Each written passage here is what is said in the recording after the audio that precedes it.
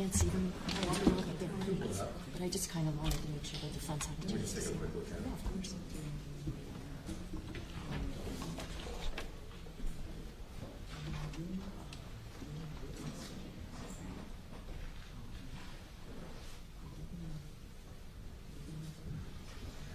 You can, yeah, we're planning on if that's available.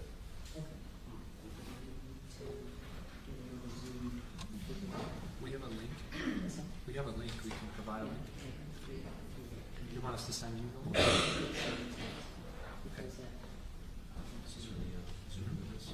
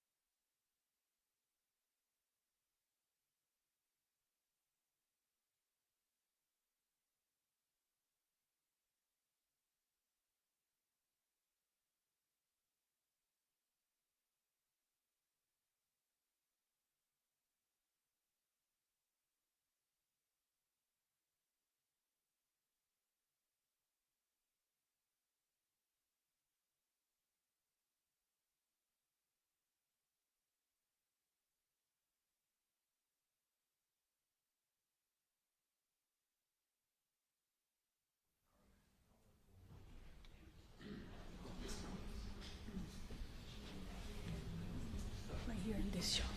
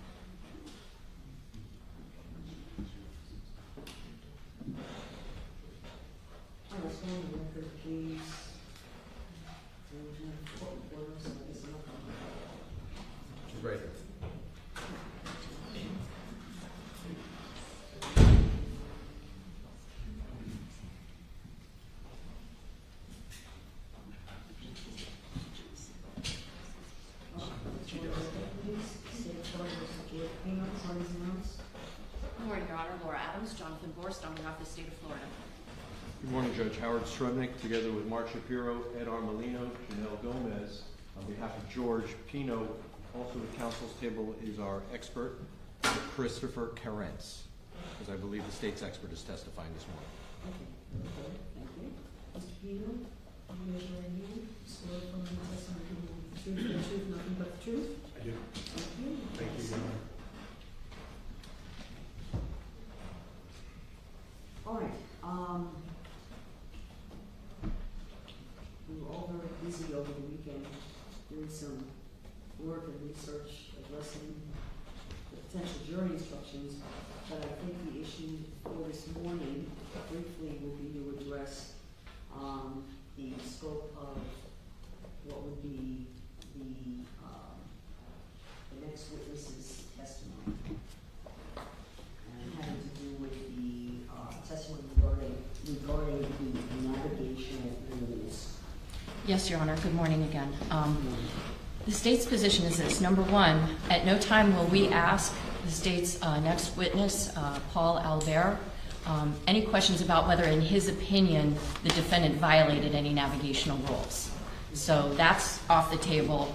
But because he has been an instructor for so many years in boating safety courses and, in fact, in training other Marine Patrol type officers about the navigational rules, and because it is the law that navigational rules must be followed, it was simply my intention to ask him to outline what the navigational rules are, and have him explain they are basically the quote-unquote rules of the road for those that are operating vessels.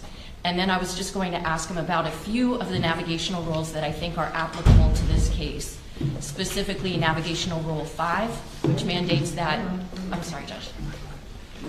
Rule 5, which mandates that those operating vessels must keep a proper lookout. Rule 6, which mandates that vessels must be operated at a safe speed for the prevailing conditions. Rule 7, which provides that operators of vessels must take every precaution to avoid the risk of a collision. And Rule 8, which provides that operators of vessels must take every precaution that they can to avoid any kind of a collision. That would be toward the front of his testimony, Your Honor. And then from there, I will begin to go through, his crash reconstruction analysis, the actual extraction of data from the SIMRAD or GPS devices, what his interpretation of that data means, etc. But at no time will he say that the defendant violated any of these 4 rules.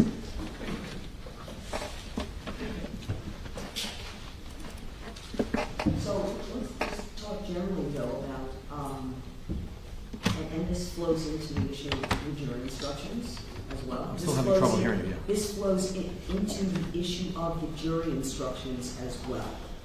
And I received the defense memo on this point. And do you want to just summarize your position, counsel?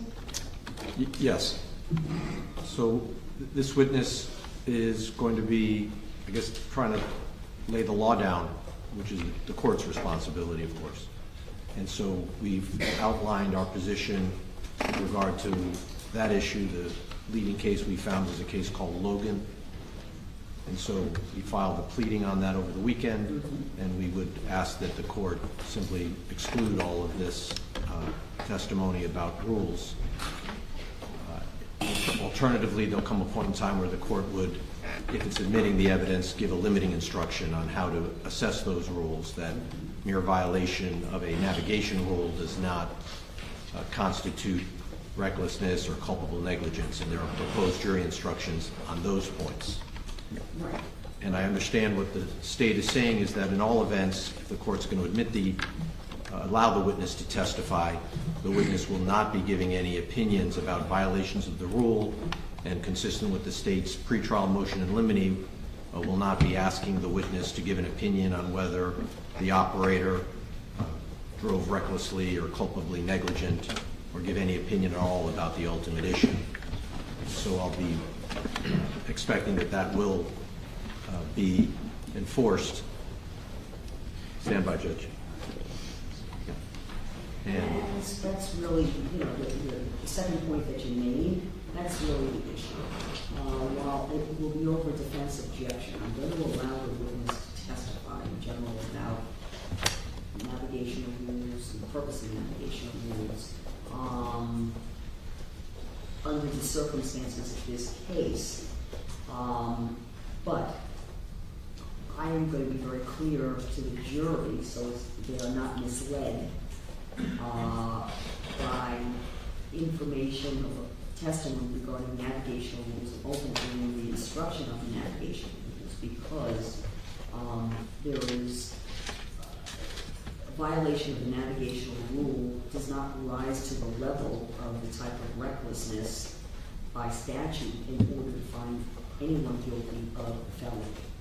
And I was kind of playing around with different types of instructions, but I am going to be ready to give the jury a limiting instruction at the outset of the testimony, or the point of the testimony. I guess it would be after he's sworn, and after maybe there's some initial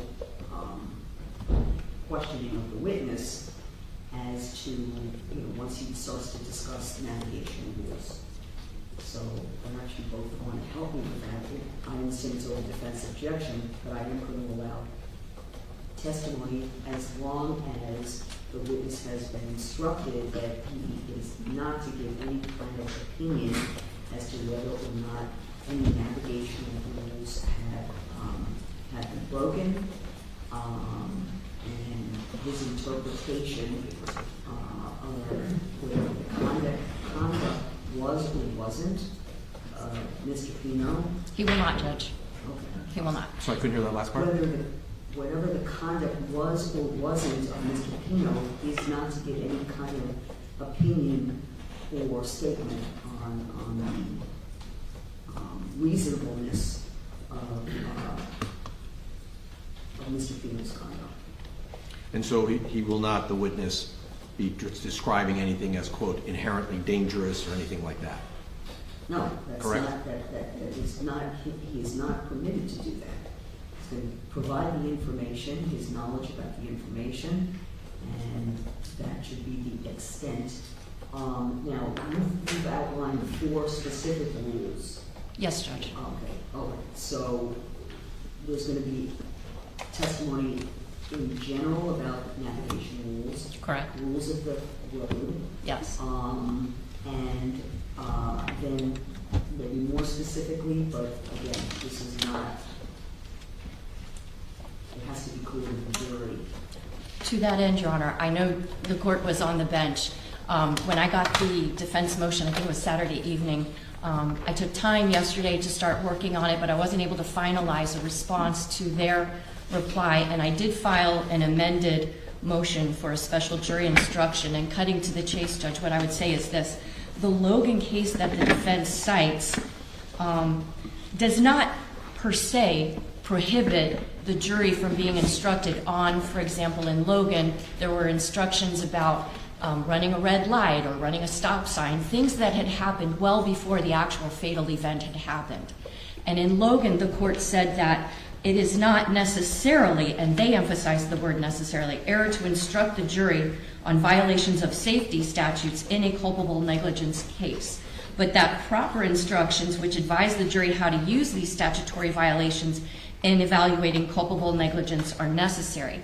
They then go on to cite with approval an instruction that was given in a 1972 North Carolina case, but essentially what the court wound up doing, and I quoted from that case in my response, that if an unintentional violation of a statute accompanied by reckless or probable consequences of a dangerous nature, when tested by the rule of reasonable foresight, is not such negligence as imports criminal responsibility. However, if the inadvertent, that is, or the unintentional violation of a prohibitory statute, which I would argue the navigational rules are, be accompanied by reckless or probable consequences of a dangerous nature, when tested by the rule of reasonable foresight, amounting altogether to a thoughtless disregard of consequences or a heedless indifference to the rights and safety of others, then such negligence, if death proximately ensues, would be criminal negligence and the actor would be guilty of manslaughter. We talk a little bit differently now than in 72. So what I tried to do is take that language that was approved of in Logan, and this is what I propose for the court to instruct the jury regarding the navigational rules.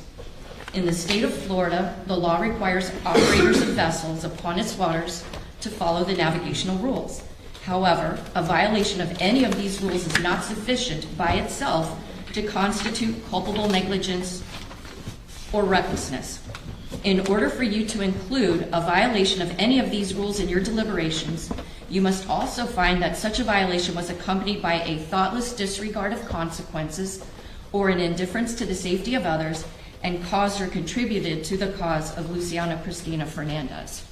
And I think that kind of bridges the gap between telling the jury just to ignore the navigational rules, which of course can't be done in any scenario, including when we're talking about court proceedings, but it also does not make the mere violation of those rules in and of itself per se reckless or culpable negligence. Well, but the violation of the navigational rules, they're designated as non-criminal infractions or careless operations or simple negligence. Right, just like running a stop sign is not criminal, it's an infraction. But certainly if we were trying a vehicular homicide case and part of the recklessness of the driver was that he or she ran a stop sign, is the state not allowed to talk about the fact that the person ran a stop sign? If you ran a stop sign and that proximately caused the death in addition to other factors, the jury should be allowed to take into account the fact that the person ran a stop sign. Yeah, I mean, again, you have to still prove the higher threshold of the culpable negligence or recklessness, and the jury has to understand that that is your burden and responsibility. Of course, but that's why this instruction that I've crafted says a violation of any of these rules is not sufficient by itself to constitute culpable negligence or recklessness. So the court is advising the jury, you can't find him guilty just because he's violated navigational rules, but it should be a factor to take into account. It can be a factor. Yes, and in order for you to include a violation in your deliberations, you must also find that it was accompanied by a thoughtless disregard of consequences or an indifference to safety of others and caused or contributed to the cause of, in this case, Lucy Fernandez. So a couple things. First, I think we may be in a better position just to give just a vanilla instruction without getting into the elements of recklessness and or culpable negligence. I thought for purposes of the witness testimony, this, what you're describing here, and I was working on it also this weekend as everyone else, I think has the basic principles. Why don't we craft something that perhaps is a little more basic that I can instruct the jury on? So, you have a suggestion? The state's suggestion would be that perhaps prior to Mr. Albert testifying, the court advised the jurors that they may hear testimony about navigational rules. The violation of any navigational rule by itself does not constitute recklessness nor culpable negligence.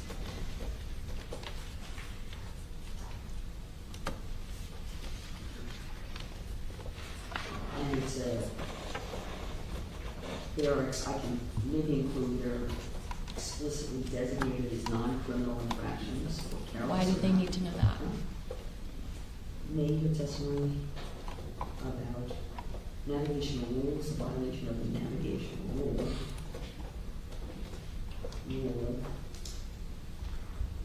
A violation of navigational rule or rules does not by itself constitute recklessness nor culpable negligence.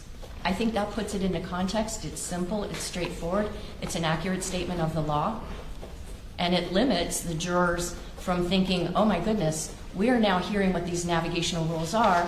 we're seeing with our eyes evidence that substantiates that the defendant may have violated those rules, ergo he's automatically guilty. This keeps them from doing that. It should also be clear, given the case law at Logan, that even a violation of the navigational rule does not necessarily establish negligence. You can violate a rule without putting anybody in danger. So, for example, I don't know if that's, yeah, it's not every time. Not every time, for example, to use the.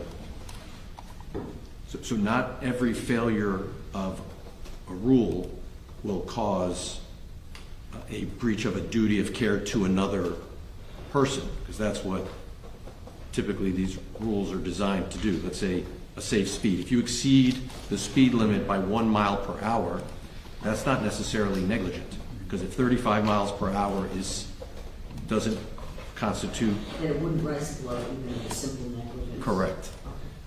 To that end, Judge, the defendant is not charged with any offense that negligence is the standard for. The defendant is charged with conduct that would either be reckless and or culpably negligent.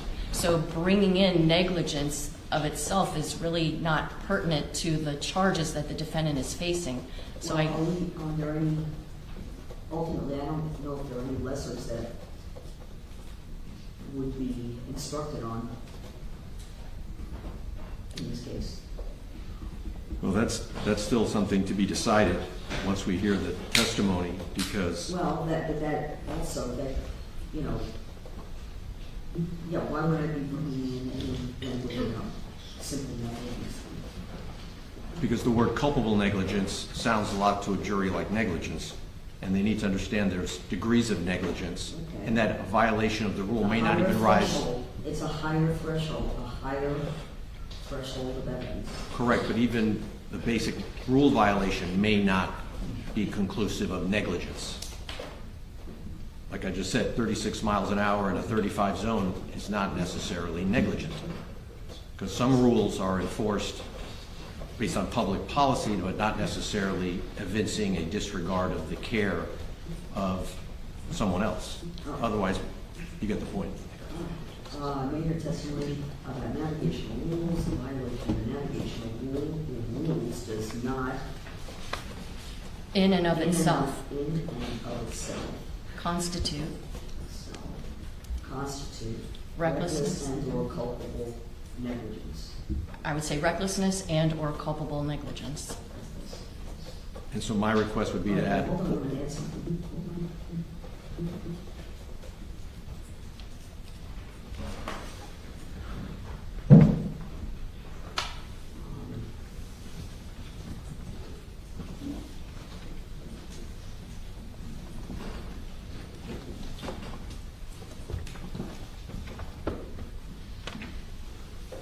Right, what was that? So a violation of a navigational rule is not conclusive evidence of even ordinary negligence. Okay. I thought we were trying to simplify this. Why are we bringing into this trial a standard that is not what is charged? It makes it more confusing. We're not talking about if he's negligent or not. I would suggest as an alternative to that, that the court consider something along the lines of any alleged violation of or any possible navigational rule violation is only one factor to take into account in determining whether the defendant was reckless or culpably negligent. But otherwise, I just think it's more than sufficient to tell the jurors that this is a violation of a navigational rule or even violation of multiple navigational rules does not in and of itself constitute reckless or culpably negligent behavior. It just seems like the most basic, simple way to explain it to a jury, and certainly we can flesh that out more in the final instructions that the court gives. But for the purposes of giving the jurors a heads up of how to interpret the testimony they're about to hear, it's an accurate statement of the law. You know what, I'm comfortable with just with the simple sentence there, and then in the final instructions, there's going to be more explanation about, and it will depend on whether there's going to be any lessers requested. Any lessers requested as well, it's going to depend on that as well. So I think that I'm going to wait for any further conversation, that any other detail. I don't want to confuse the jury, and I think that's simple enough not to mislead them as well. One more.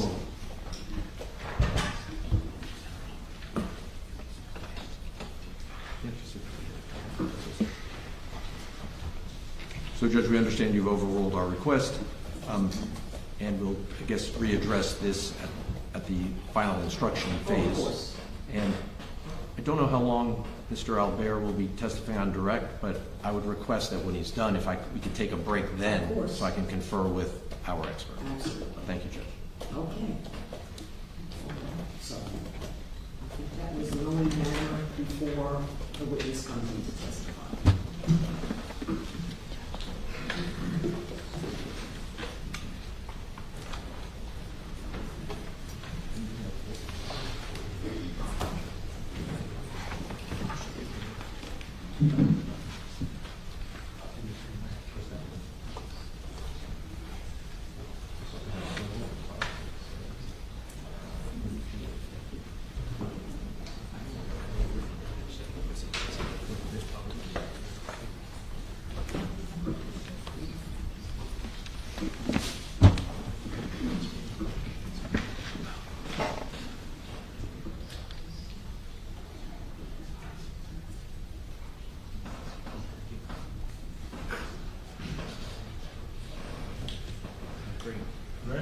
Yes, thank you.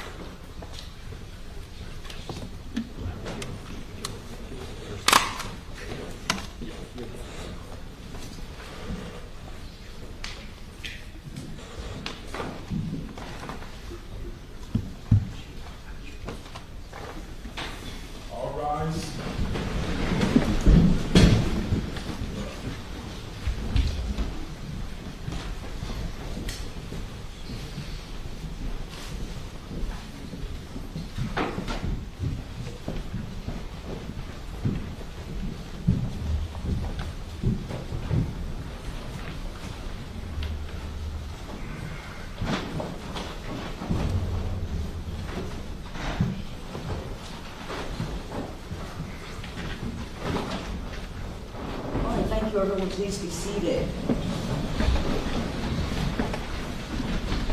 Good morning, ladies and gentlemen. Good morning. How are you all doing today? Good. A good weekend. All right. Anyone discussing this case with anyone else? How about seeing anything in the news about this case or on social media or live stream, television? Has anyone attempted to speak with you or in your presence about the case? You all wearing your juror badges well displayed? Has anyone conducted any independent research or investigation to attempt to gather information? All right, very well. Ladies and gentlemen, you are ready to proceed. State the next witness. Thank you, Your Honor. The state will call Paul Albert.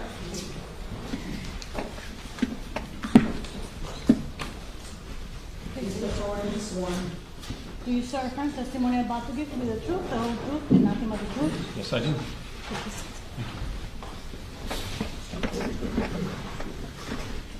Good morning, Your Honor.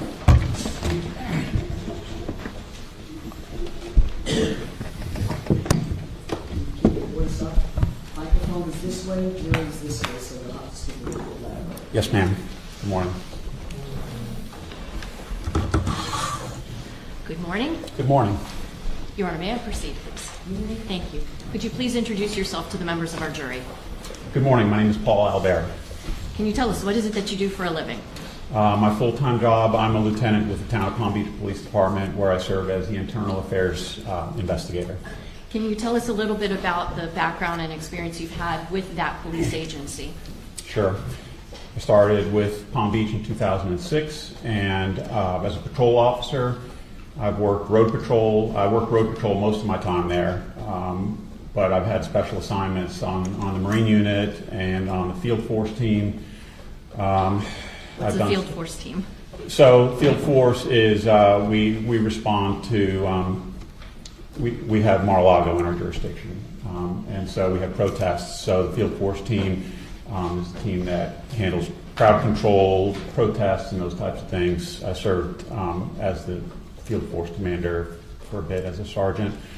I worked as a detective. I've been a sergeant on road patrol as you know, a frontline supervisor, also in role as lieutenant, as a watch commander in charge of overall patrol operations on night shift. And then I've been in internal affairs now for 4 years. Were you ever a member of the dive team for that agency? I still am. Okay, Yes. what did that entail? Diving. For fun? No, we do. We've done some evidence recovery. We've done lately. There's been a big push for illegal anchoring and mooring, and so our dive team will go out and take pictures underwater of illegal mooring structures, and we've removed a lot of illegal mooring structures. So there's a little bit of everything. Before you went to the Town of Palm Beach Police Department, were you involved in another law enforcement agency? Yes. What was that? So I started my career right out of college with what was then the Florida Marine Patrol, what's now the Florida Fish and Wildlife Conservation Commission, Also known as FWC? FWC. How long were you with FWC? I was with FWC from 1993 to 2006. Can you tell us about your evolution of your career there? Sure. Almost entirely patrol officer, frontline. The whole time working on boats in a marine capacity. And I spent the first 5 years on the West Coast in Naples Naples area, Marco Island, patrolling Naples down through the 10,000 Islands, Everglades National Park, and offshore. And then the last 7 in Palm Beach County. And I did a lot of work for FWC. I was a field training officer, so I trained new officers. I was an academy instructor for DUI and BUI, for vessel operations and vessel boardings. I was one of the agency's subject matter experts on marine electronic devices. What do you mean marine electronic devices? Like GPSs, radar, navigational tools, electronic navigational tools. I was on the boat selection committee, like the boats was deciding on which boats the agency should use for patrol boats. Okay. In addition to the police job that you currently have, do you have a private consulting agency? I do. Could you please tell the jurors about that? Yes. It really grew out of mostly my teaching gig. So I do a lot of instruction outside of work, primarily in the marine law enforcement field. Even though I left marine law enforcement in 2006, I never really left marine law enforcement. It's always been like my passion. So I teach classes for the National Association of State Boating Law Administrators, and it started with that really as a I work as an independent contractor for them, so I figured it'd be best to go put it under a business. But then I've pretty much since I left FWC have still been assisting FWC with boating accident investigations with GPS forensics, and over the years I was getting more and more calls to do stuff like I'm doing right now, testifying in court and assisting. And over the past few years, I've started branching into a little bit of civil liability cases too. So all that kind of falls under my business. Will you occasionally be hired to evaluate a boating crash and render opinions about how the crash occurred, what things could have been done to prevent the crash, and write reports about your findings? Yes. Let's talk a little bit also about any recreational boating experience you've had. Sure. Tell the jurors about that. I'm born and raised Floridian in West Palm Beach. I mean, the hospital I was born is right on the Intracoastal Waterway, and I started boating at an early age. I started running boats on my own in my early teenage years. I was operating boats before I could operate a car. I owned my first boat before I owned my first car. I've operated boats from all the way out to the Dry Tortugas off Key West, all the way up through the Panhandle of Florida, from the backwaters of the Everglades out to 100 miles plus offshore, along the western Bahamas, in every conceivable manner of condition, from the most beautiful, spectacular days to the most terrifying, unbelievably rough, lightning cracking down around me, scared out of my wits days. Can you tell the jurors a little bit about your educational background and your training? Sure. I have a degree in criminology from Florida State University, a master's degree in organizational leadership from Palm Beach Atlantic University. I went to the Marine Patrol Academy right out of college, and then I got my captain's license in my 20s. I think it was around 27 or so. So I went to sea school to learn the ins and outs of the requirements for passing the Coast Guard exam. I've been to all manner of training related to marine law enforcement, accident reconstruction. I learned boating accident reconstruction in the academy, and then through an advanced level course that the agency put on internally for its own officers. I've been to the NASBLA, National Association of State Boating Law Administrators, Level 1 and Level 2 advanced course. I'm now a subject matter expert for the Level 2 course and teach GPS forensics for the Level 2 course. I've been to DUI instructor school. I'm sure I'm missing a lot. That's okay. I want to ask you if a couple of months ago, so you wound up going to a training environment in Tennessee, and if you could tell the jurors a little bit about that. Sure. So, well, it wasn't a training environment, so to speak. It was we were doing work to improve our training delivery.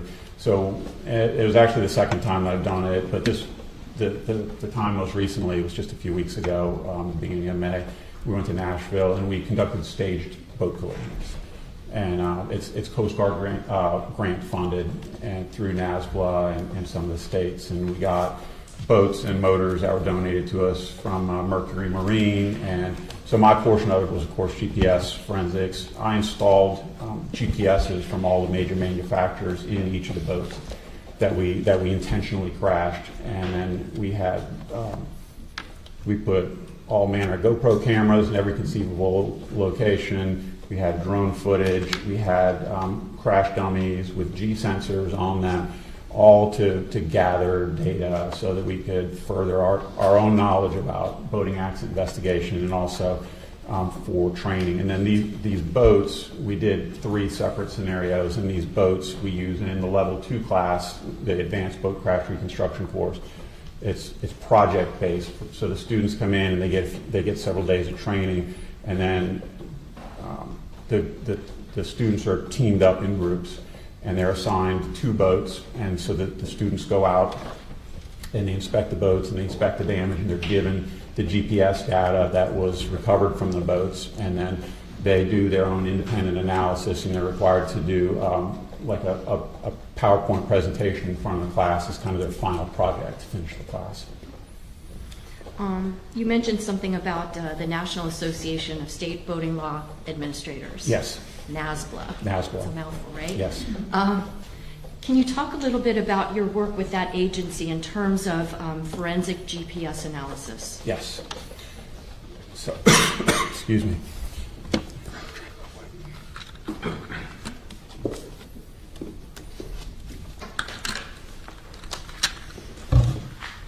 So NASBLA is an organization comprised of representatives from all 50 states in every U.S. territory, and they work specifically on boating safety initiatives all around the country. They have a program, the BOAT program, that teaches. They have a menu of courses that they deliver to local, state, and federal law enforcement. And so a couple of years after I left FWC, NASBLA came to me and asked if I could produce a GPS forensics course for their organization, which I did. And so That course has been in place since 2013, and it's kind of a one-of-a-kind course, and we teach to state, local, and federal law enforcement all around the country. We have an ongoing contract now with the Coast Guard. I'm teaching 3 classes a year to Coast Guard personnel. I've taught at the Federal Law Enforcement Training Center to the instructors at FLETC. I've delivered the course to Homeland Security and Secret Service in D.C. And I don't know what the tally is for state and locals, but hundreds and hundreds of officers around the states. How did you get so invested, I guess, in GPS data and recovery of it and analysis of it? Funny enough, it grew out of my passion for fishing. When I was living in Naples, I started doing a lot of offshore fishing there, and this is in the mid '90s. And the legacy previous navigation system that boaters used was Loran. And in the mid '90s, GPS started to come on scene, and I had all my fishing spots in Loran coordinates, and I was trying to figure out how I could convert all these Loran coordinates into GPS latitude and longitude. And I started experimenting with some computer programs that were out there, even in those early days.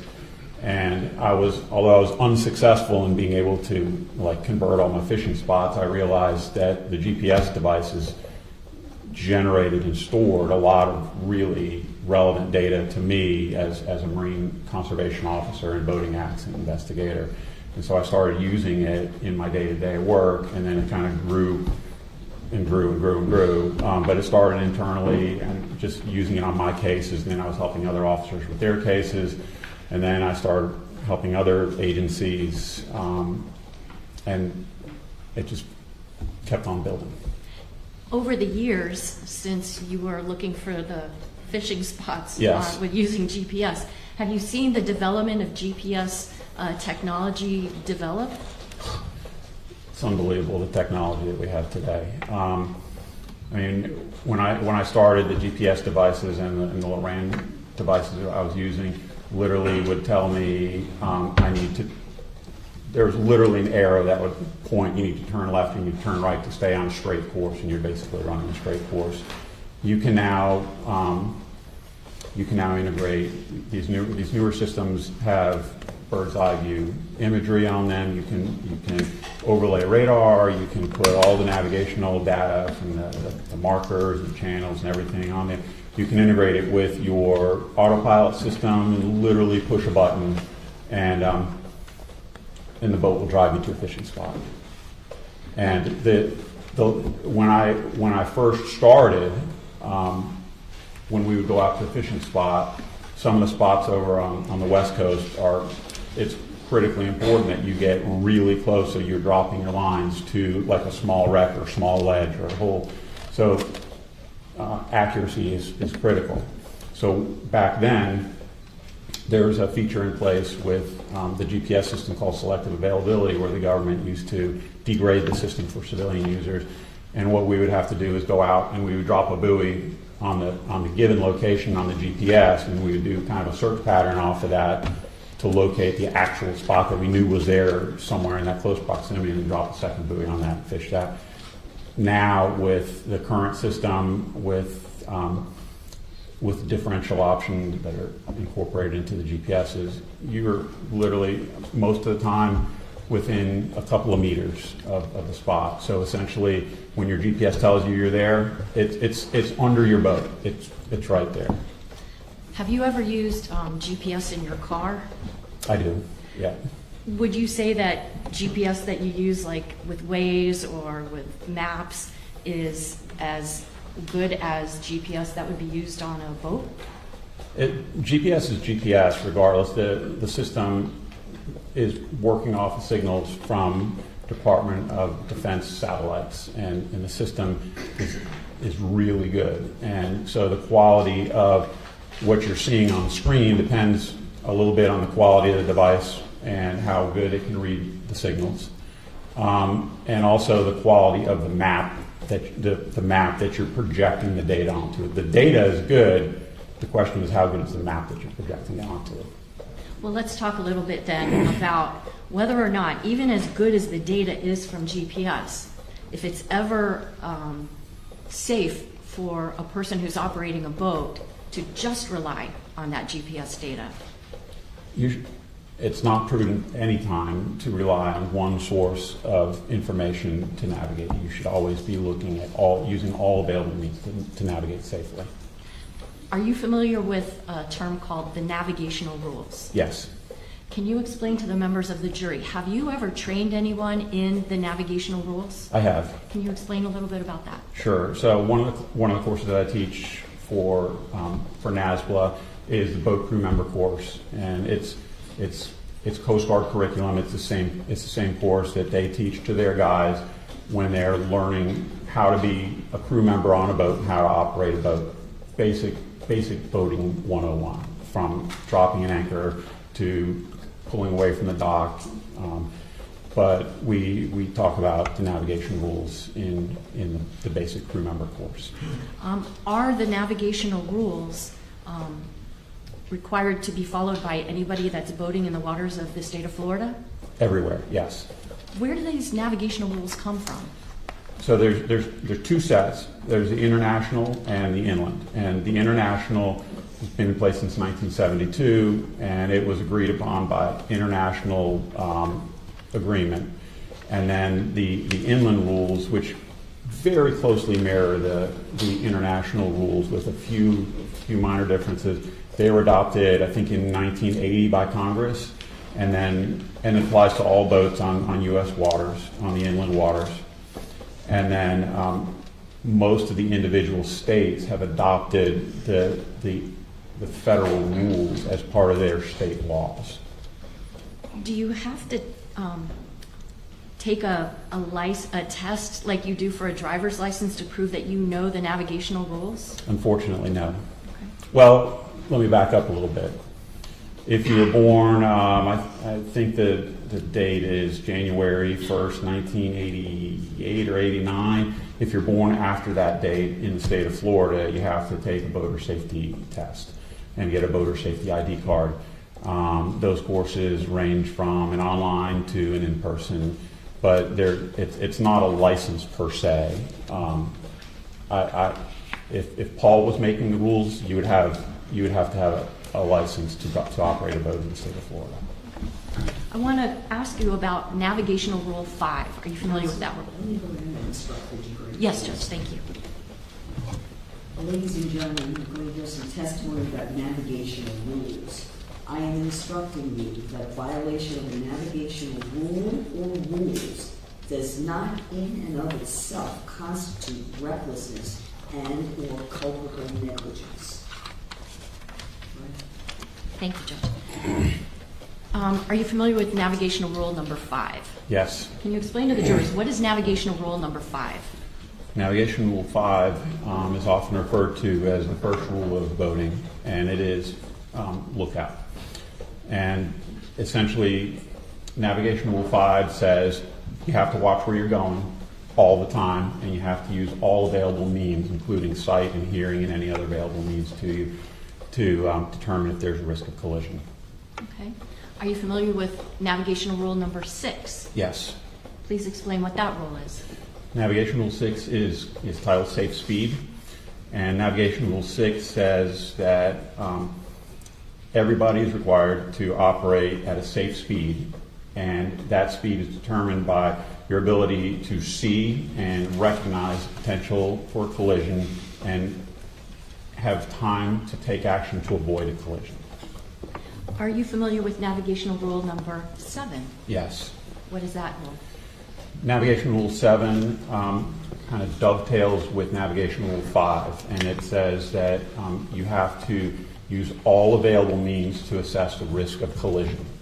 And so in many ways it's a lot like Rule 5 for the lookout. It just goes into greater detail saying that you have to use all available means at your disposal to identify potential risk of collision.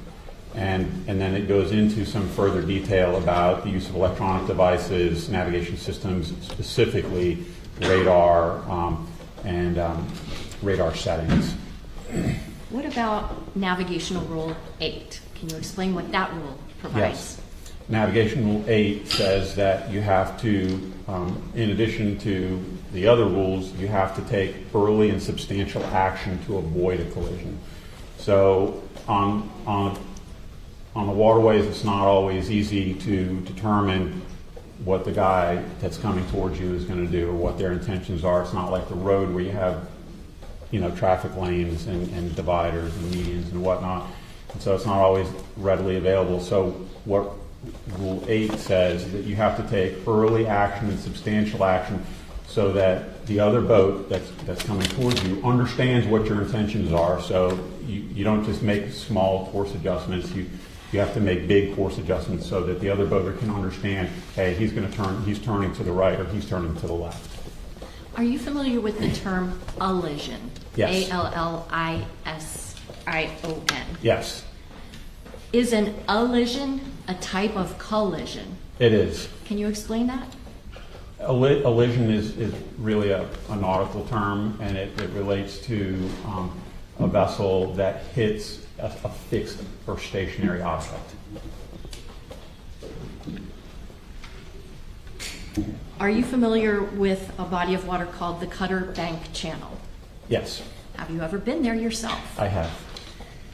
Do the navigational rules that you've just described for us apply to boats operating through the Cutter Bank Channel?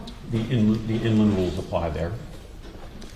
So anyone operating through the Cutter Bank Channel would be expected under the laws of Florida to keep a proper lookout? Yes, Also to operate for a safe speed for the conditions? yes, To keep lookout to avoid the risk of colliding with anything? well, they're required to always assess the risk of collision And also to avoid a collision with anything? and take action to avoid a collision. Yes. Whether it's a boat or a fixed object? Yes, Okay. Is the Cutter Bank Channel a part of the Intercoastal Waterway? it is. Can you explain to the jurors, what is the ICW as it's sometimes referred to?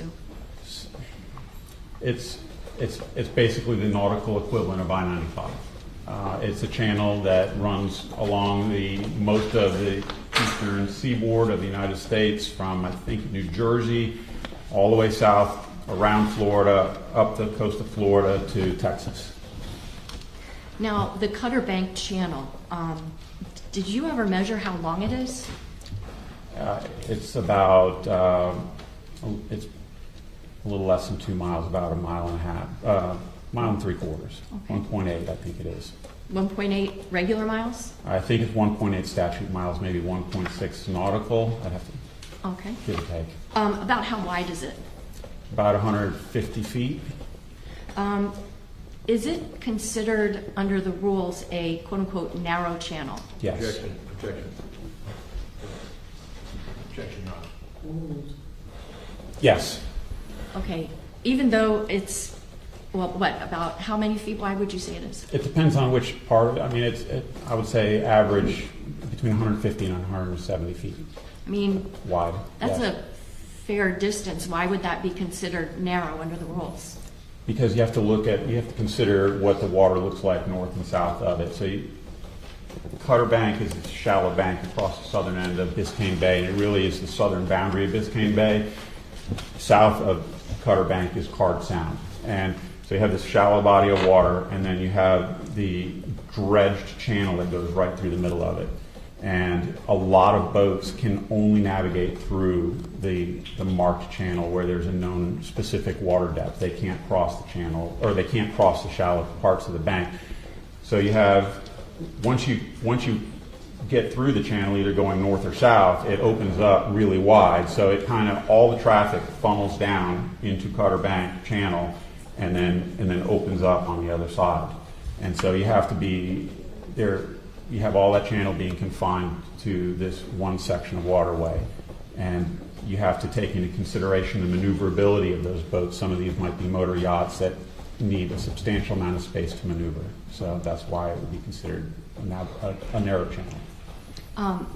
When traversing a channel, there's not like a yellow painted line like we have on the roadways to separate who's on what side. Is that fair to say? Yes. But are there quote-unquote rules of the road that dictate which side of a channel a vessel should be operating on? Yes. What is that? You stay to the right.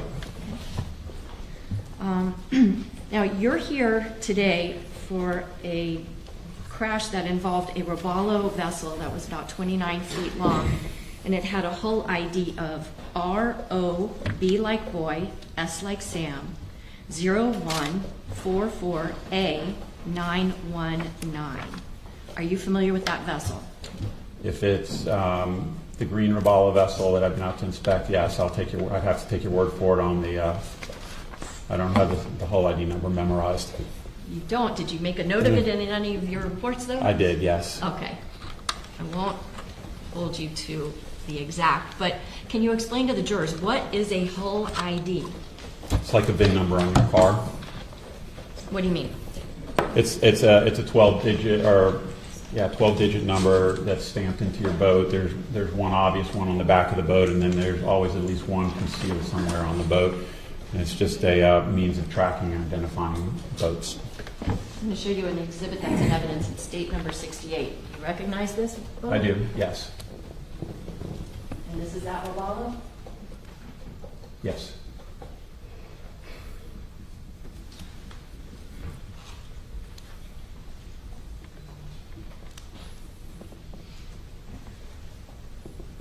Did you personally inspect that vessel? I did, yes. Do you remember when? September of this past year, I believe it was. Okay. I have to look at my notes. If you need to look at your notes Sure. to refresh your memory, just let us know you're doing so. Just don't read from your notes. I won't read from But this them. isn't a memory test. Sure.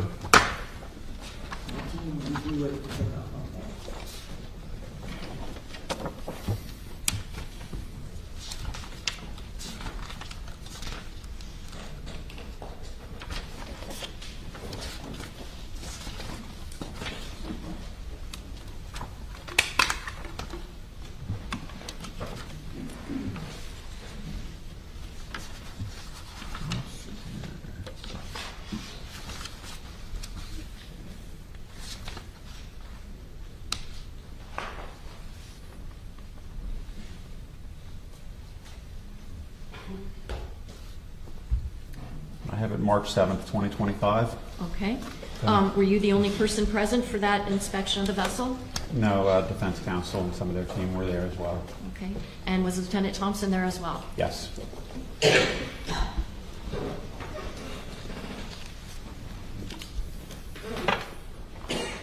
For the record, I'm showing counsel states 5B.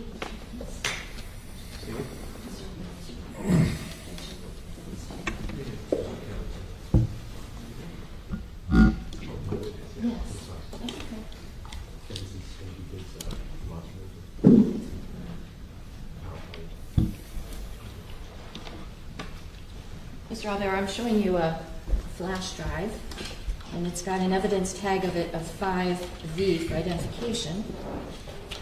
I want to ask you if you've reviewed the contents of this flash drive, if they accurately depict either photographs that you've taken or seen, as well as videos, and also the GPS analysis that you conducted in this case. Yes, And how do you know that that jump drive contains those articles? because I initialed it. You're right, this time I would move 5V for identification and evidence. One more, Your Honor.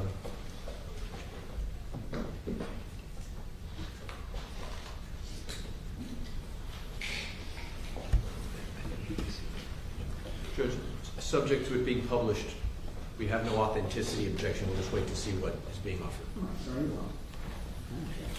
5B, mark for identification, State's Exhibit 114.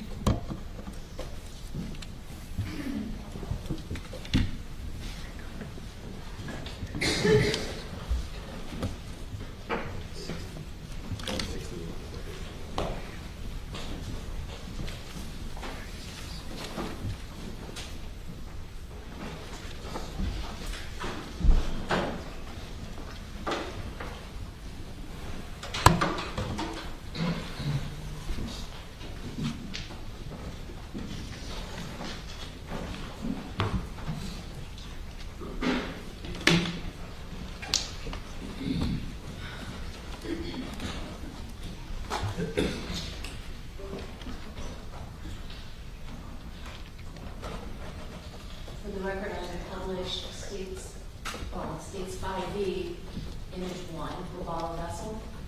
Your Honor, may the witness have permission to step down? Yes. Forgive me, what exhibit number are we on now? This is states 5B. It's photograph number 1 on the jump drive. It's image. Oh, image it's 114. 114. Sorry, 114. So to clarify, this is State's Exhibit in Evidence 114, Photo 1. Photo 1. Thank you.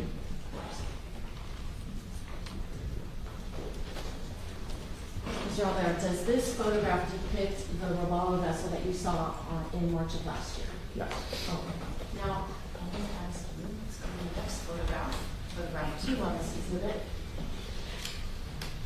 I noticed toward the bow of the boat, there's some plastic. Can you explain what that is?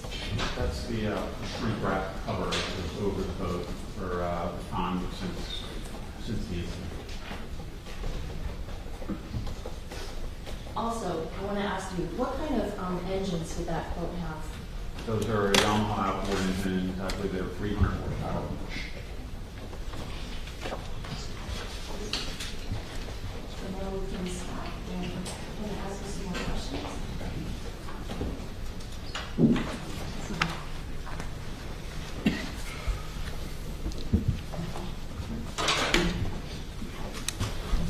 Did you make note of the length of this vessel? Yes. What was it? It's 29 feet. What is the beam of the vessel? I believe it's 10 feet 6 inches. What does beam mean when it comes to vessel anatomy? The width of the boat at its widest point. Does it have what's known as draft up and draft down? Yes. Can you explain to the jurors what is draft up and draft down? The And if outboard- you need to step Sure. down, if the witness has permission, if you need to step down to explain. The motors on the back of the boat, they have a trim and tilt function. They can trim them up and trim them down.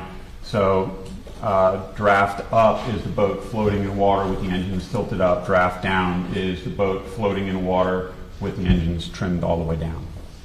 Now, what would be the top speed essentially for a vessel of this structure equipped with two 300 horsepower engines? What would you expect the top speed of a vessel like that to be? In the mid-50s. Okay. Their advertised, I think, speed in the document is 54 to 55 under a test load. Okay. What is a test load? Probably a couple of guys on the boat with a small amount of fuel, maybe a half a tank of fuel. I don't know what their standard is for measuring, but probably not topped off with fuel with a lot of equipment on board. A light load. Oh, so not a load of, say, 14 people? Correct. Did you bring a model boat with you so that you could Yes. explain to the jurors I did. what additional people on a vessel can do in terms of its ability to traverse through water? Sure. So how fast you can go on this boat is dependent on the weight of the load that you're carrying, as well as how the load is placed on the boat. Okay. Can you show the jurors using that? And you can step a little closer. It's a long distance between you and the jurors. Can you explain what, let's say if there was a total of 14 people on a vessel of this type of, configuration. You had a couple of people here on the back, Yeah. and then you had a couple of people by the center console. Yeah. So that's going to be 4. So then you basically are going to have 10 people, 3 across the bench, and then the remaining 7 along the bow. Can you explain to the jurors how that's going to impact that vessel's ability to travel at top speeds? Sure. So the overall performance of the boat is highly dependent on the friction that it encounters when it's running across the surface of the water.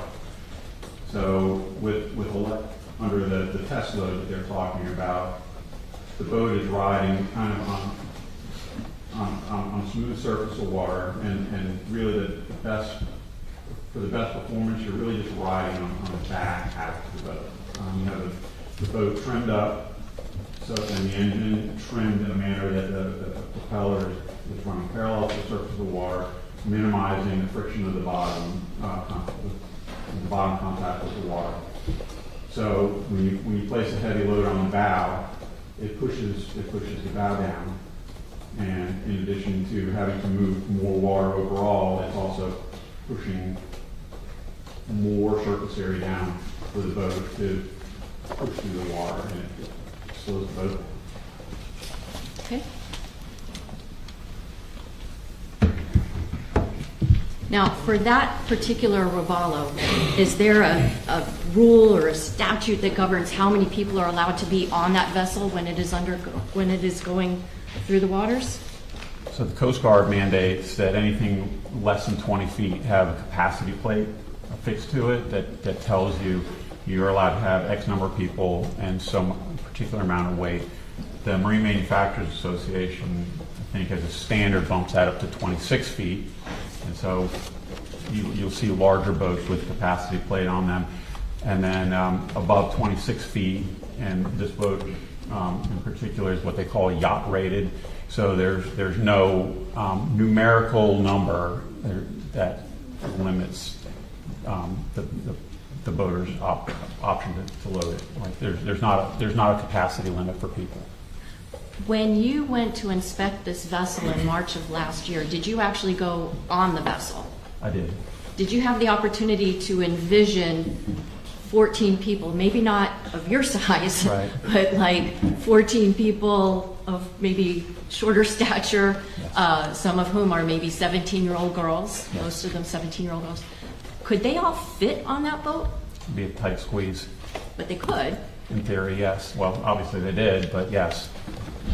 Would having, even if the 10 girls that were in the front portion of the boat, would having 10 girls affect the ability of that boat to hit that 54 or 55 mile an hour top rated speed? Absolutely. In your opinion, would that add almost 1,000 pounds to the bow of the boat? It would. From having been on that vessel, did you ever stand like at the captain's helm or, where the operator of the boat would be? Yes. Did you have the opportunity to look and see whether there were any blind spots or things that would keep someone from seeing what's ahead of them? There's a little bit, yes. Okay. What is that? May I? Yes. There's these support structures here that are holding the top up, and then No, it's okay, Renee. Thank you so much. Oh, can everybody see or no? yeah, I just don't want you to have to keep. No, it's okay. No, I got to. You have the support structures that are holding up the T-top, and you also have to maintain a 360-degree lookout. So a little bit with these here, and when you're my size electronics box. Okay. Is there any reason why the operator of that vessel can't see what's right in front of them? No.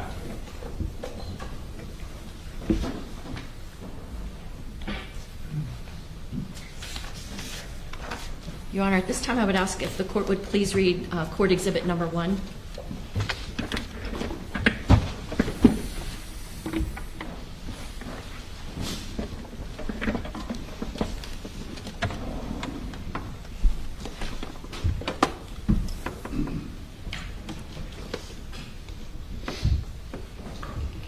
Ladies and gentlemen, by stipulation, the parties in this case have agreed to enter into a stipulation or agreement regarding the Robalo vessel which was involved in this case. The parties have agreed that on the date of September 4th, 2022, prior to impact with the channel marker, the vessel was in proper working order. That is marked as a court exhibit.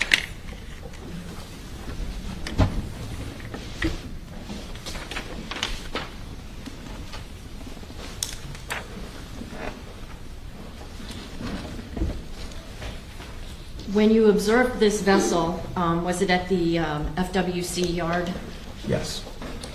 When you did that, did you have the opportunity to review the damage to that vessel and try to assign that damage and to understand how that damage was basically,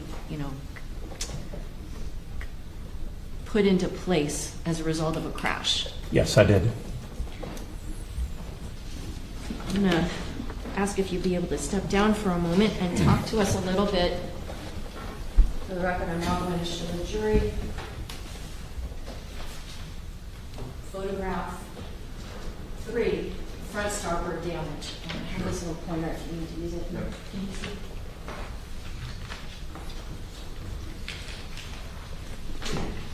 Mr. Albert, can you talk to us about the initial point of impact, this vessel and the channel marker? Yes. So this is first contact right here. And then if you look carefully down here, there's this green is transferred from the dayboard, the green sign on the top of the steel beam, which is the channel marker. And you can see some black transfer from the actual steel pole. And then there's also black transfer and impact damage down here, diagonally stern, basically back down the boat. What does that tell you about the actual movement of the vessel as it strikes that channel marker? And by the way, did you bring another boat to try to help explain I this? did. So I'll get that for you. okay. And if you can grab the little can. Sure. Sorry. I got one wrong, so I can get it for you. That's okay. We got it. Go ahead. Okay. Prop channel marker. So we know that the channel marker in this case stays upright, which is really surprising to me. It usually go down. But you have a straight up and down channel marker, but you have a diagonal impact. And the reason for that is because boats are made out of fiberglass and they respond a lot differently to the forces of an impact than a car do. So a car is made of metal and it's crunched like that, and then it stays crunched, right? A boat is made out of fiberglass, which is essentially plastic, like this plastic tube, and it'll crunch, but then it'll try to return back to its normal condition. But what happened in this case is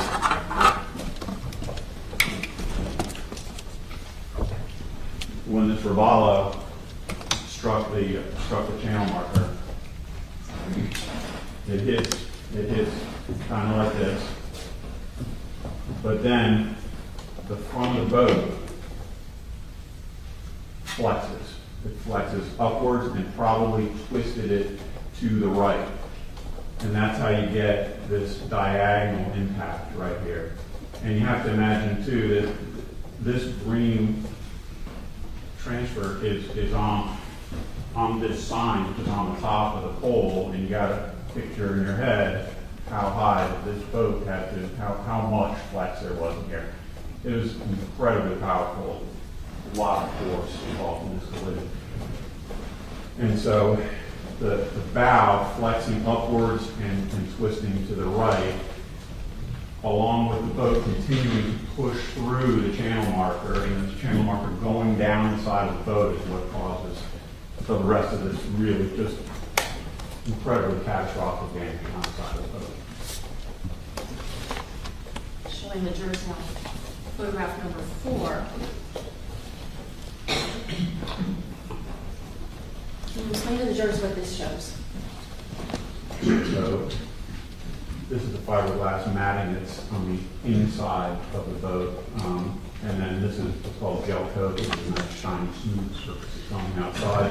You can see that those have delaminated. This right here is called a lifting strake, and it's essentially like a V-shaped extrusion that comes out of the bottom of this boat. And what that does is it channels the water down all when you're accelerating and gives the boat like hydrodynamic lift to get it up on plane and skimming across the surface of the water. So you can see that there's multiple cracks down this lifting straight, and that's from the flex of the bow of the boat causing the separation and the loss of this chunk of gel coat along here.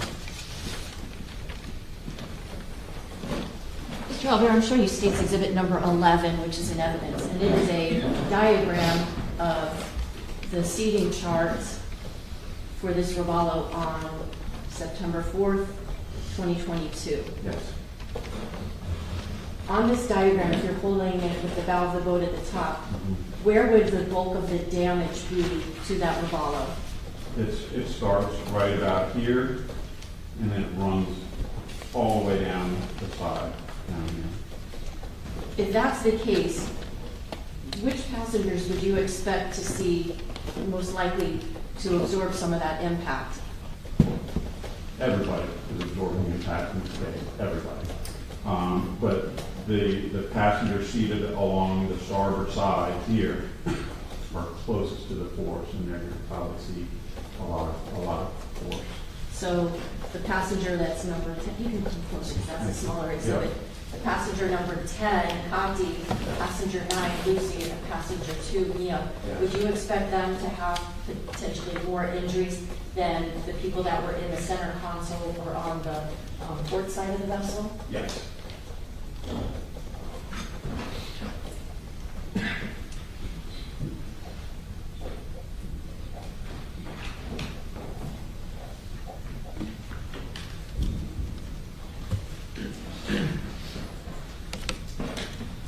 And just finally, with this model day marker and this vessel, can you try to show to the jurors how the actual impact would have occurred? Or, I can't say definitively, you obviously weren't there, but based on your examination of the evidence. In order to really demonstrate it, this would have to be like flexible, right? And this is a rigid piece of plastic that I made with a 3D printed, so I can't truly show you what it is. But so you have to imagine that the impact is right here, and the bow of this boat is going to flex upwards like this, and it's going to strike the sign and knock the sign off, and then it's going to ride down the side of the boat as the momentum of the boat continues forward. Thank you.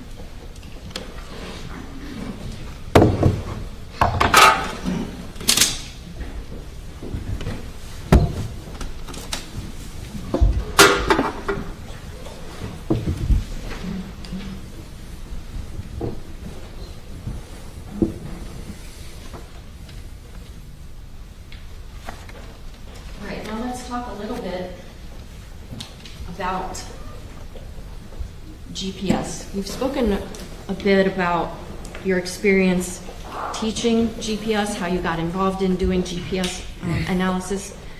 Can you tell us about how many times you've downloaded data from a GPS device, analyzed it to determine what a boat's prior history tracks would be? I don't have a running log, but it's hundreds and hundreds of times in cases that range from a murder trial in Palm Beach on the road using a road GPS to dozens and dozens of smuggling cases and hundreds of boating accidents.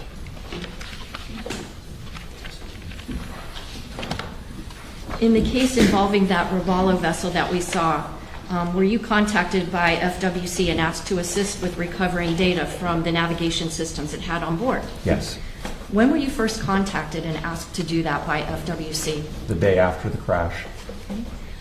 What was your understanding at that point of where the vessel was? It was relayed to me that it was still in the water on the bottom of Biscayne Bay, and the initial inquiry was like, hey, we've got this boat and the GPSs are underwater. Do you think you can get data out of it? Did you give them any suggestions or advice on what to do once that vessel was recovered from the waters of the bay? Yes. Water intrusion alone in the GPS doesn't necessarily mean that it's broken. So I told them to, FWC didn't do the recovery. They had a contractor come out and do the recovery. But I told them to instruct the contractor to be really careful to not further inflict any physical damage on the GPSs during the recovery process.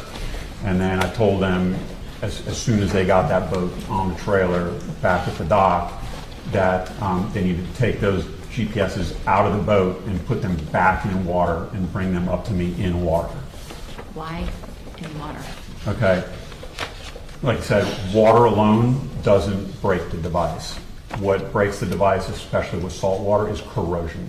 And corrosion can start taking effect immediately after it dries. So as soon as this device, if this device were allowed to dry, it could within hours, literally hours, start to corrode and cause problems that would be beyond my scope of being able to download it. Were the navigation devices from that vessel in fact delivered to you? Yes, What brand of device was it? they're SIMRADs. Okay. When did you get those?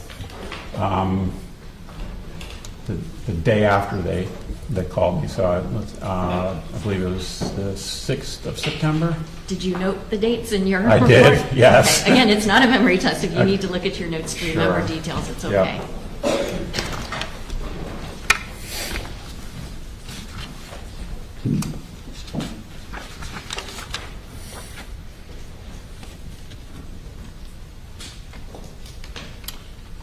My bad. I got them on the 7th. Okay. Yep. So you understand the crash happens on the 4th? Yes. FWC contacts you on the 5th? Yes. The vessel is recovered or salvaged on the 6th, and Yes. then you get them that next day? Yes. Can you describe for the members of the jury, what is the specific brand name of this device? I know you said they're SIMRADs. Do they have a model number? It is, the model is let me look it up for you. It's an Evo 3 NSS is the model. Let's see here. The specific model is the NSS 12 Evo 3. EVO. Is that device known as a multifunctional device? Yes. What are the multifunctions that it can do? It can do a lot. It can display GPS data in several different ways. You can use like a traditional paper chart style view. You can use bird's eye imagery. You could do a combination of both. You can also display engine performance data. You can put like your tachometers and fuel gauges. Those can be displayed. You can display sonar. You can display radar. You can use, you can play video through them. You can use them as an entertainment, like for playing music, and you can control all those through the multifunction displays.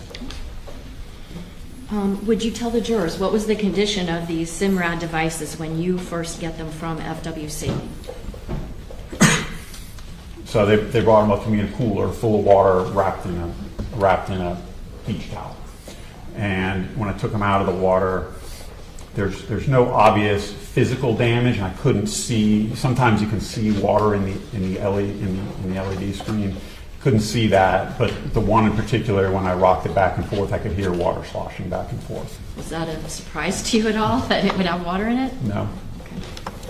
They are surprisingly resilient. I mean, I've seen some of these devices take really substantial impacts and be submerged in water. But in this case, this was obviously catastrophic, and it did get water. It was in the water for an extended period, too.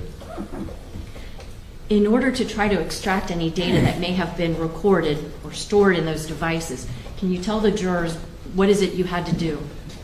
Well, first I had to see if I was even going to be able to do it, because if the GPS floods with water while it's energized, while there's electricity going through the circuits, it's going to blow up. The circuits are going to be fried, and that's beyond my scope of being able to repair it. I would have to send it out to a lab that I work with and do what's called chip-off extraction. It's much more tedious and expensive.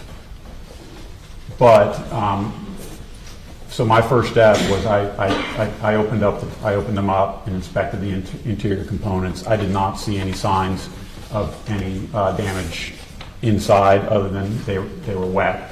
So I disassembled them, and I flushed them out with deionized water, and I have a desk-mounted magnifying glass. I went through and cleaned it all with alcohol and made sure there was no kind of debris on any of the circuits. and then I coated the boards with a product that's built specifically, made specifically for it. It's essentially a WD-40 for electronics. And did those steps help guard against any corrosion setting in on these Simrad devices? I mean, one of my primary goals was to preserve the device. Yes, Did these devices have serial numbers? they did. I bet you don't have them memorized. No, I don't. Could you tell us, though, what those are so we can be Yes. sure that we're talking about the same Simrad devices that Lieutenant Kumar has testified about? Yep. First, I'll ask you about the port device. Sure. So the port device, which is the one on the left, the serial number was 118786787. And did you also make note of the serial number for the starboard Yes, Simrad I device? did.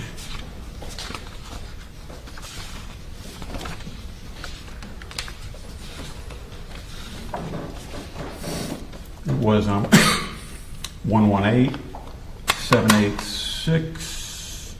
118786796. I'm sorry, I didn't realize number. Oh, sorry about that. I'm going to read all the way back. 118786796. For the record, I'm showing the jury now image 6. I'm going to read you a serial number. You tell me if this is the port or the starboard. The last two digits are 87. Yes, It's serial number 118786787. yes. Which device is that? The port GPS. And did you in fact see photographs of that exhibit? I did. Can you take a moment and tell us if this is, based on that serial number, the Simrad device that you analyzed? Yes, this is the serial number here, and this is the model right there.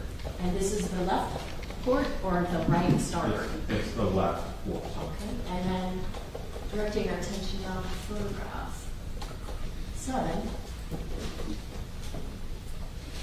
Is this the same serial number as for the starboard? 796, yes. And then this is the model right there. Okay.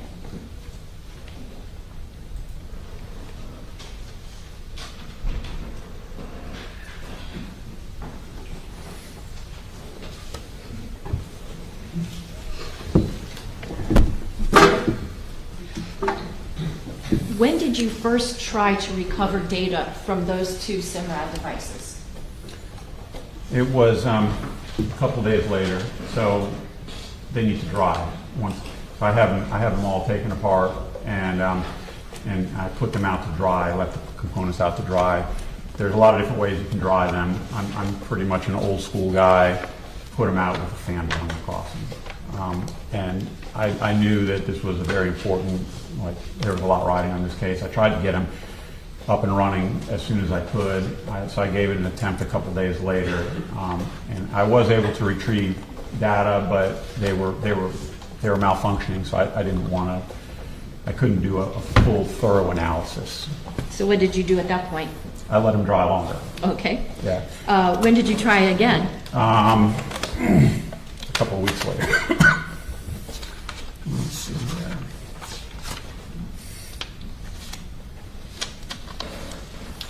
So my first attempt was on September 13th, and then my full examination was on October 8th. So on October the 8th of 2022? Yes. Were you in fact successful this time in extracting data from either of these two Simrad devices? Yes, they both powered up and function normally.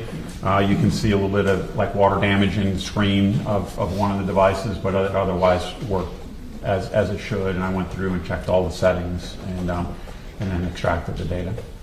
When a device like this is first powered up, is there any kind of a warning to the user of this type of equipment that is given? Typically there is. I think all the manufacturers have something like that. Can you describe what you're talking about? Yeah, I mean, it's basically a disclaimer that says, use good judgment, don't use this as your only means of navigation, make safe decisions, stuff like that. Kind of like if you turn on your car and the screen says, Yeah, be aware of your surroundings. keep your eyes on the road, and yeah, same type of thing.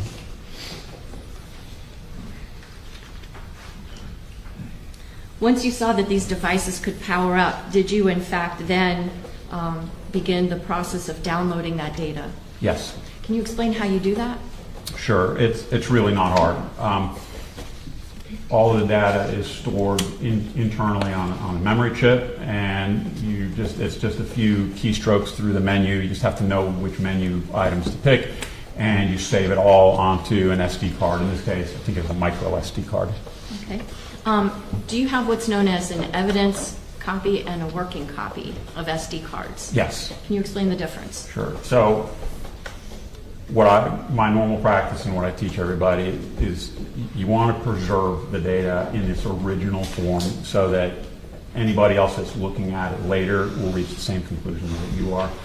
And so what I do is I download the data onto an SD card, and then I pull that out, and I will typically plug it into my computer just to make sure that I was successful. And I don't even open the file, I just make sure that the file is on the card, and then I provide that to the investigator in this case, and that's their evidence copy that they I believe typically create a new evidence number and enter that into their evidence system.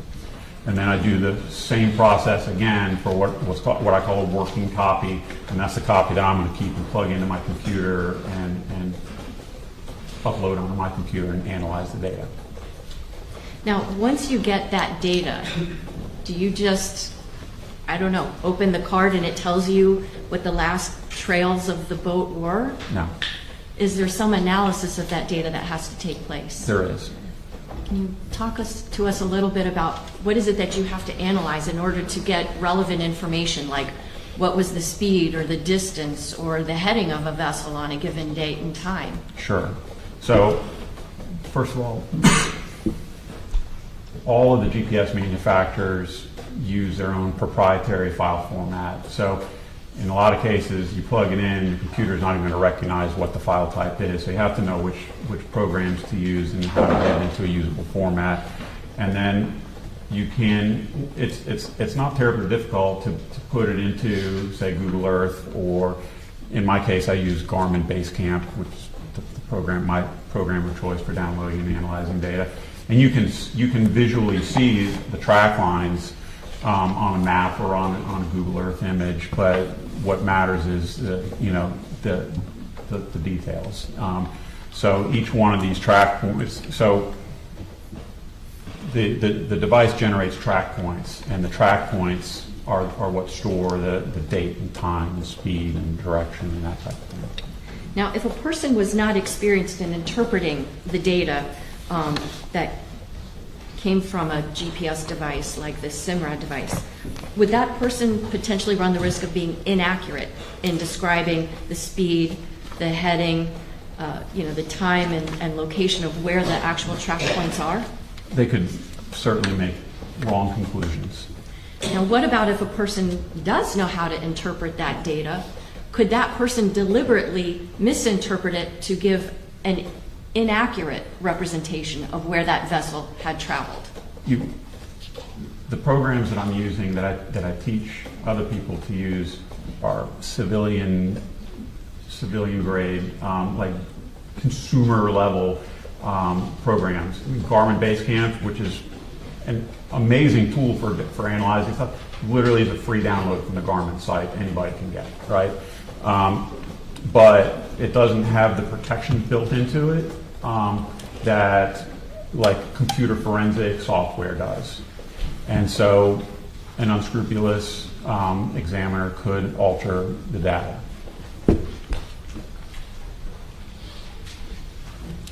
Now, just so we can kind of get a better sense of what's actually happening when a GPS device is on a boat as it's navigating its way, if that device is turned on and is working properly, can you explain the method by which we are getting these track points that we've been talking about? How is it that somehow a satellite knows where that vessel is? Well, the satellites don't know. Okay. So when you turn on the GPS, it starts listening for signals from the satellites. And once it hears enough signals from the satellites, the GPS device can calculate its position on the face of the earth. In 3 dimensions, it can calculate altitude as well. And most GPSs, most modern GPSs, once it has established its location, will start recording where it is and where it has been. And so even though most of us use GPSs to navigate from one place to another, it's also like a data logger that's recording where you have been. And that can be important for boaters because sometimes you need help getting back to where you started from. It's not like on the road, right? And so it will drop track points along the way, kind of like a digital breadcrumb trail of where the device has been. What is it that causes a track point to be dropped into the device? It depends. There's 3 different ways. There's you can set your device to drop track points by time, and so you can go, like when you buy a GPS, you can go into the menu when you're setting it up and getting it going the first time. You can set it up so that it drops track points on time, and you can select the intervals from like literally 1 second intervals out to hours or even days. The other option is for distance. So the device will drop a track point every time it measures that it's traveled X number of feet, X number of miles, so on and so forth. But the overwhelming majority of people use it right out of the box in the factory default mode, and the different manufacturers call it different things, but it's basically an auto, or like Garmin calls it resolution. I think Simrad calls it auto, Garmin calls it resolution. And essentially what that does is it tries to maximize the space available for storing track data, and each manufacturer has their own like secret sauce, like a formula to decide when to automatically drop track points. And the one thing they all have in common is that the track points are dropped based on changes in speed and direction.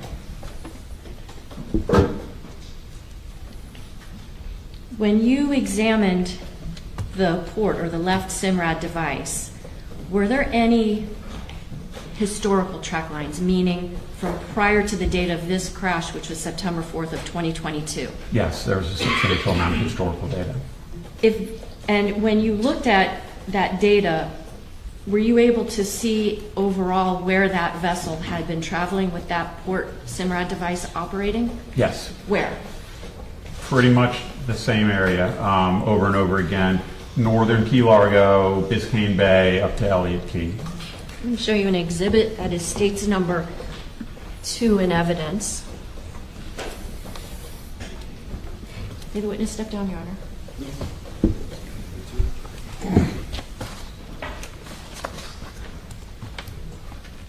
When you examined that Simrad device, were you able to see historical tracks of where that Robalo vessel had traversed? Yes. And when did those tracks begin?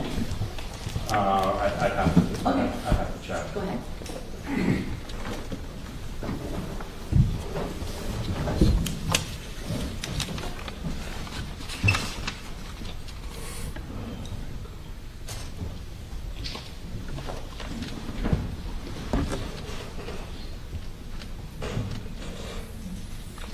The earliest was December of 2021. Okay.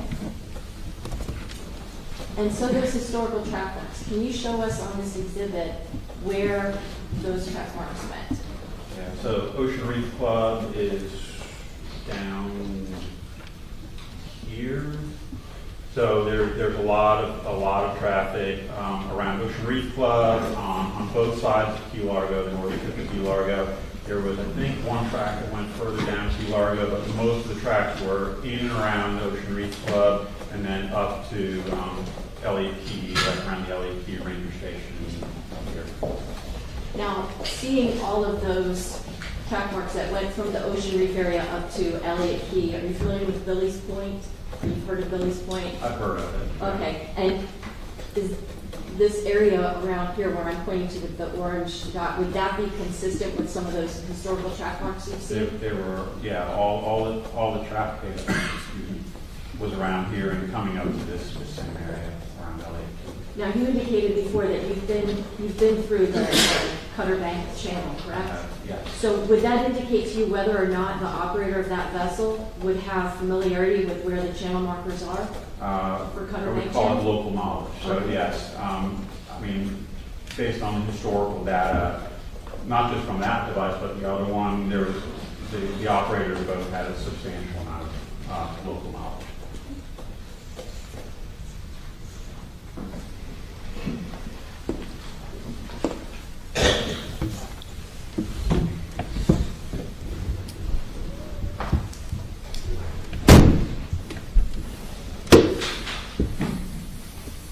When you analyzed the port device, did you note whether on September the 4th of 2022, there were track points that were logged in?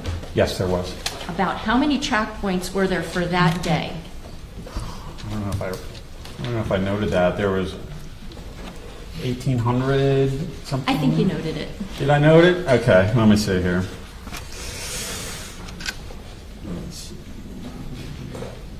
1,889 track points, covering 26 miles.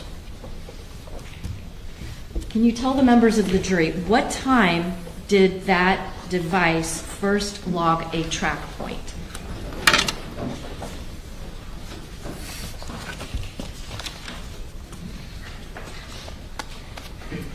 (2:52 p.m.). Okay. Where did that track point originate?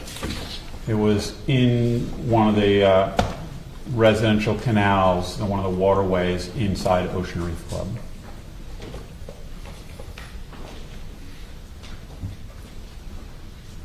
From there, what did the GPS tell you where that vessel went? It left the residential waterway, and then there's a channel leading away from Ocean Reef Club out to open water on the Atlantic side, went out that channel, and then turned to the left and went into Angelfish Creek. Okay. Would you be able to show the jurors using this chart, states exhibit number 2? Yes. On September the 4th, starting at 2:52, what was the route that that vessel took? And if you can just back up a little bit so all of us Sorry. can see. Okay. So,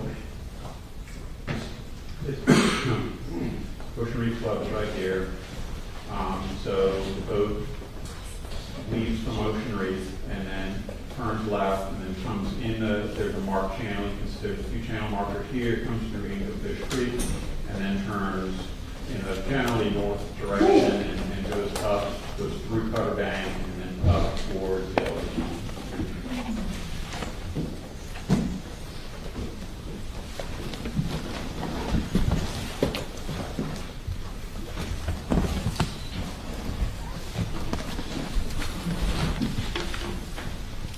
Did you prepare exhibits to show where those track marks were superimposed on actual images of that area? I did, yes.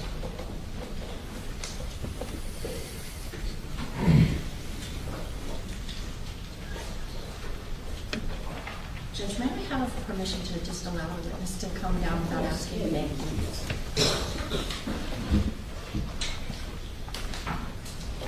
We're going to go through some exhibits next, all right? Let's start with image number 8 on this exhibit. Can you explain to the members of the jury what this shows? Yes. So this is the track line data that was generated on the day of on September 4th. Before you get too far, what are these little blue, like, arrow marks that we see? So the blue arrow marks are actually the track points that were generated by the GPS, and then the line that connects the points, those are generated by the software. So you might see sections where the boat turns, where it's not like a smooth turn, it's going from point to point.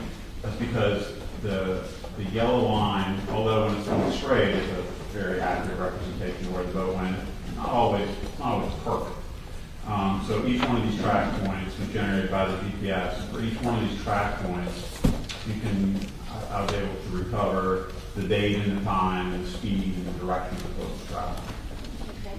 And so we're coming out here from Ocean Reef, and then what is this that we see when it hooks down? I mean, it's just following the contour of the shoreline around the bend here. But what's typical with Simrad, so Simrad is made by a company called Navco, and they also have Lorraine GPS and PED GPS. And they are, one of the things that you'll notice is that they generate a lot of track points when the device senses changing direction. So you can see here where there's not too many along here because the boat's going straight, and then here when he's maneuvering, he's dropping a bunch of track points, and they go straight again, and they go. And you can see some of these are really slow speed because this one is a square and this one is a triangle. So there's a threshold that determines whether, you know, the way that the software shows it. I think it's 3 miles an hour, so if it's, or it might be 5, but when it's going really slow, you might drop a square, or show it displayed as a square, and then when he's moving, you'll show it as a triangle, like an arrow pointing in the direction. Show you next, image number 9, and ask if you can explain to the jurors what this represents in terms of the track that the Ravala vessel took on September 4th. Sure, so this is like a higher level view. This is where we left off. Right here, but now you can see they follow the shoreline down here, and then this is these red and green represent channel marker locations. These are non-intercoastal waterway markers. These are private navigation aid that Ocean Reef probably installed. So the boat went through the channel markers and then turned left and headed towards English Creek. What would be the reason for not just cutting up this way? Would you have a shorter distance? Sure, this is all shallow water right here. Okay. Now, toward the top of the screen, we see some blue track marks. Can you mark on those? Yep.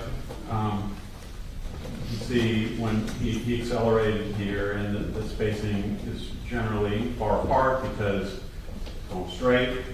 And then here you can see, he initiates a turn, and so there's lots of track points. And then he slows down as he's entering Angelfish Creek. It's pretty narrow, and there's shallow water on both sides.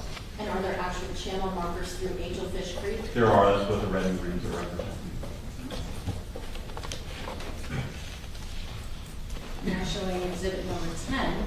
Yep. Can you walk us through what this represents regarding that Ravala vessel? The red and green represent channel markers. You can pretty clearly see the water, the darker green is the deeper water, and then this is like flat.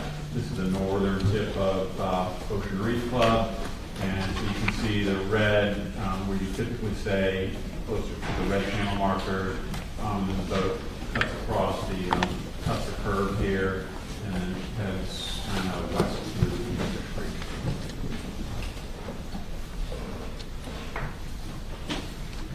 Now showing exhibit number 11. Yep. Can you describe for us what this exhibit represents? This is a zoomed-in section of Cutter Bank. Unfortunately, I didn't label the channel markers there, but this is the Rabala's northbound track, and you can see the boat left the channel here a little bit, and you can see again he's turning, so there's lots of track points. He's turning back to straight his course. There's lots of track points as they spread out. And then he passes this marker here, and then he kind of maneuvers out to the right, and most likely he's just going around slower boats. Yeah.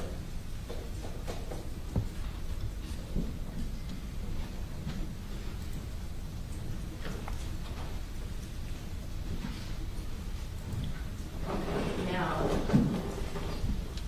you just described number 11. Now let's go to number 12. Area near Lily's Point. Yep. Does this accurately represent the data that you received from that Simrad device about the Rabala's travels on September 4th of 2022? Yes. Can you walk us through what we're looking at here up until the point where we get to arrival at 323? Where are we here? Cutter Bank channel would be just off the screen. It would be like down here. This is the Robalo arriving at Cutter Bank and wider space in here. And then Wait, at Cutter Bank? I'm sorry, no, at Elliott Key from Cutter Bank. And then the boat comes up here to Elliott Key, slows down in this area, and then lots of track points along here.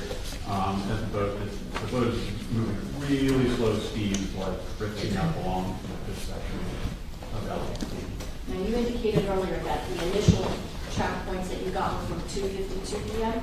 That's when they started, yes. Okay, and so by 3:23, so about a half an hour or so later, Yes. the Robalo is now near Elliott Key, fair to say? Yes.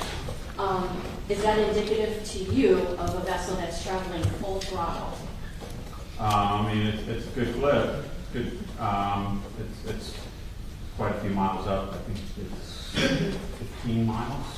Okay. Yeah. Here, I have to measure it out, but it's moving along. Yep. So now you have indicated on here that there is a stop at 3:47 p.m. What does that stop signify? Well, it stopped generating data, so probably just turned the GPS off. Okay. And when do we see the GPS coming back on? Around 6:18. Okay. So we have that vessel then apparently in the same location as where it stopped. Yep. What about 4 hours, give or take? 2.5. 2.5 hours after? Mhm. Okay. Now, you indicated. Pardon? Three if you start down here. Okay. Yeah. So from 2:52, when the Robalo vessel is first tracked, up to 6:18, that represents the time in total up in, before he starts heading back down. Would that be fair to say? Yes. Can you explain to the jurors, why do you say depart 6:18 p.m.? That's when the GPS started logging tracks that the boat was pulling away from the island. Okay. And what, if anything, do you notice in the difference between the track heading back south to the track heading up north toward the Elliott Key location? Well, these were all generated at really slow speeds, and sometimes the GPS has a hard time calculating its direction when it's going really slow, so it's using direction to decide when to drop track points. So it's dropping a lot of track points along here. It's going really slow. But now he's going on a straight course and traveling at a consistent speed. The spacing gets much wider.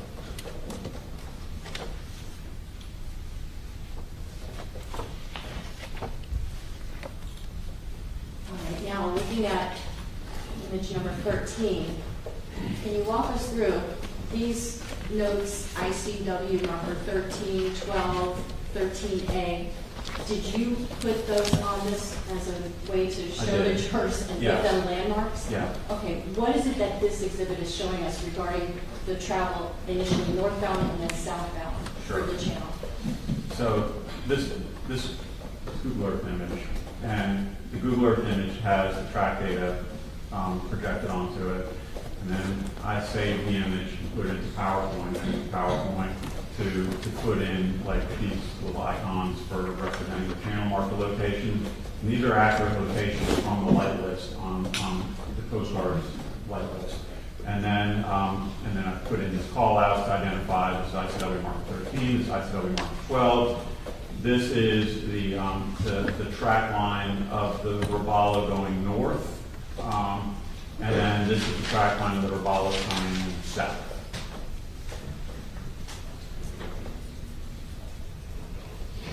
One second. So you can see, you can also clearly see the channel in this particular image as the dark blue water is pretty clearly delineated, and then these channel markers. This is shallower up here.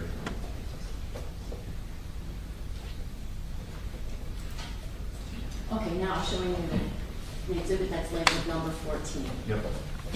Can you walk us through what this represents? Yep. Excuse me 1 second, Judge. I have one voir dire question on the publication of this exhibit. Go ahead, counsel. Good afternoon. The green and red markers that are depicted on the screen, Those are not to scale, correct? They're not to scale, no. Thank you, Judge. If you look really carefully, you can actually see the shadow of the channel marker in Google. Let's see it right there. Let's see it right there. So, as of 6:37 and 19 seconds, what is the speed of that revolver? 43. All right. Now, as it's heading southbound, is there, and that is at that track point, that's the second to last track point before what? The second to last track point before the collision with the channel marker. Okay. The previous slide that you showed with marker 12 and 13 would be kind of. All right. So now, we have the second to last track point, 43 miles per hour. Yep. When we see heading 216, what does that mean? That is just the compass heading from this track point back to the last track point. When we get to this track point, right before channel marker 15, what is the speed of the vessel? 47. That's what the GPS log is 47. Are there any track points between the one at 6:37 and 19 seconds and the one at 6:37 and 28 seconds? No, What does that indicate to you? it was maintaining a consistent portion speed. No attempt to deviate one way or the other from that channel marker? Correct. Would you call this a collision course with that channel marker? Objection. Sustained.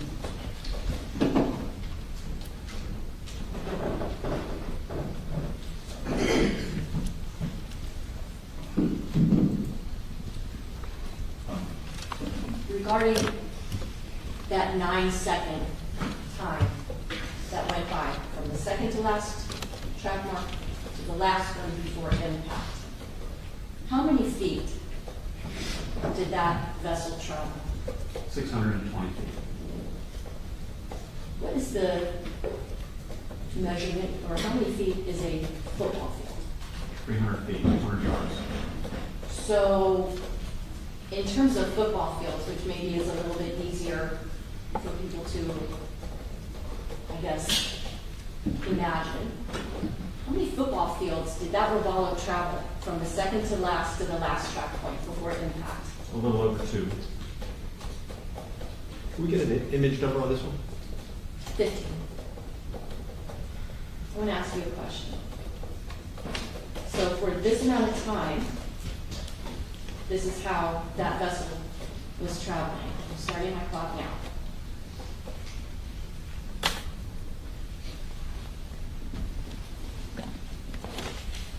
So that's how long that vessel was on that path right toward channel marker 15. Yes.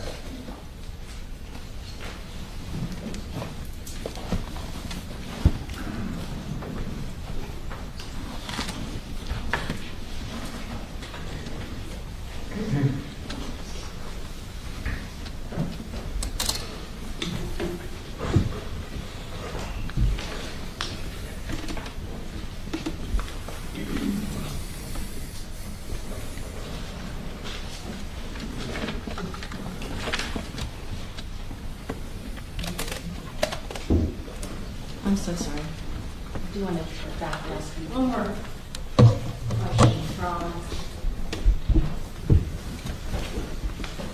photo number 14.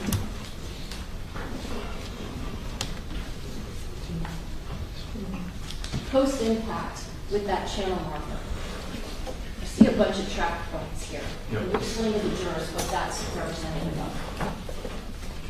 When it hits the marker, it essentially comes to a almost full stop, and then the remaining momentum and potentially the engine still running or pushing it forward. This is just representing the movement of the boat after the impact of the marker.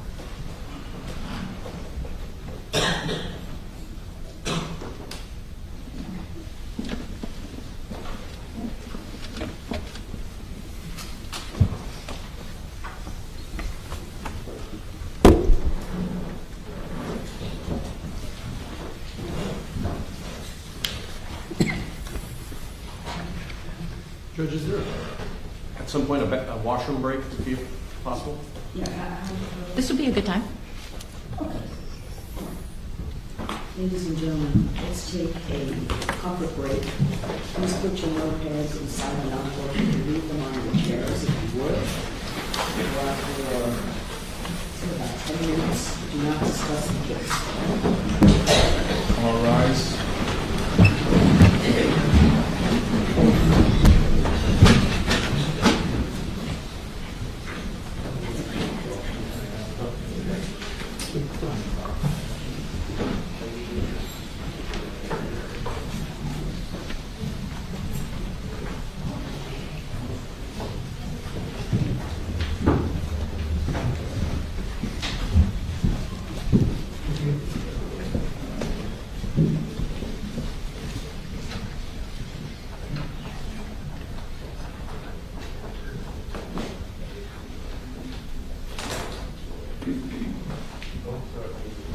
Sir, you remember your oath and cannot discuss your testimony with anyone? Thank you.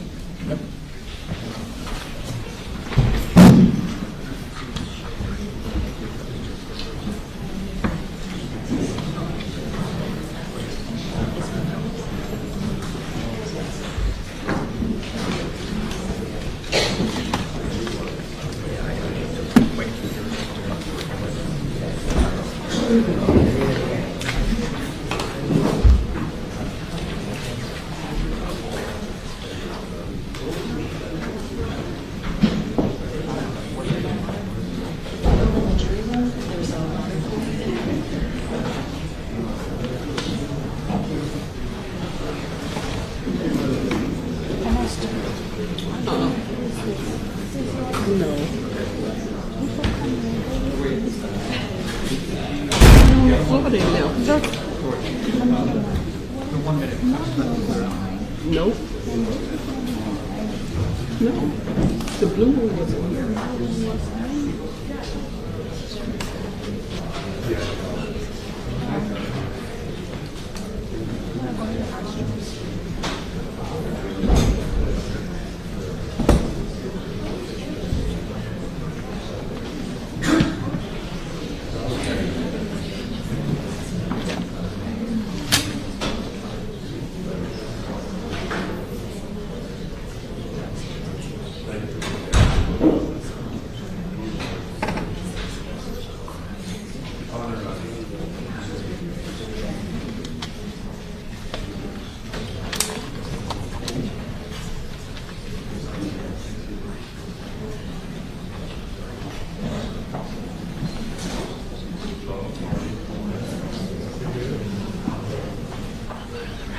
You wanna go? I'm all right for now.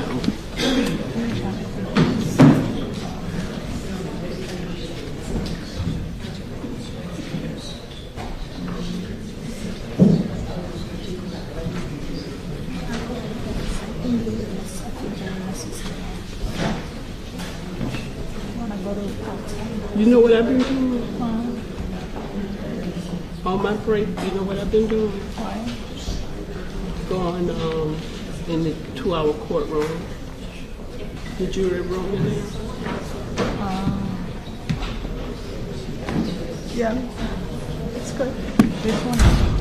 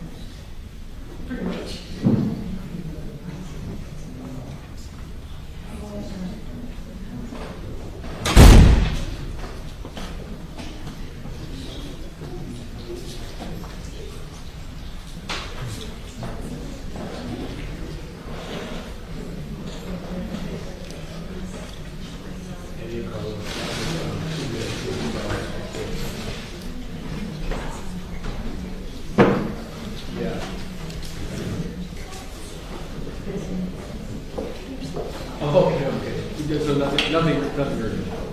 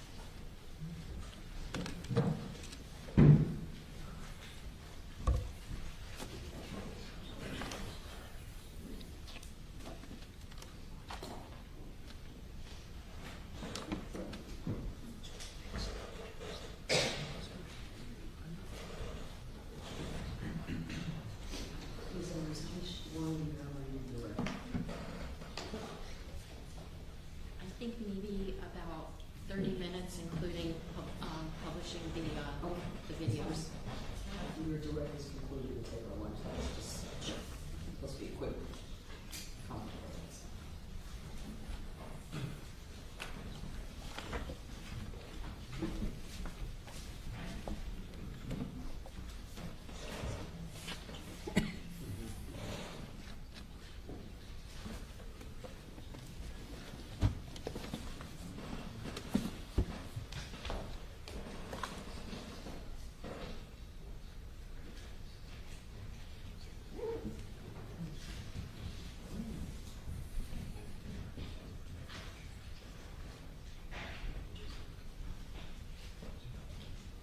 Ready? Yes. All rise.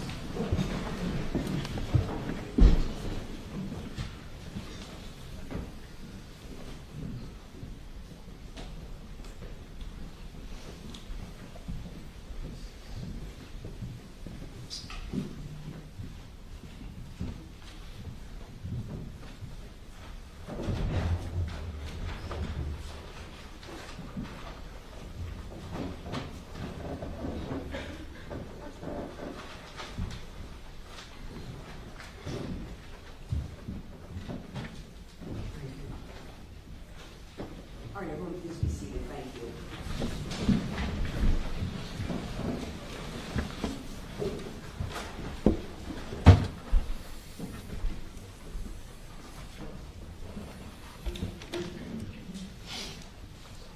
May I continue, Your Honor? Thank you. Mr. Holman, if you can step down for a moment. Sure.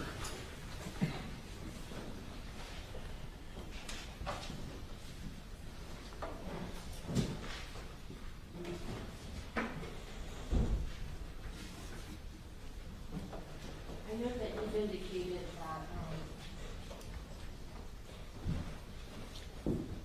that we see the southbound movement of the Robalo on what would be facing the street on the right-hand side.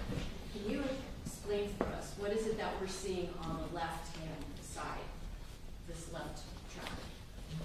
This is the Robalo's northbound track as he was heading up from Ocean Reef up to LAP. So the track is here, you can see the close spacing as he's rounding the corner here, and then it gets much wider from here to here as opposed to going north.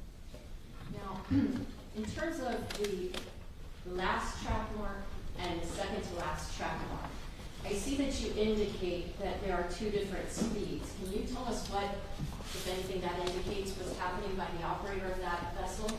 Yes. Objection, speculation. Rephrase your question, please. Would this speed of 43 at the second to last track mark and the last speed at the last track mark before it cracked at 47, would that be consistent with the operator of the vessel accelerating through the channel? Yes. Would that be consistent with the vessel speeding up simply because it's hitting shallower water? The depth of the water doesn't impact the speed of the boat. Now, when we look at these post-impact track marks where the engine is still running, are you familiar with an item called a kill switch? An engine cutoff switch? Yes. Yes. Sometimes referred to as a kill switch. Yes. Can you explain to the jurors what that is? Objection, relevance.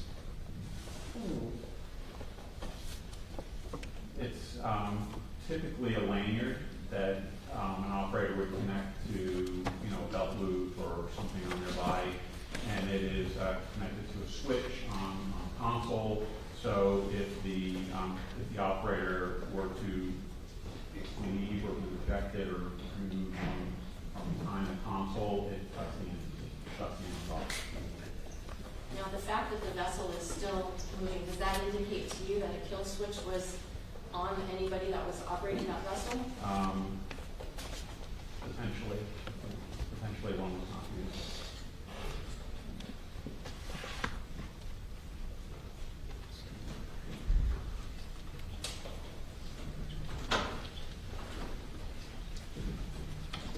Come back to this in a minute. I want to ask you some more questions about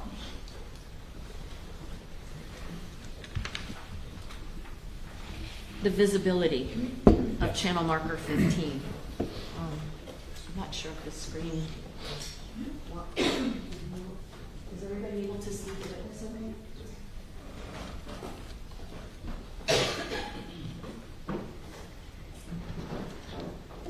Is channel marker 15 visible from the second to last track mark that you indicated?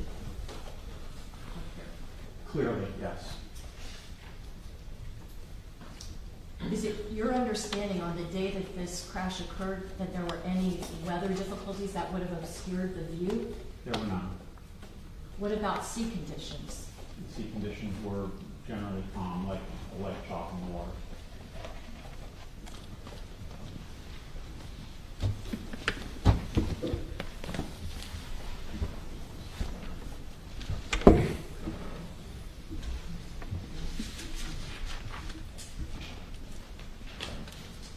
Now, in evaluating the GPS data from those SIMRAD devices, were you able to see historical data, meaning prior times when that vessel had run through this location? Yes.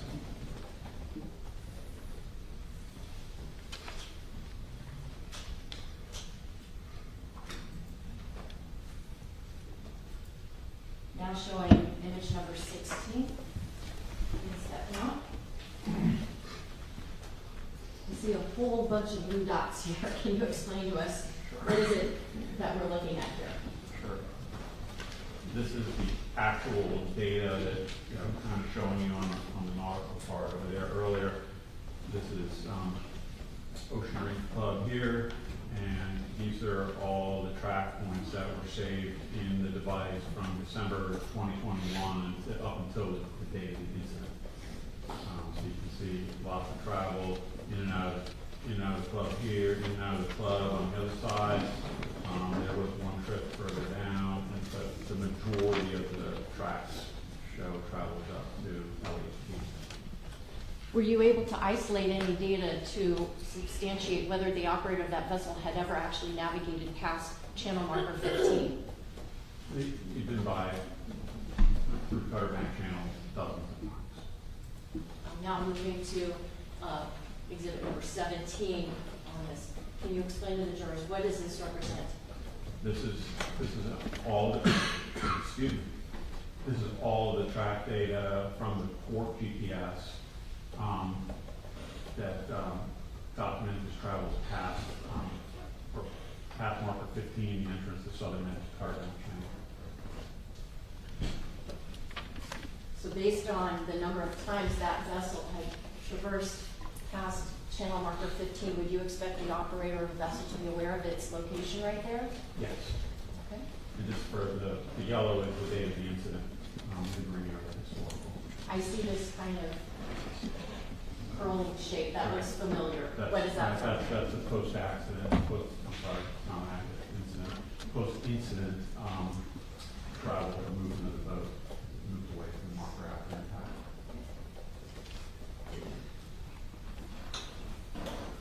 Now, we've been talking about the port SIMRAD device. Did you get any data from the starboard SIMRAD device documenting where that vessel was on September the 4th, 2022? There was none. Does that mean it wasn't working? No. Does that mean you didn't somehow successfully extract that data? No, I successfully extracted it. There was a lot of historical data. It just wasn't being used. It just wasn't generating track data on the day of the incident. You earlier indicated that these SIMRAD devices are like multifunctional. Yes. Would it be consistent that perhaps the port GPS was activated on the SIMRAD, but that the starboard side SIMRAD was being used for some other purpose? It could, the way he had the system configured could have played a role in whether or not it was generating data. So like if hypothetically it was being used to play music or something like that, a decision might have been made that I don't need two devices tracking GPS. I want to use this other device for something other than GPS. Objection, speculation. Could that starboard side SIMRAD device have been used to play music? Yes. Now, I want to ask you, do you know the man seated at the end of that table? For the record, I'm indicating to the defendant the man with the blue shirt and the blue tie. I know who he is, but I don't have any personal knowledge of him or his family. Did you ever meet a young woman by the name of Lucy Fernandez, or anybody, or have any involvement with her family? No. Did you know any of the girls who were on the defendant's vessel on September the 4th of 2022? No. Are you getting paid for your work in this case? I am. And who's paying you? You are. Me personally? Well, the Office of the State Attorney is paying me, and Fish and Wildlife paid me to do the initial report. So you're being paid by the government to do work in this case? Yes. I want to transition for a moment and ask you if you've ever heard of a term, a speed spike. Potentially, yeah. Okay. Yeah. Okay. Let me move you to the next exhibit here. Okay. Do you recognize the exhibit that's in number 18? I do. Okay. Does this data represent What image is it? Forgive me, what image are we on? 18? Thank you. Come down here so we can kind of go over what this represents. Is this a chart that reflects data that was obtained from the Robalo vessel from September 4th of 2022? This is essentially a spreadsheet with all the individual track points listed out in the order that they're generated by the device. And so this is the track point number, and these are the distances, the time, the speeds, the force of travel, the time, and then the latitude one. The times that are given, are these in military time or ordinary time? No. So these look like they're the spreadsheet in military time. Okay, now earlier you testified that there were, I think, 1,889 track points generated for September the 4th of 2022. Yes. Now, we're not looking right now at almost 2,000 track points, right? No. So this is just a snippet of some of that data? It is. Okay, and of this snippet, what time does it start? In regular time, not military time? 58 seconds after 6:27 p.m. And for this exhibit, when does the track points stop? What's the last time for that track point? I think the last digit is 6, but it's definitely 6:35 and 26 seconds. Okay, now, in this particular situation, what was the time of the last track mark before striking the channel marker? Can you look at your list? Sure.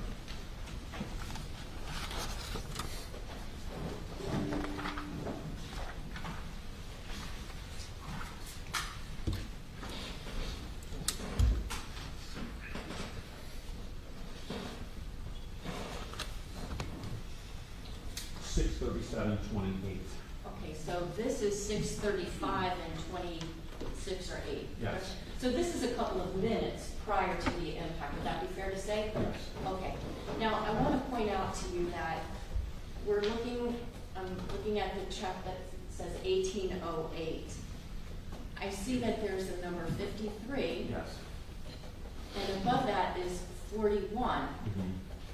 Does this indicate to you that this vessel has the capability of accelerating from 41 miles per hour to 53 miles per hour in as little as a half a second? 2 seconds. Or 2 seconds? No. Can you explain to the jurors, how do we wind up with a speed like that? Yes. Can I With use that? using a Sure. tablet, help me? Yep.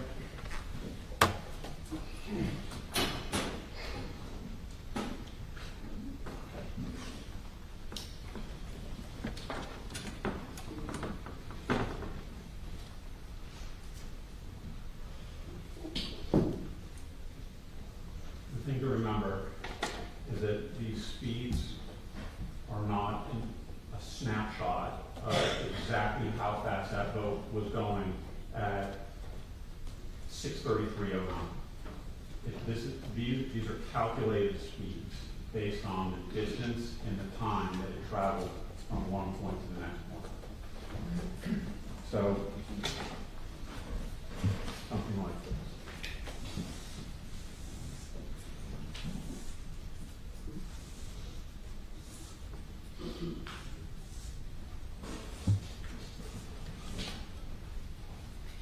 speed distance formula. If you have any two of the components of this triangle, you can calculate for the third. So for the speed calculations on this column here, they're using the distance from one track point to the next, and the time that it took to travel from one track point to the next. The thing with these calculations are the GPS system, when it's calculating your position, the latitude and longitude, measures time in nanoseconds or billionths of a second. When it's calculating your speed, though, it's using a very simple timepiece. This is an atomic clock that's on the GPS satellites. This is a very simple timepiece that's inside your GPS device, and it keeps time in whole seconds, right? So the device is calculating the speed based on the distance traveled divided by the time. And what you'll notice when you have longer track intervals, like here, 23 seconds, 9 seconds, 11, 45, the speeds are all pretty consistent, right? They're all in the upper 30s to 40 right here, coming down. But here, the leg speed is 2 seconds. Down here, it's only 1. So what happens sometimes, what you'll see when you're analyzing these devices, is the device might drop a track point at an uneven interval. So say it drops it at 1.4 seconds.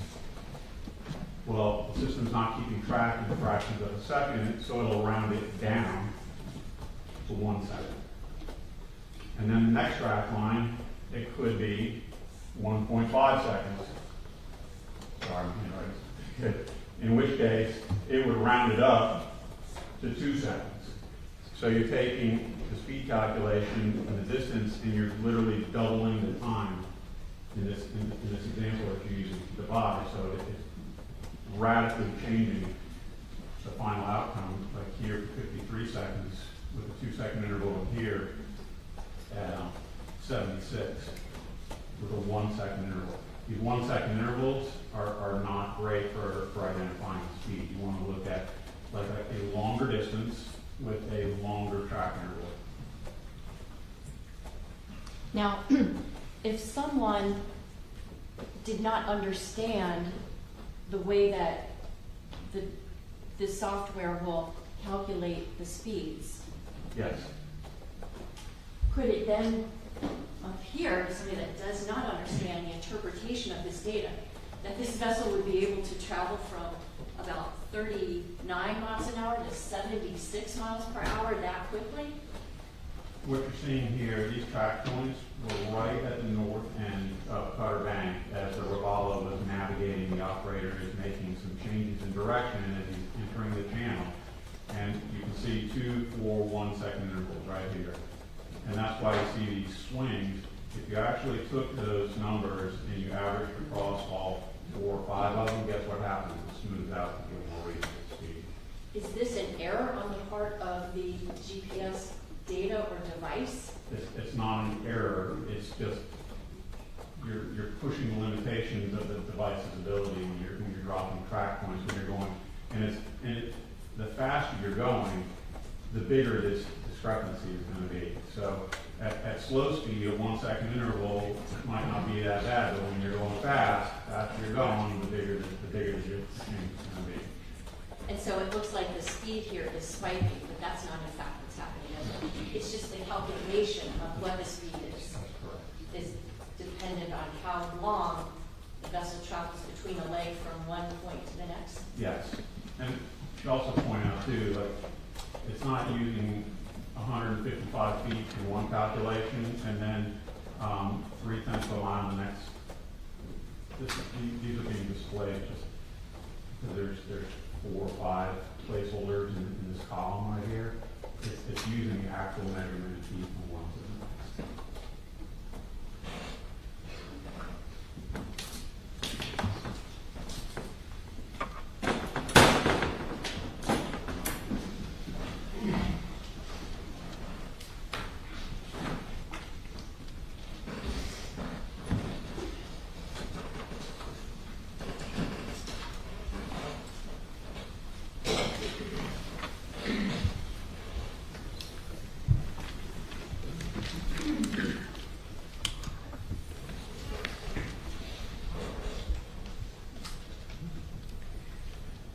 Do you know a person by the name of Brian Emond? Yes. Did you do a download or provide assistance to him to download those SIMRAD devices that were taken into custody in this case? I didn't assist him, so to speak. He was unable to unlock the PIN code on the device, so I assisted him in unlocking the device, but I was present when he downloaded the GPSs. Were there any attorneys for Mr. Pino present when this took place? Yes. And who was it that brought the actual SIMRAD devices to Mr. Emond to examine the data on those? Lieutenant Thompson. Has Mr. Emond ever taken your GPS data courses? He has, actually. Okay. Do you know a person by the name of Christopher Cairns? Yes. Is he actually in the courtroom today? He is. Can you just point to him? Yeah, Not that he's on trial or anything. No, he's at the defense table right there. Okay. We'll stipulate this. Okay. Was he present when Mr. Emond did the download of the SIMRAD devices? No. Has he ever taken any of your GPS data courses? He has not. I want to now take you to the date of June 9th, 2025, just a little over a year ago. Okay. Did you assist with the attempt to recreate the conditions, speed, et cetera, of the vessel crash that you documented with GPS data regarding this Robalo and channel marker 15? Yes. Can you explain to the members of the jury what steps were taken to try to, as closely as possible, redo that crash without actually resulting in a crash? Sure. Let me move this out of the way a little bit so you can talk.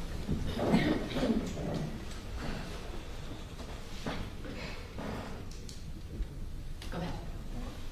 I have a set of red buoys, and I have found over the years that it is extremely helpful to go out, to actually go to the scene and put buoys on the latitude and longitude coordinates of the individual track points. Because it's one thing to look at it on a Google Earth image from a bird's eye view. It's completely different to go out to the scene and actually see everything in 3 dimensions. So what we did, we brought the buoys out and we used GPS, one of my personal handheld GPS, and we deployed 2 buoys. The one immediately before impact, and then the second to last buoy prior to impact. Now, is going on a boat from like 43 to 47 miles per hour anything like being in a car going from 43 to 47 miles per hour? It's hard to compare cars and boats. They're vastly different. What's the difference when you're on a boat going at that speed? So cars steer from the front, boats steer from the back. So like when you turn the wheel on the boat, it doesn't turn the front, it pushes the back, right? There's no brakes. And even on the best day, loud. You have 600 horsepower, 12 cylinders roaring behind you. You have the wind in your face. You have at a minimum, some vibration depending on the sea condition for the day. There's a lot of differences. Okay, so what do these buoys look like that you're dropping to try to, mark where these 2 last track points are prior to impact? It's just a 12-inch styrofoam buoy, and it's got a fiberglass rod through it. It's got a reflector and a red flag on it. The bottom of it is weighted, and so when we got out to the scene, I measured the depth, and I had a weight on the end of the line, and so I wanted to, as closely as possible, approximate the depth so there wasn't a lot of swing back and forth when the buoy's floating above the anchor. And so I had Lieutenant Thompson position us as close as possible to the latitude and longitude position using my GPS. So I was sitting on, we're not using the vessel GPS, we're using my GPS for me sitting on the back of the boat, and I'm guiding him to the exact latitude and longitude coordinates that were recorded by the GPS, and I dropped the buoy there. And then we dropped that was the second to last, and then we moved up and did if I'm remembering the right order, and then we moved up and dropped the buoy right near the channel marker, which was the one immediately prior to collision. And then was Lieutenant Thompson there with you? Yes, And who was piloting this vessel? Lieutenant Thompson. And just in total, how many people were on the vessel for this recreation? 3. Were these people all wearing personal flotation devices? Yes. You didn't have 14 people on the vessel? No.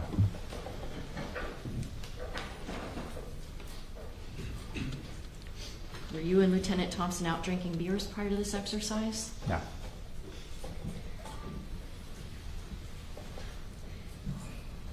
Once Lieutenant Thompson begins to pilot the vessel through the Cutter Bank channel toward those buoys that you had placed using GPS, was he able to accelerate the vessel to 43 miles per hour at the first buoy that one would pass by, and then up to almost 47 miles per hour at the second buoy right next to the channel marker? So we actually started quite a bit further north up the channel, and so we were already traveling at 43 when we passed marker 13A and when we passed the buoy. And then once we passed the buoy, Lieutenant Thompson accelerated the boat up to 47 miles an hour as we passed in close proximity to marker 15 and the other buoy. Was any kind of photography used to document these passes through the channel? Yes, several different. Can you describe for the jury? So I was using my GoPro camera, and we made multiple runs putting the camera in different locations. And we also had the Miami-Dade Marine unit out there with one of their drone pilots who was flying a drone above us. Okay. At any point, did you film one of these runs with the camera attached to the starboard stern or the rear right side of the vessel? Yes. Why did you think it was important to put a camera at that location of the vessel? I thought it was relevant to see what it looked like looking down the starboard side, the side that was impacted. Did you also place a GoPro camera from the vantage point of right in front of the center console on the windshield? Yes. I mean, I would love to have had it from the operator's perspective, but the console on the FWC boat is nothing like Mr. Pino's boat. So we put it we stuck it with a suction cup on the windshield right in front of on the front side of the console, like down towards the bottom of the windshield, so it's not obstructing the view. Would you think it would be prudent to put the camera in the line of sight of Lieutenant Thompson? Probably not. Probably not, okay. Was there another place that you placed that GoPro camera so that we could see the vessel approaching the channel marker? Attached to the actual channel marker and recorded a northbound perspective to see the boat approaching the marker.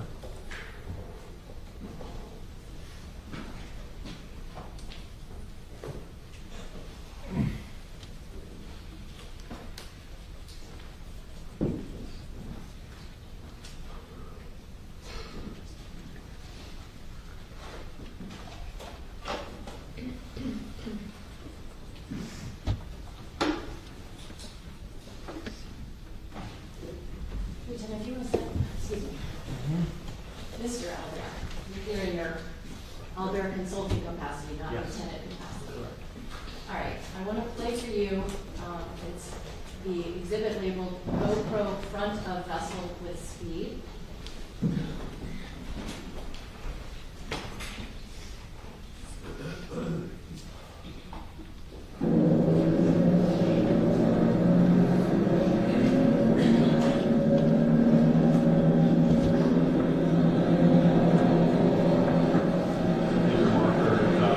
I'm not hearing.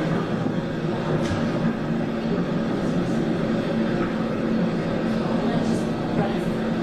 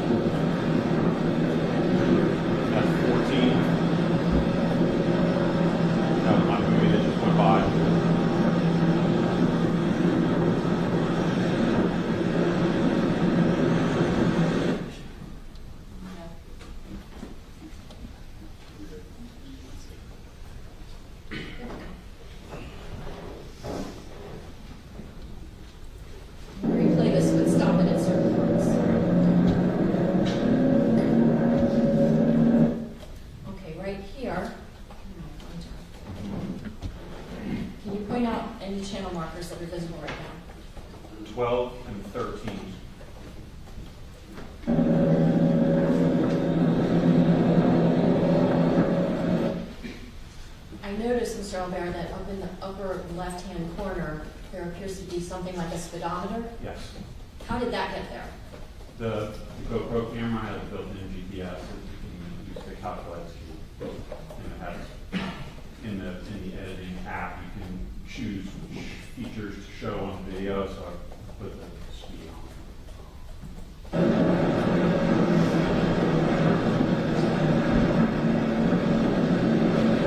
Is this location essentially the entrance to the Cutter Bank Channel as you're heading southbound?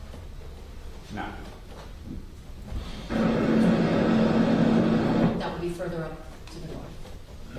Yeah, so, I mean, that was 12 and 13, and there's 2 pairs of markers north of that, 10 and 11, 8A and 9 further north.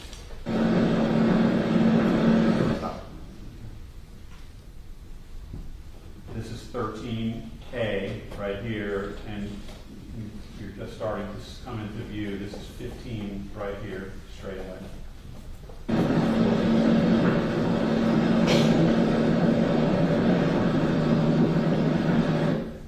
So we're not quite yet at 13A. Correct. And this is 15 right here. This is 14 right here.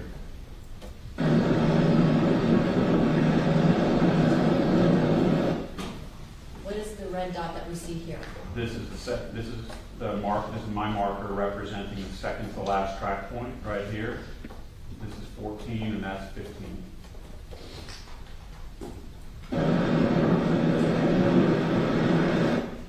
Here is the second to last track mark.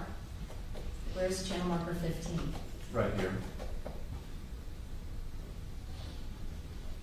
Right now, the counter is at 37 seconds. Let's see where it's at when we get up to channel marker 10 from 37.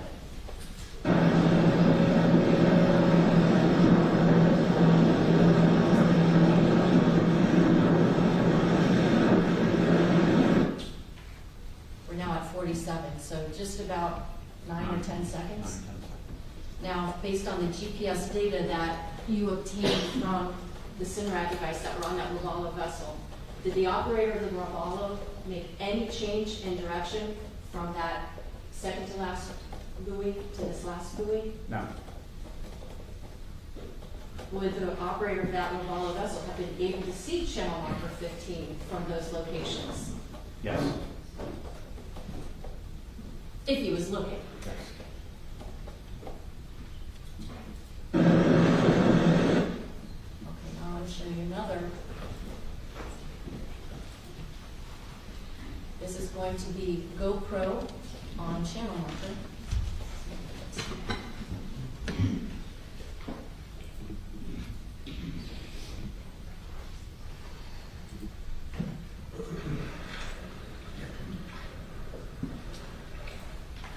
What are we looking at in this video? This is Cutter Bank channel. This is 14, 13A, 13, and 12. And you can see the boat right there. And where is this camera affixed right now? It's affixed on the right hand side of the well, as we're looking towards the sun, it's on the right hand side of the marker, on the side of the marker, east side of the marker.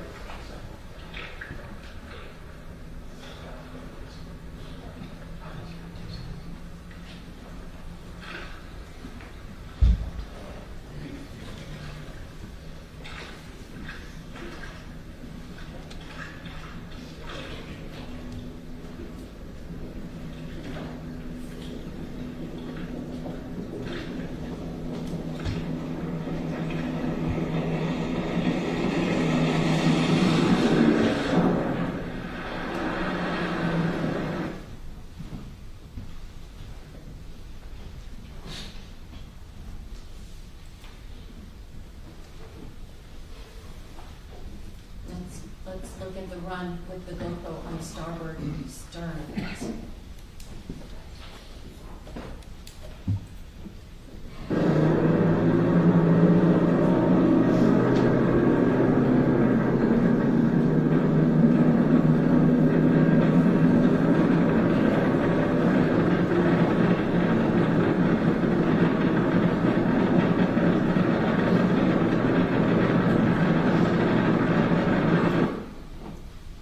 lot of noise. Is that consistent with the kind of noise that would be from the Robalo as it was making its way down the Cutter Bank Channel? It's a different hole, but I mean, yeah, I mean, there's a lot of there's wind noise, there's engine noise, and there's noise from the water, breaking on the sides of the boat.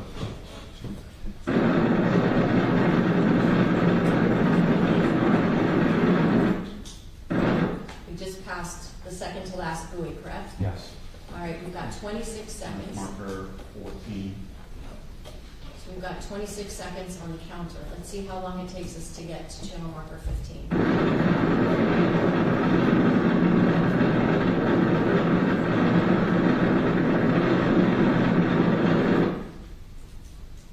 We've got 35 seconds. The vessel's just about to approach channel marker 15. Yes. That channel marker had been visible to the operator of the Robalo that entire time. Yes.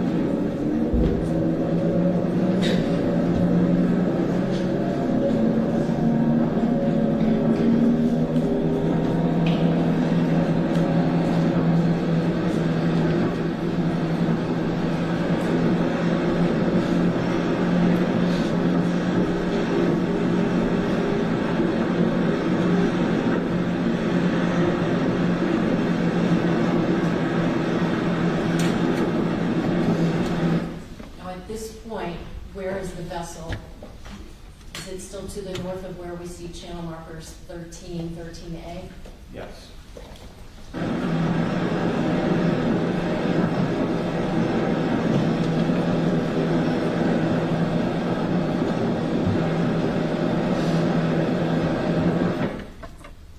Do you know which channel markers these are that we're approaching here? 12 and 13.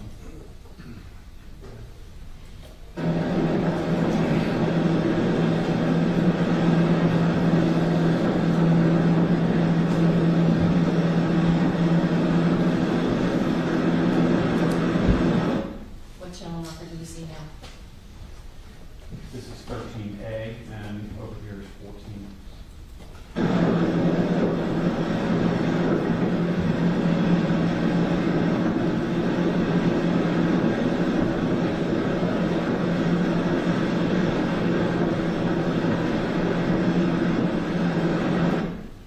Right now we see the buoy.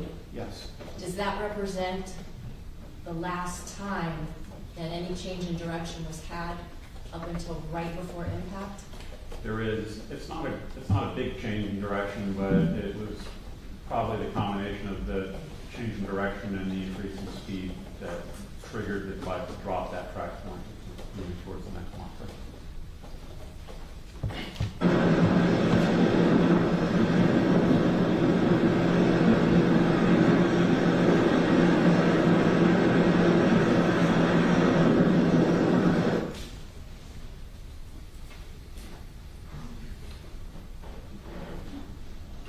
What was the name of that? GoPro on windshield with speedometer. Thank you. You're welcome. Okay, we just have two more to give the jury an idea of what was recorded.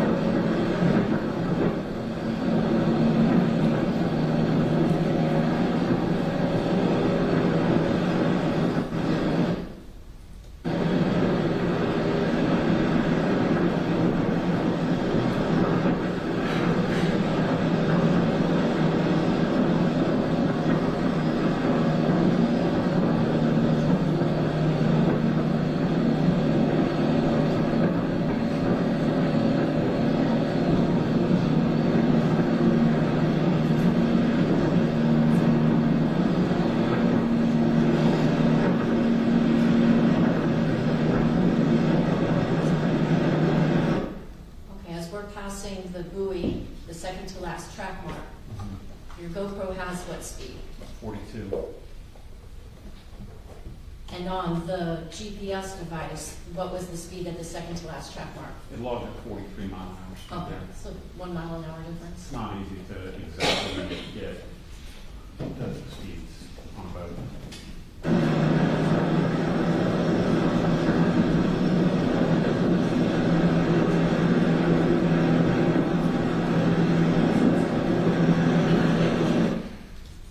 Did the vessel accelerate somewhat between that last track point and as it approached the Yes.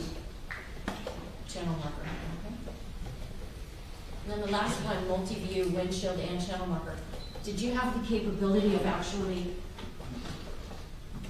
doing like a picture-in-picture type of view, so we see two different views? Yes. Can you explain to the jurors what that was? Again, the GoPro editing software, you can take one video and insert it in the other so that they both play like picture in picture. It's just an option there in your camera.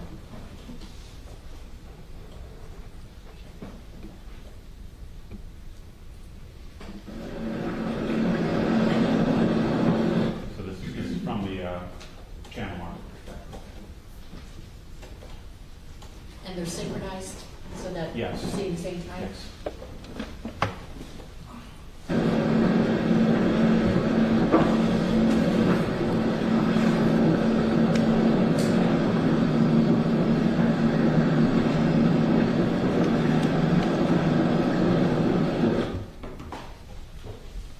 From the channel marker perspective, are we at this point able to see the boat coming? Yes, the boat is right there, and marker 15 is right here. So if these were living objects, they would be able to see one another? Yes.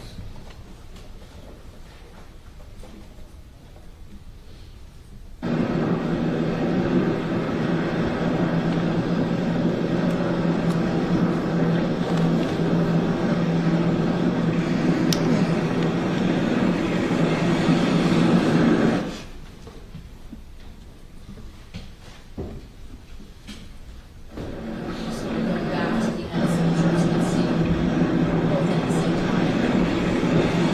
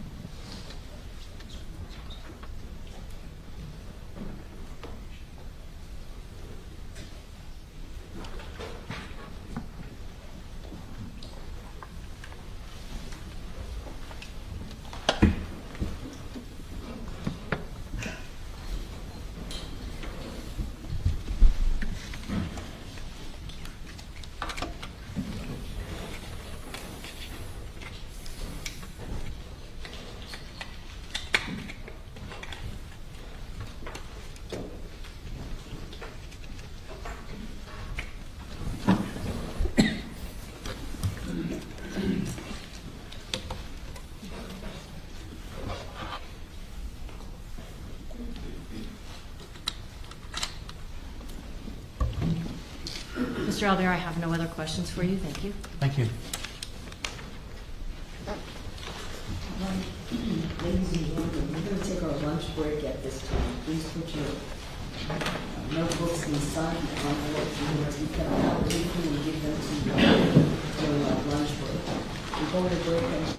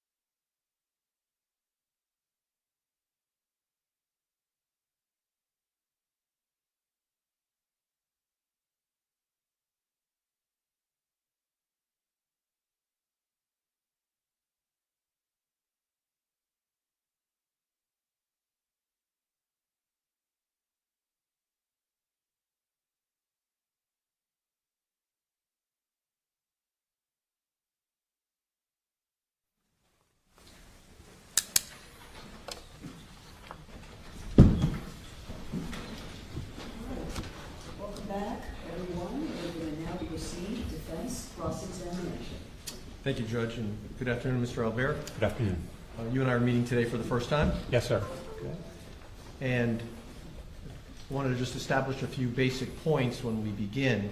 You were not an eyewitness to the event of September 4, 2022, correct? Correct.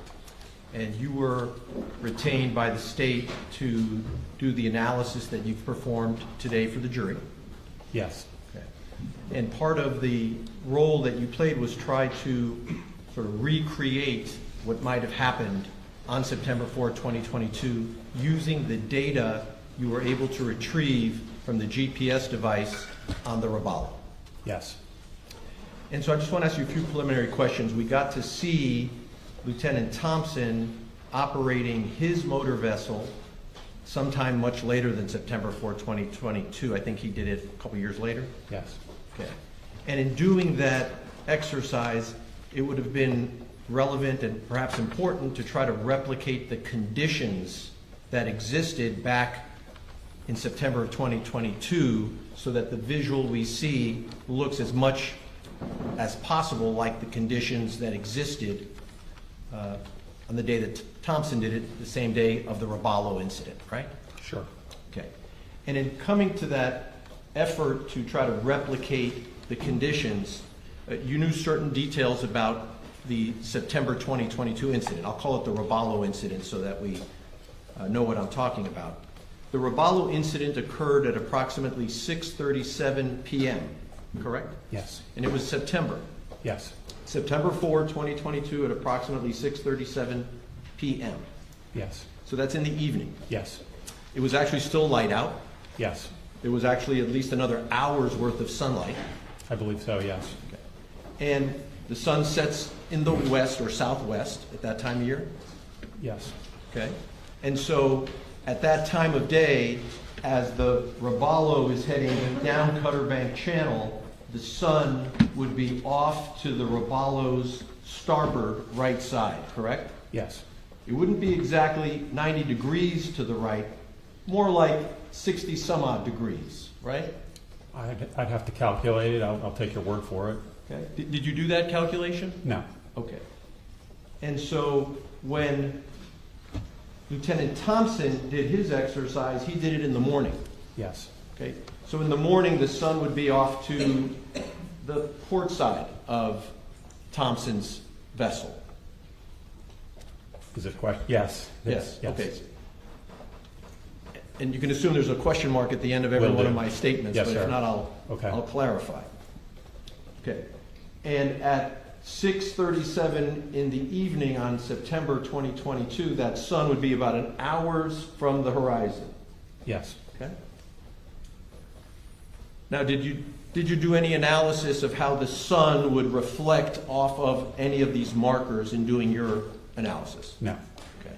Or how the sun would reflect off the water surface itself? No. Okay. Now, in terms of the visibility of the Robalo, where the operator is standing at the helm, would you agree that height matters? Yes. Okay. Now, you're under oath. Tell us how tall you are. I'm 6'8". 6 feet 8 inches tall. Yes, sir. Okay. And so at 6 feet 8 inches tall, you'd be a foot taller than a man who's about 5'8". Fair statement? Yes, sir. That math we can do without a calculator. And so your line of sight at 6 feet 8 inches tall is going to be better, would you say, than someone who's 5 feet 8 inches tall In his boat, in the Robalo? it's going to be worse. Yours is worse? Yes. Because? Because I'm looking right into the electronics box. So you're almost too tall for that boat? Yes, sir. Okay. But if your eyesight is below the electronics, that's a better line of sight than someone who's shorter, right? Somewhat, yes. Okay. Let me see if I have the image I wanted. Where did those exhibits go that I put aside, right? No? Hold on one second. Did someone put them back? Here they are. Thank you, thank you, thank you. And so, let me show you what's already in evidence as State's Exhibit 104. You recognize that as the, would that be called the helm or the console? What would you call it? This is the center console. Center console. Looking at the front of the center console, yes. Okay, so if someone was at the bow, the front of the boat, this would be a photograph looking back to the stern, the rear of the boat. Yes. Okay. And the operator would be on the, what would be the starboard side of the center console. On that boat, yes. Right. And I think you told us it was the starboard side that took the hardest hit here and would likely cause the greatest injuries to people on that boat. Yes. And that's where the operator of the boat would have been, on the starboard side. He's closer to the center line, but yes, he's on the starboard side. Yes. Now, this boat the Robalo has a windshield. Yes. And I'd like to show you what's in State's Exhibit 105. Is that a photograph of the windshield? Yes. And do you know if the condition of that windshield as it was photographed and introduced by the state is the same condition it was on the day of the incident? No.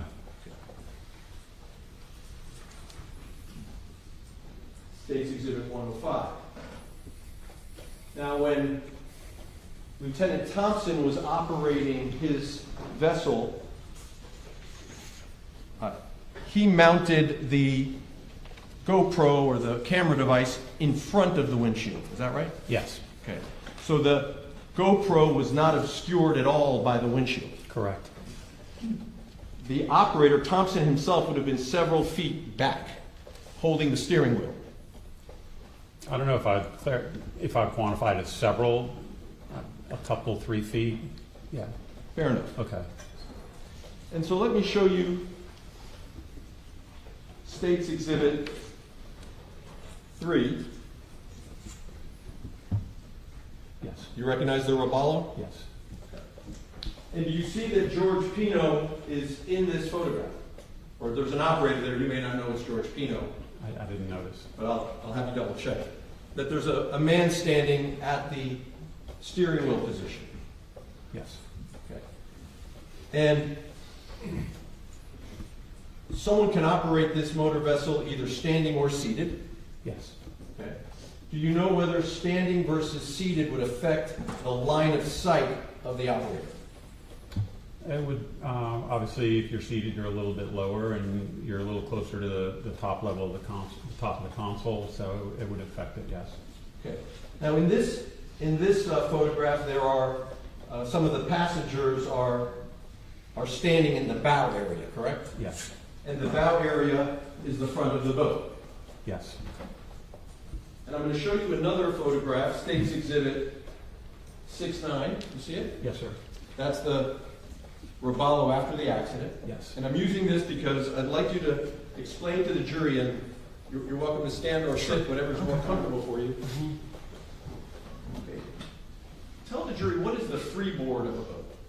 The freeboard of the boat is the distance from the water line here, the boat's floating, resting in the water, to the top of this called the gunwale. That's the freeboard. Okay. And so it would show on this as well. You can see that there. So the resting water line would be a little below the teal green there. Okay.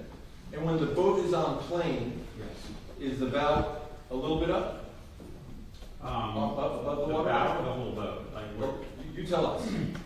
the whole boat will rise up, so it'll give you, depending on the boat, anywhere from a few inches to maybe a foot. It'll rise up higher, and then depending on how you control or manipulate the tilt on the engines and the trim tabs that control the pitch of the boat side to side, and you can push it back down, and the load on the boat, the amount of weight on the boat, determine how the bow rises.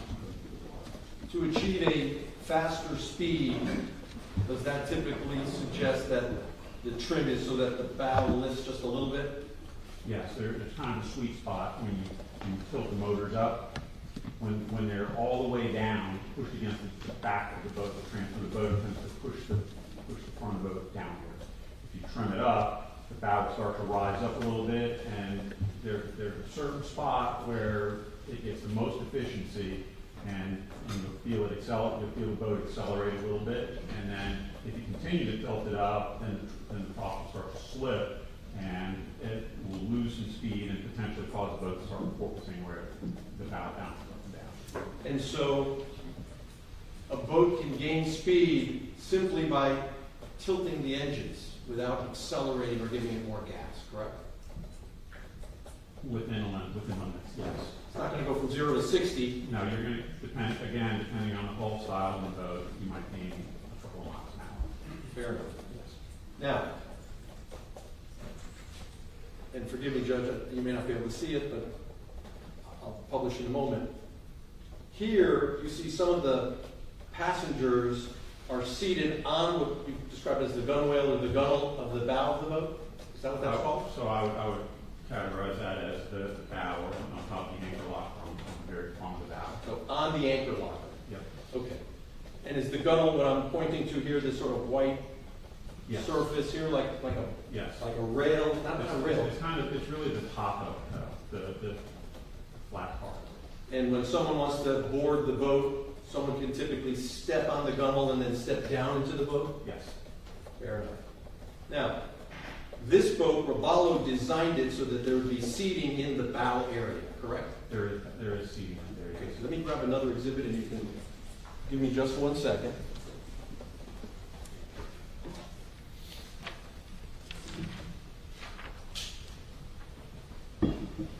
Take a look, if you would, at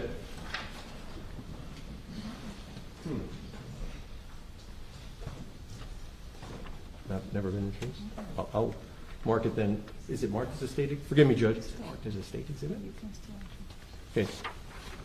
Let me show you what's been marked as, I think it's States Exhibit 5L, and see if you recognize it. I mean, it looks like the front part of the Roballo, the bow. Okay. We would offer it at this time. No objection. 5L, marked for ID, Defense Exhibit C.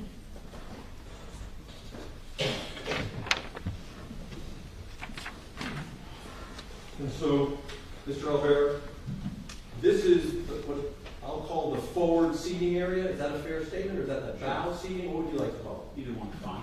it? Okay. And this is where, according to your review of the file, there were passengers seated in this bow area, correct? Yes. There are cushions that go on top of this fiberglass surface, so the person's, forgive my word, butt can be more comfortable than sitting on fiberglass, right? Yes. And you recall that when someone is seated in that bow area, there's about 12 inches between the top of the cushion and the gunnel. Yes. Okay. So now, you stay with me just 1 second. In Exhibit 3, the passengers are actually sitting on the gunnel, right? If that same passenger that I'm pointing to were seated on the cushion, you'd expect her torso and her body to drop about 12 inches. Yes, sir. And so that when seated while the vessel is operating, that passenger's torso and head would protrude above the bow, anchor, gunnel, whatever it's called. Yes. Okay. And the pilot looking over the bow might have his or her visibility obscured by the passengers seated in the front of that boat. Yes. Okay. And if the passengers are, for example, seated, listening to music, waving their arms and dancing in their seat, that could obscure the pilot's view or the operator's view. Both obscurity and strata, yes. Okay. Thank you.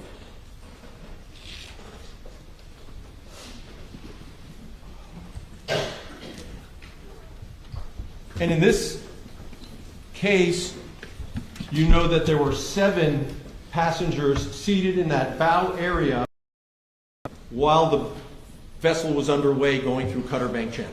Yes.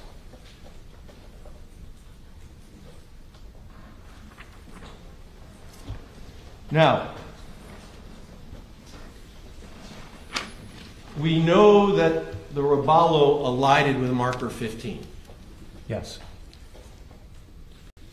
And you testified that you could see from the transfer marks on the edge of the Robalo there was some green color there. Yes.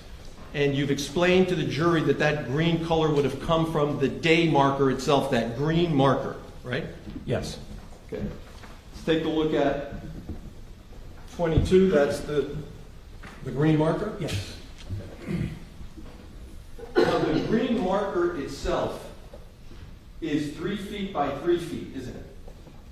The day marker itself. I think that's standard, yes. Okay. And so, if I could, can we publish this one on the big screen so that the jury can see it better? I think so. Which one is it? This would be State's Exhibit 22. Now, It's not on the. it's not on it? No. Okay, so we'll do it this way.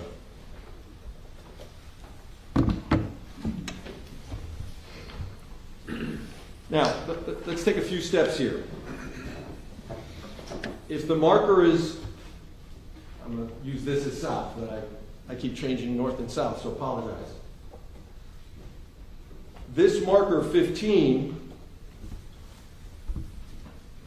down south has the marker protruding above the water line, right? Yes. And depending on how high the tide is, that marker to the eye will appear closer to the water line at high tide.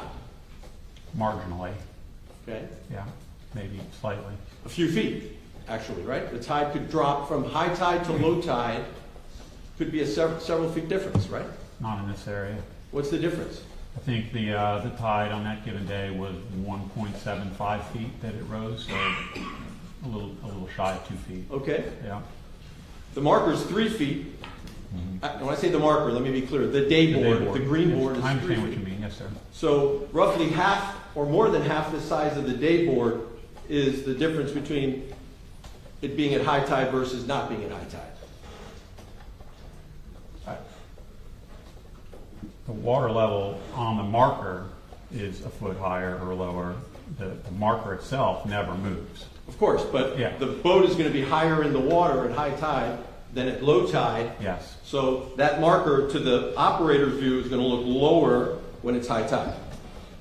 A little bit. Okay. Yes. Now, on September 4, 2022 at 6:37 p.m., it was high tide, wasn't it? It was close to high tide, I believe, yes. Now, when you first did your analysis in this case, Yeah. you had reported that high tide was at 10:29 p.m., correct? Yep, I just reviewed that, and that was low tide. And you reviewed that because today I brought that to your attention. You did, yes. Okay. So you were operating under the assumption that this entire event, until today, until we're here in this courtroom today, you assumed that the accident happened at low tide. I'm sorry, you assumed that low tide was... Well, tell us, what did you assume? I didn't make any assumptions because I didn't consider the minor difference in a foot or two of water level to play a factor in the collision. However, we have a 6-hour tide cycle here in South Florida, and so if the accident happened at 6:30 and the high tide was at 10:30, we were midway through the tide, and that would have meant that it was about a foot different. Actually, a third of the way, right? Low tide would have been about 4:30 that day? 4:30, 10:30. Under your math, Sure. 6-hour difference. Okay, sure. Yesterday, Lieutenant Thompson said high tide was at 4:48 p.m. Do you know where he got that number from? I don't. But as of today, we now know for certain from your own investigation 15 minutes ago when I asked you to check, high tide was right about when this collision occurred. No, it was not. It was 4:30. It was 2 hours potentially before the collision occurred. Double check. What time was high tide?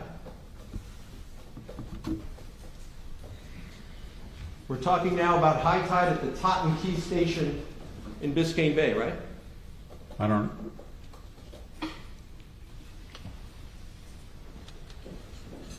I don't have the. So I don't know where the Totten Key Station is located. I did a quick review because you asked me to. So there's fluctuations in the tide. Given Biscayne Bay is so large that high tide at one area might be an hour different from high tide, and I'm speculating on the tide difference. So generally speaking, it looks like the high tide, based on what I looked for, high tide was at 4:44 p.m. On which day? September 4th. At which location? I don't know.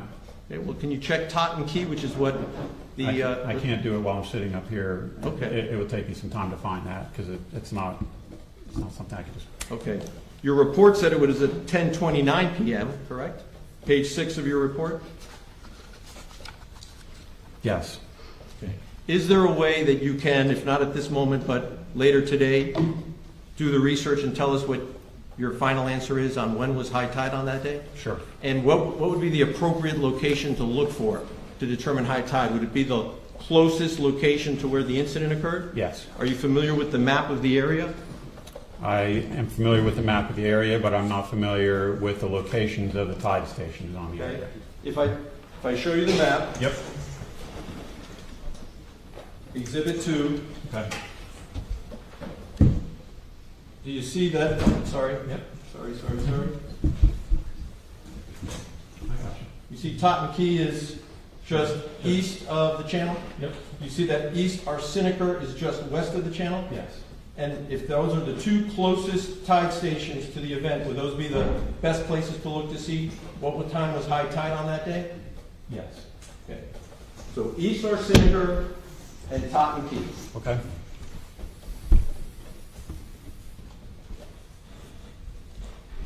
So let's go back to the channel marker.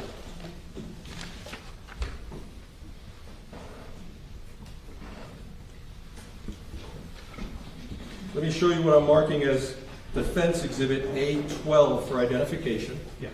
Does that look familiar to you? Yes. Okay. Is this a photograph that is included in one of your reports? Yes. Okay. Offer A12 by the defense. No objection, Your Honor. A12 marked for ID, Defense Exhibit D.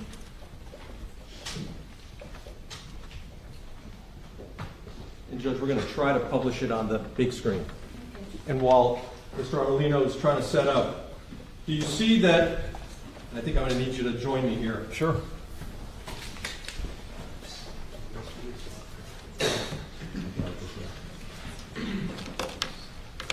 Going over here so that they're not distracting us as much.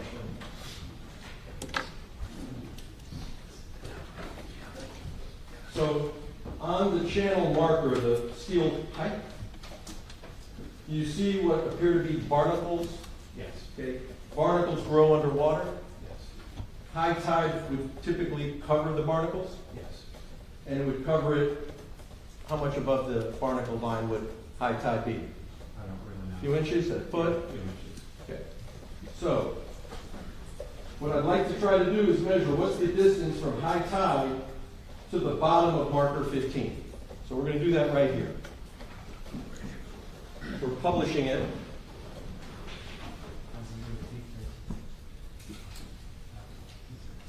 Judge, this is being published through the insertion of the thumb drive we are marking as 813 for demonstrative.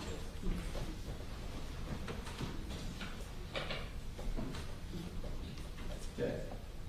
So I have a tape measure here. You see that the green marker measures on the tape measure about 4 inches on this display?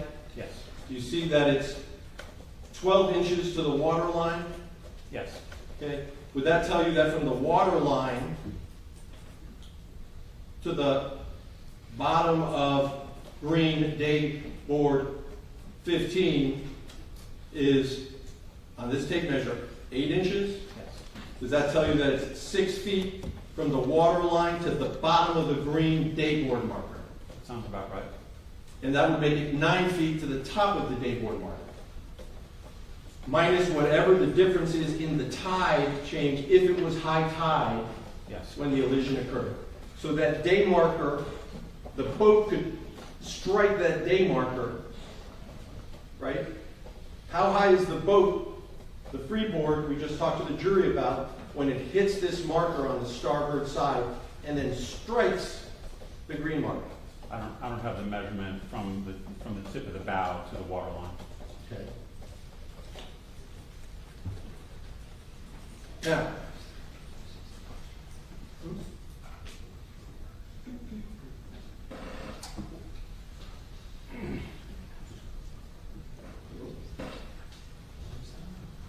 that's all right, thanks. Okay, now, you had talked earlier with the jury about how the boat hit we know it hit the starboard side, the right side of the boat, and we know that the gunnel is above the water line, Yes. right? Mm-hmm. And when it hits this fixed object, since it hit it on the side, it's going to sort of flex up, you said. Correct. Must be a few feet and it hits the green marker. Yes. Took the marker off, but the piling survived. It did. Okay. Now, I'd like you to take a look at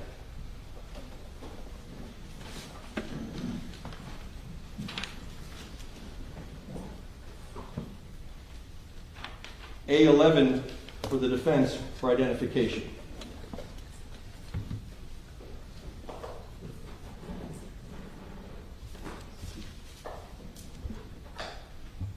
Okay.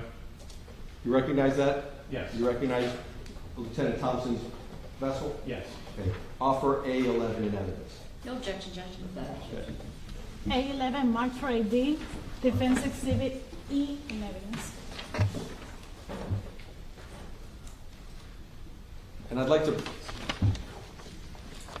Oh, thank you.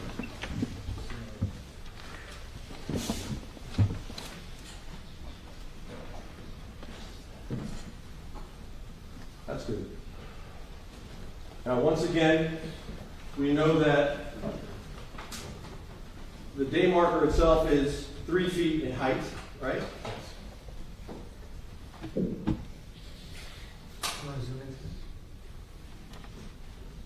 By coincidence, yeah, we zoom it just a little bit, guys, so we can make it exactly 2 inches so that it's easier to do the math.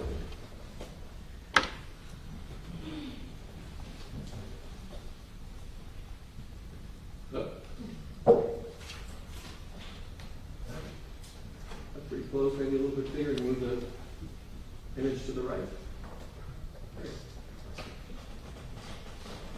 That's good. We'll get it. Not too big, but that's fine. A little bit bigger, maybe? 2, 3, is that, oh, that's good. All right, good. Yeah. So do you see that the marker is 3 inches on this scale, right? Yes. And that's 3 inches. And how many inches from the top of the tape measure to the water line, roughly? From the top of from here, Yes, sir. 14. 14. Okay. So if we know that each day marker is 3 inches or 3 feet, from the water line to the top is how much? You subtract 3 from 14, you have 11, so that would be, in theory, 11 feet. Okay. So the bottom of the day marker, 13A, is at 11 feet. The bottom of the day marker of 15 is 6 feet. Yes. That's a 5-foot difference between the height of the day marker. 13A is 5 feet taller than 15. Yes.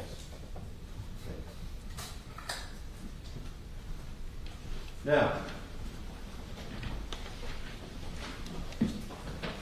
I'd like to ask you some questions about the trajectory of the...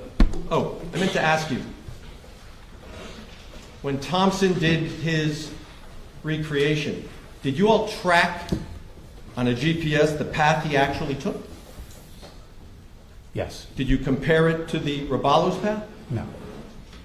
So what we've seen is, well, then how is it that we know what part of the voyage actually tracks the Roballo's voyage? Let me say it again. What portion of Thompson's voyage tracks the Roballo's voyage? The final leg from the second to last marker to the final marker. 13A to 15? Yes. The second to last, the green marker, The- 13A? Well, technically, the second to last marker buoy, the marker that I deployed, The floor. that one's accurate. And I mean, we were reasonably close to his trajectory at that time to line up for the final course. So to be fair, what you were trying to replicate were essentially what we've heard about the last 9 seconds? Yes. Okay. Up until the last 9 seconds, were you all focusing on replicating the Roballo's path? No. Well, I mean, we were trying to follow closely, but we didn't deploy multiple buoys along the way to directly copy his path. Okay. So the initial acceleration by Thompson that we see might have been from a different position from where the Roballo was on September 4th? Yes. Is it initial when we jump up on plane to start? Yes. Correct. Let me show you what's been marked as defendant's A6 for identification.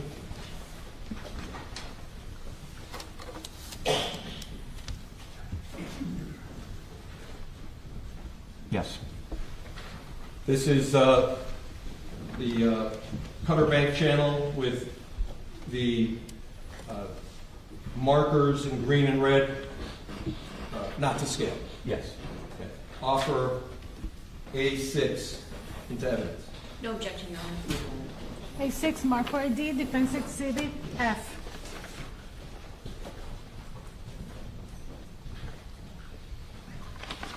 Thank you. And I'm sorry to make you stand and get Not a problem. get our steps in here. Sure.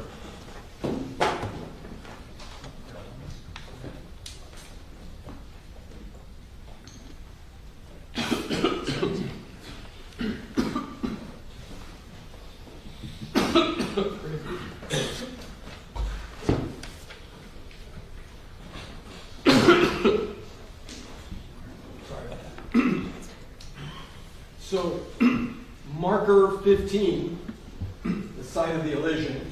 Yes.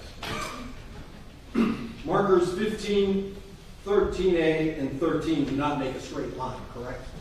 Not precisely, no. Okay. There's an offset. A little bit, yes. Okay. As the Roballo is coming down Cutter Bank channel like my finger is now, maybe I should borrow the pointer if that's available, so I'm not touching the screen, but if it's not available, that's all right too. There comes a point where the green marker 13A obscures green marker 15. I wouldn't necessarily agree with that. Okay. Take a look.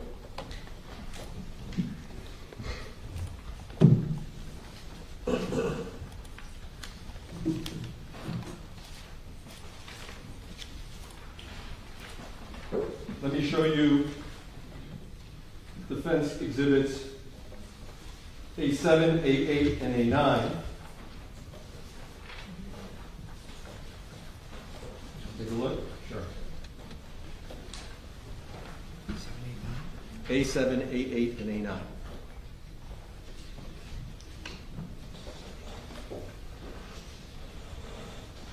Okay. Am I right? From the perspective that you took this picture, you can still see it, but 15 is somewhat obscured by 13A. This would be probably a quarter mile or more out. Okay, so let's offer that as evidence at this time. Your Honor, I'd like to voir dire on that. Mr. Albert, as you're looking at defense A7, A8, and A9, are you able to describe for us, given this perspective, where the photographer would have been in relation to the channel? Not precisely, but it looks like pretty much in the middle of the channel. And this is 13, 13. So, yeah. Oh, you mean on the chart there? Yes. Okay.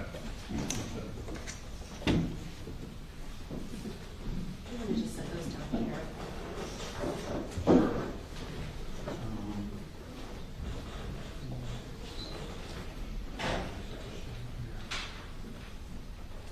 Okay. Of course. Okay. And if you could just scooch back a little bit so everyone Sure, can see. okay. So this one looks like it's the furthest perspective. This appears to be marker 12. Yeah, so this would be marker 12, and this would be marker 13. This is marker 13A, this is 14. So that would be, let's see here, that's 13A, that's marker. So it's like probably about where that depth reading of 2 feet is out here in this vicinity here. Now, that's obviously a snapshot image, correct? That Yes. the defense has given to you. Now, is it your understanding that the Robalo vessel was stopped in place No, through the channel? no, it was moving it up in the low 40s. So is this necessarily an accurate depiction of what the operator of that vessel would have seen as he or she was traversing that channel? No. Judge, I object to the admission of that evidence. I believe it. You want me to? Any other questions? Yeah, sure. This would be a still shot at one point in the line of the channel, right? Sure. We don't know sitting here, you weren't there, I wasn't there, whether anybody was actually looking down the channel at that moment in time.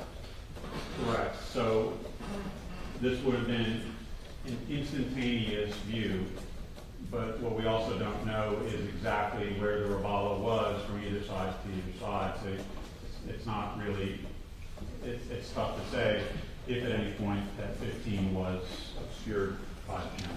But you can plot that because we have the track of the Robalo. So you could draw a straight line Yes. between 15, 13A, and see where does it intersect with the path of the Robalo, because you have the track Yes. showing the path. You could actually do that for us. Yes. Okay. Okay. So high tide Okay. and the intersection point where the Robalo, looking down the channel, would see 13, 13A, which would be obscuring 15. Sure. Okay. Offer, Judge. Same objection, Your Honor. Over objection admitted. Can we publish? And let me introduce. Hold on. See what's been marked as defense A7, now defense exhibit G in evidence. A8, defense exhibit H. A9, defense exhibit I. So which one is it? Thank you. Sorry. So, That one is exhibit I. what number? Oh, we go with that. Defense exhibit I. So, from this point of view, if you count the markers, the naked eye, it appears there are 2 green on the left and 2 red on the right. I mean, I can still see it. I can't see the post, but yes, for a moment in time, when you're transiting, if you're transiting this particular path for a moment in time, the marker 15 would be partially obscured by 13A. And if we could just enlarge it so the jury can see what the witness is describing.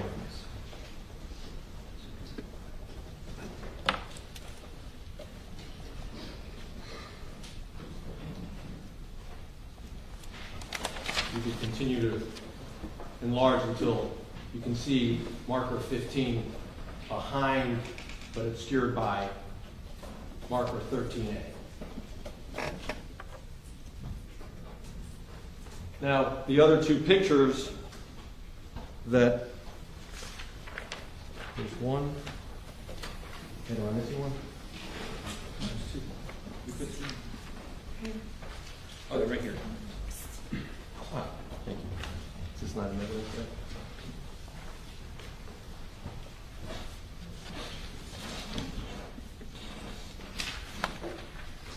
So I'd like to do these in sequence. So, starting with A7. No. Oh, sorry. Sorry. Q? Or G, what is that? That's a G. Starting with G, at this point in the channel, one can see in this photograph that there are three green markers on the left side, right? Yes. 15 is the furthest one away, that's the shorter marker, right? Yes. Doing that right? Maybe we can do it on the screen here. There we go.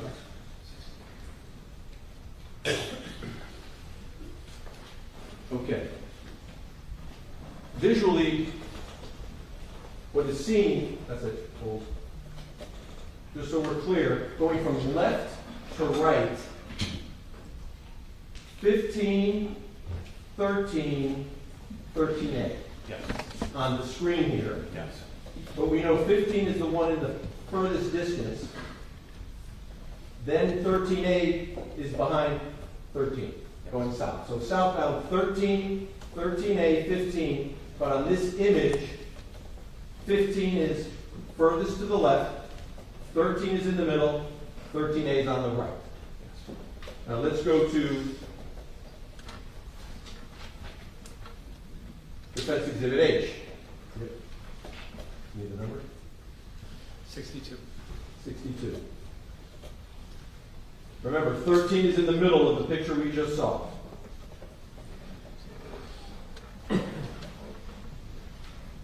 At this vantage point, 13 is no longer in the middle. Now 13 is all the way on the left, 15 is in the middle, 13A is on the right. Yes. Okay? And then if we go back to the original one we started with, I,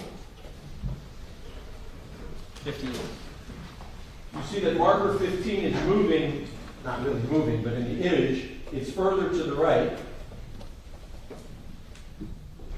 In the second photo, and then it becomes more obscured in the third photo. And it's actually going to end up, if we keep doing photographs, that marker would then move, 15 would move further to the right in the photograph. You're just changing the perspective. Right. Which is what happens when you're driving down the channel, depending on the moment in time you look ahead, the operator might just see two green markers, not three. Okay.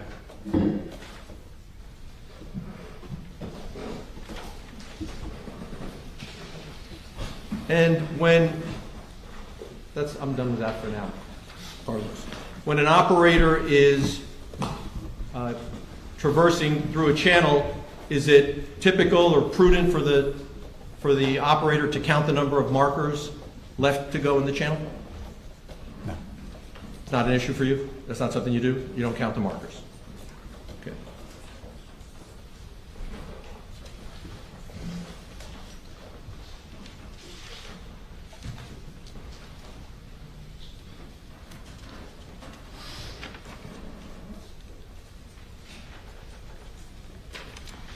You had indicated, because we listened to the sound of Thompson's exercise of the recreation, the noise of the hull, the body of the boat traversing on the water makes noise. Yes. Okay. And the motors make noise. Yes.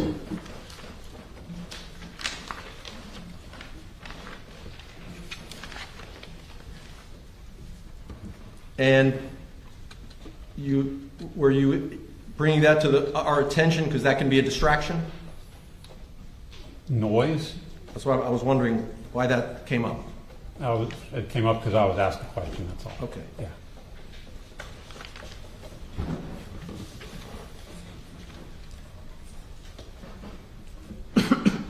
So when the prosecutor asked you, when Thompson recreated or attempted to recreate the path of the Robalo, his boat had no passengers on the bow, Yes. right? The camera was in front of the windshield, right? Yes. He, of course, was laser focused on replicating the path but avoiding the marker. Yes. And he was successful in doing that. Yes.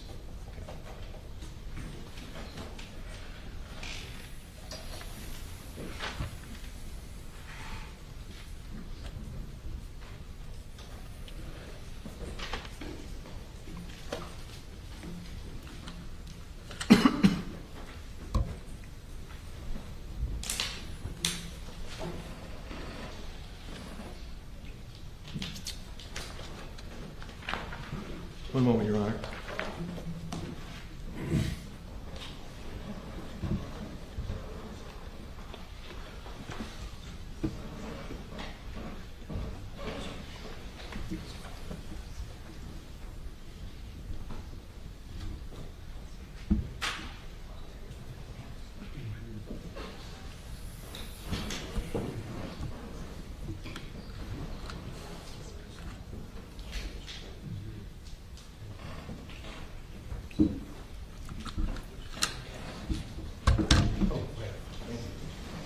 I'd like to ask you some questions now about the GPS track that the SIMRAD on the Robalo recorded.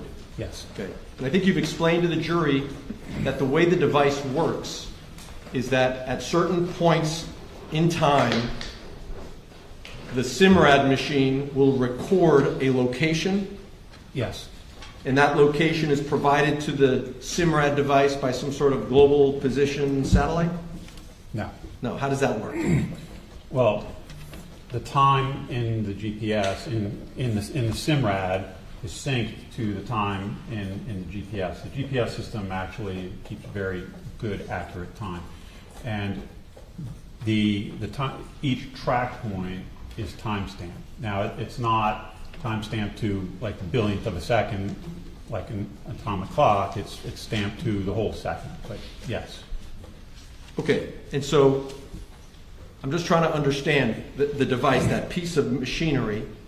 Is it receiving a signal from somewhere up in the sky telling it where the machine is at that moment in time? That's the location that it is recording? So, how deep do you want to dive into this? Not too deep. Okay. All I want to understand is it's receiving some piece of information, the device, about a location. It's not. It's calculating its position. Even the location it's being calculated. Yes, it is calculating its position. Okay. So the GPS system, there's 31 satellites that orbit the Earth, and that's just for our GPS system, the United States. There's also European and Russian and Chinese. So all those satellites are sending out a signal, and your GPS device is listening for those signals, and it needs to hear 4 signals at least in order to calculate its position. It does that by measuring the distance from the GPS to that satellite. So 4 measurements, it can pinpoint its location on the surface of the Earth. Got it. So with those 4 data points, it then calculates. 4 is minimum. Sometimes it's using more than 4. Fair enough. Yes. Okay. And then the machine calculates its location based on that data? Yes. Okay. And the machine also somehow records the time when it calculated that? It's when it's reading 4 signals from the satellite, it synchronizes its clock with the atomic clocks, the validated time in the GPS system, and then adjusts, of course, for the time zone that it's in. Old devices, like the old GPSs, you used to have to set the time zone that you're in. Now, pretty much all of them automatically just compensate for whatever time zone you're in. Okay. And so when the GPS, I'll call it the SIMRAD. Yes. The SIMRAD will record a location and a time. I use Yes. the word record. Is that a fair way to? Yes. Okay. And then along the path, it will continue recording at whatever interval. It could be a time interval. It could be the auto interval you've described when Yes. course change, speed change. And so what the machine does is simply, nothing simple, I shouldn't say that. The machine is recording all of these points, all of these locations, all of these times, and then it's calculating on top of that speed, for example, based on the. So the speed is calculated by the software when I download that data and I put it into Garmin Basecamp or Google Earth or one of the other programs. The program calculates the speed based on the distance and the time in between the track points. So these SIMRADs, if I'm operating a motorboat and I see a speed on that motorboat Yes. SIMRAD, Yes. is that the same speed we're going to see in the data you put in there? It's very close. Yes, very close. How is that speed being calculated? The one that's on the machine in real time? In the same fashion, but just at a quicker rate, because the GPS updates like 10 times per second. Okay. Okay. Is the SIMRAD a device that can operate in conjunction with autopilot? Yes. Autopilot is a separate feature. Yes. Okay, it requires more equipment. Yes. The Robalo wasn't equipped with autopilot, was it? Correct? Not that I'm aware of, no. Okay. Does autopilot work by steering the vessel based on the SIMRAD's information? Yes. Okay. And autopilot, presumably, well, you tell us, is it sort of like Waymo that we're seeing in cars these days? It's not quite the same. Okay. But a computer is effectively driving the boat when it's on autopilot, right? Yeah, but it's much more point to point. It's not.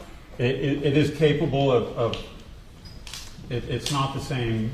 Like it's not a Tesla, where it's driving, making turns on the street. So, when you're using autopilot, you're typically, as the crow flies, from point A to point B, and then you can put in multiple points, and then some of these newer, like the state-of-the-art marine GPSs, you can ask it to auto-generate the best route based on the input that you put into the device, and it will generate a route, and you can use your autopilot to navigate. Yes. Okay. The markers, the channel, cutter bank, those markers, you're able to tell using your handheld device where that marker is in terms of longitude and latitude, right? Yes. Is it correct that the SIMRAD device on the Robalo, at least as to marker 15, does not chart marker 15 exactly where your device says marker 15 actually stands in the water? I don't necessarily agree with that. I'm asking you. I don't agree with that statement. Okay. I'll ask the question, Yes. is marker 15 where it stands in the water, is that where it appeared on the chart generated by the SIMRAD device on the Robalo? On the day that the incident happened, Let's start there. I don't know. Okay. What about when you downloaded the information and generated some visuals of the track line of the Robalo? Yes. There's no way for me to know what chart Mr. Pino was looking at that day because he's got multiple options with this device. There's a base map, which is what I took pictures of and what the defense expert took pictures of. But that's just one way of displaying the data on there. There's also bird's eye imagery. His device was equipped with Navionics software. So he can do bird's eye imagery. He can do complete bird's eye imagery, like you're looking at a Google Earth image with the chart data overlaid on top of it, or you can do part like chart and part bird's eye imagery, or you can do overlays of both together. So the pictures that I have and that defense took were of the base map. Okay. Let me show you marked for identification A5. Is that what you're referring to? This is the base map, yes. Okay. Offer A5 into evidence. May I just look at that one for a moment, Ron?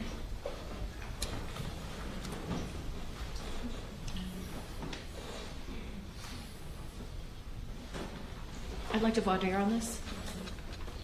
Mr. Albert, I'm showing you Defense Exhibit A5. Have you seen this image before? Yes. Can you explain to the members of the jury if this is a view that would be safe to use for navigating a vessel? So the one on the left, If you want to step down, because Sure. it's a small photograph.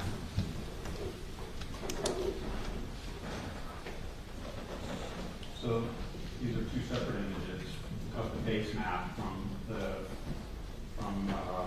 GPS.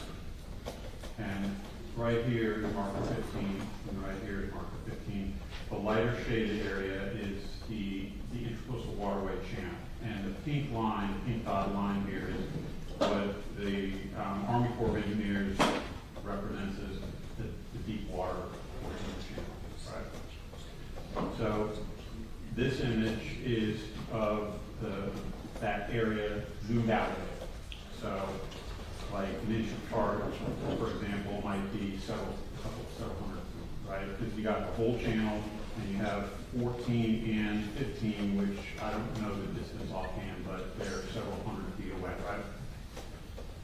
This zoomed in version, this is a tightly zoomed in version. I don't know how tight the zoom is because the scale's not on the picture. There's a tightly zoomed picture, probably in double digit, like, 30, 40, 50 feet. So it's zoomed in really tight on channel marker 15. And if it's zoomed in really, really tight, does it make it look as if the track that was plotted by the GPS is actually further away from the marker than it would have been? No, so the actual GPS data is accurate. How it's projected onto this base map. The base map might be offset just a hair. So you have, imagine looking at a low resolution image on your phone. For example, the Mona Lisa. Okay. Objection, Your Honor? If you zoom in. No objection to the Mona Lisa, but I'm not sure what we're doing here. Is this a demonstrative that you're using? Yes, Your Honor, so that the witness can explain the base map and the track lines. The closer you zoom in, the less detailed it becomes pixelated, right? And so if you look at the zoomed out version here, the track line goes right into channel marker 15. If you zoom in really, really tight, it's missing, and it's hard to say exactly how much it's missing by how much the offset is, because we don't know what the scale of the picture is. I object to the image. No objection. I'm sorry, I couldn't hear. Over objection is allowed. A5. You gotta give her a quick. Here you go. Sorry about that. A5 marked for ID. Defense Exhibit J. Mic on the screen? Or you don't? Sure. While we're putting that one on the screen, tell us what's A4. This is a picture of the base map on the SIMRAD device. Offer A4. No objection. That objection made. A4 marked for ID. Defense Exhibit K.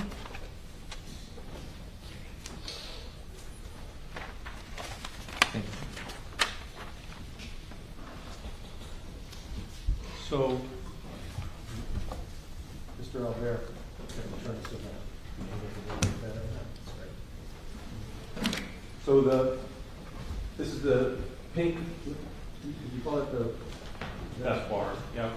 pink, is that the center line of the channel? It's not always the center line, but it's in between the markers.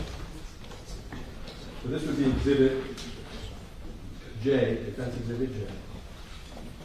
At least according to this image that was on the SIMRAP, Yes. okay, at least this image shows that the track line of the Robalo was west of the marker. That's what it shows, right? Right? Yes. In this image, yes. We know that it actually struck the marker. Yes. And we also know that it struck the marker on its starboard side, its right side. Yes. And that would suggest that the Robalo was headed towards that marker with its starboard bow alighting the marker. The marker would be just right of center of the bow. Yes. Okay? It would be what we would say is off the starboard bow. The marker would have been off the So, starboard bow. In my world, it's on the bow. On the bow. It's dead ahead. Okay. It's dead ahead. We're talking about, a couple of feet off to the right. Okay. Which means that the marker would be, in your world, the marker would be slightly west of the Robalo. I don't understand. This is south, right? Yes. Mm-hmm. It hit the starboard side, so the marker would be slightly west of the Robalo. West is the main. Okay. Okay? At least according to the track line that SIMRAD produced, the marker was actually east of the Robalo.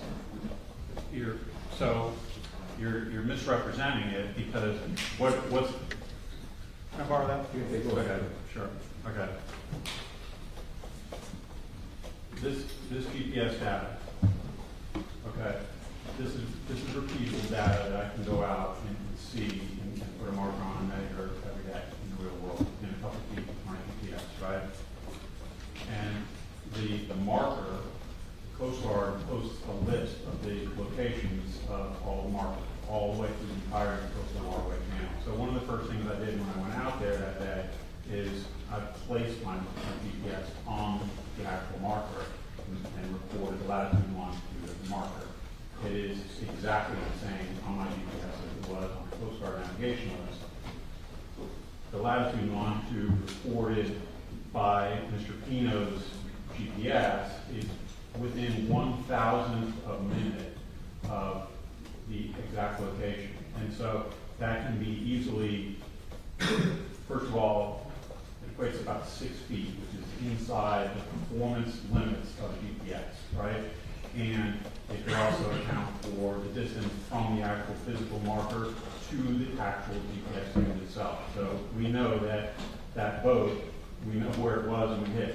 The reason it looks like this is because it's not because the GPS data is wrong, because if you take the chart, right, and you just move the chart slightly over this way, you follow, like, it's not the GPS data, it's this lower resolution base map that's being used to navigate.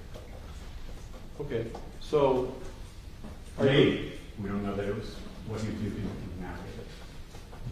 but can you tell the jury what was on the screen in real time, where that marker was on the screen in real time as the boat was moving? No. Thank you. I would also hope that he wouldn't have it zoomed into a 20-foot zoom scale because you wouldn't be able to see what had it. Okay.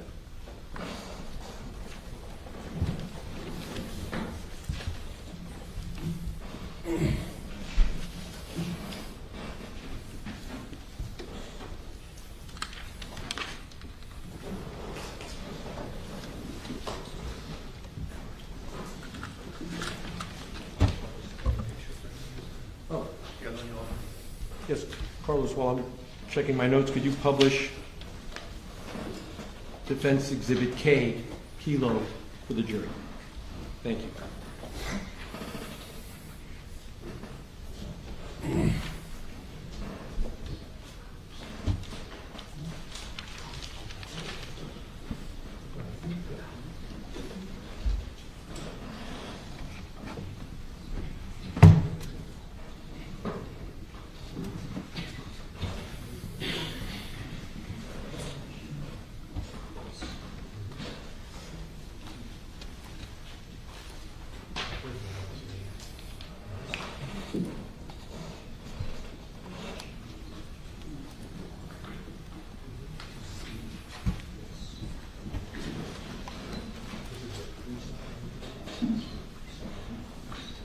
So, what is now, this is K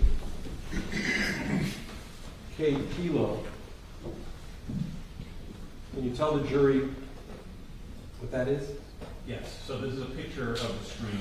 This probably is zoomed in to the tightest possible range on this. Is there a scale right It there? looks like this is the equivalent of 20 feet. It's hard for me to say, but that's what it looks like to me, 20 feet. Okay, is this what, this is the SIMRAD from the revolver, right? Yes, And this is the image that, when the machine was turned on, that was visible to the viewer at that moment in time when the machine turned on? no. So what is that? This is a picture that I believe your, Mr. Edmund took, where he turned on the machine and then he navigated to the chart plotter page and then he zoomed in to the tightest possible range. Okay. But that's an image from the actual SIMRAD. It is. Was it transposed to Basecamp or anything like that No. at that point in time? No. So the Basecamp business you told us about a moment ago doesn't affect what we're all seeing here right now, correct? No. The way that this image was set, the way that the examiner manipulated the screen is what made it look like this. When you say manipulated, you're not saying the examiner moved this line or moved the marker, are you? No. You're just saying magnified, put his camera there so we could all see it here today. Well, he navigated to the chart screen and then he zoomed in to the tightest possible range and then took the picture. Okay. With his camera. When you say navigate, because we're here talking about boating, you mean? Well, he went through the menu options and then so see these crosshairs here, so that allows the user to scan around on the chart, and then when you hit the zoom function, you can zoom in on certain items. Like, so if, for example, you want to know about this channel marker, you could actually hit the enter button here, and it would pop up. The pop-up would show exactly what marker it was, what number it was, and so on and so forth. Yep. That's all I have, Judge.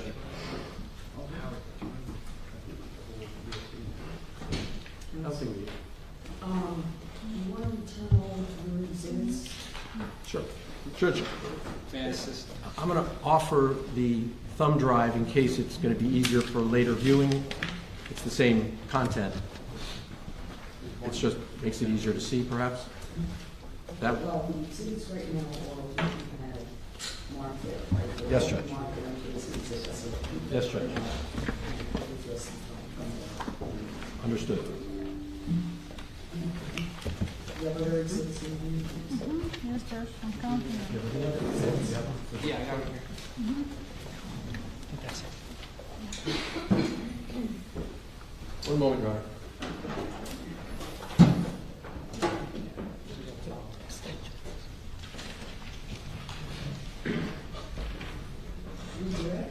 Thank you, Judge.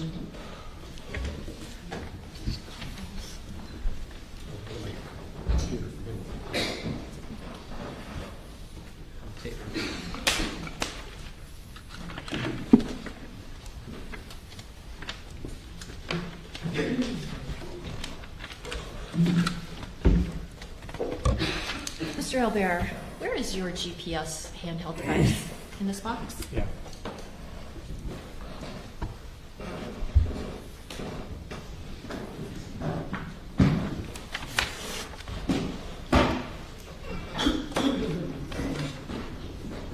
I hope it's there. I'm gonna drop it. It's pretty rugged. Do you consider this a machine? Yes.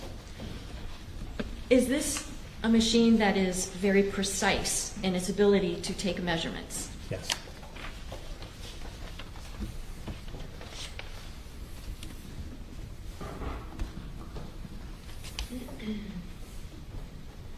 Now, let's talk a little bit about the recreation that took place in this particular case. was it daylight out when Yes. that recreation was done? Yes. Was it still daylight out on September 4th, 2022, when the defendant crashed his vessel into the channel marker? Yes.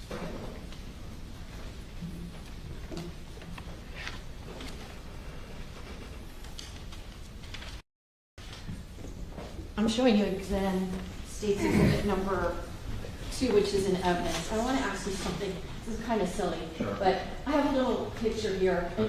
Let's say a representation of the sun. Now, the sun would be setting in the west, right? Yes. I think the defense attorney asked you if it was setting in the west at that time of the year. Does the sun set in the west all the times of the year? Well, I mean, it depends on the season. It's either a little further north or a little further south. But not in the east. No, it rises in the east and sets in the west. Okay, so I didn't catch that. Sorry. that's okay. You had a long day. So now, when the defendant is coming down the Cutter Bank channel, is he going west where the sun is? Is there any reason to think that the sun blinded the defendant so that he could not see channel marker 15?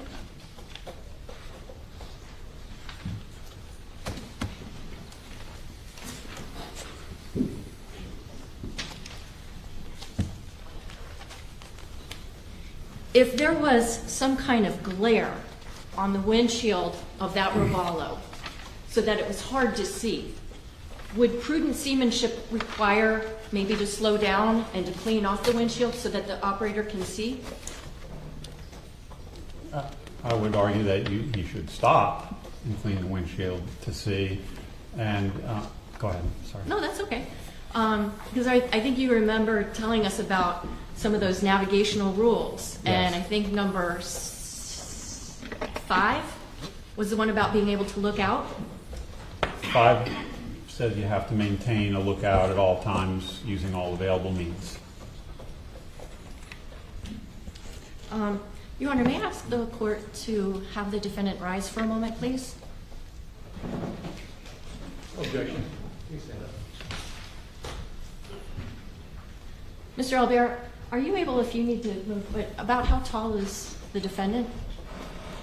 6 foot, 6'2". You want to stand next to him because we know how tall you are. 6. Maybe a little. Okay. 7'6". Yeah. So, knowing what you know of the dimensions of this vessel because you've been on it yourself, is there any reason to think that a man of this defendant's height would be unable to see ahead of him whether he's seated in the vessel or standing up? No, and also based on the amount of experience that he had documented in the GPS, he would also have been aware of any limitations that he had visibility-wise on the boat.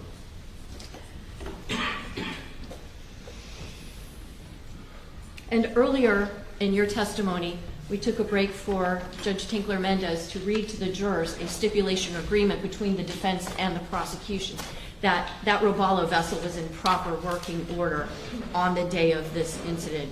Do you have any reason to think that, in fact, there was something wrong with that vessel that caused the vessel to crash into that channel marker? I don't have any evidence. I do not have any evidence of that.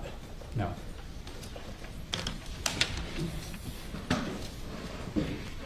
Now, the defense attorney asked you if during that recreation there were any people seated in the front portion of that FWC vessel. Would it have been safe seamanship to have anybody up at that part of the vessel for that recreation? Objection. Pre-trial rule. Sustained. Go ahead, please. You want? I would ask for a sidebar.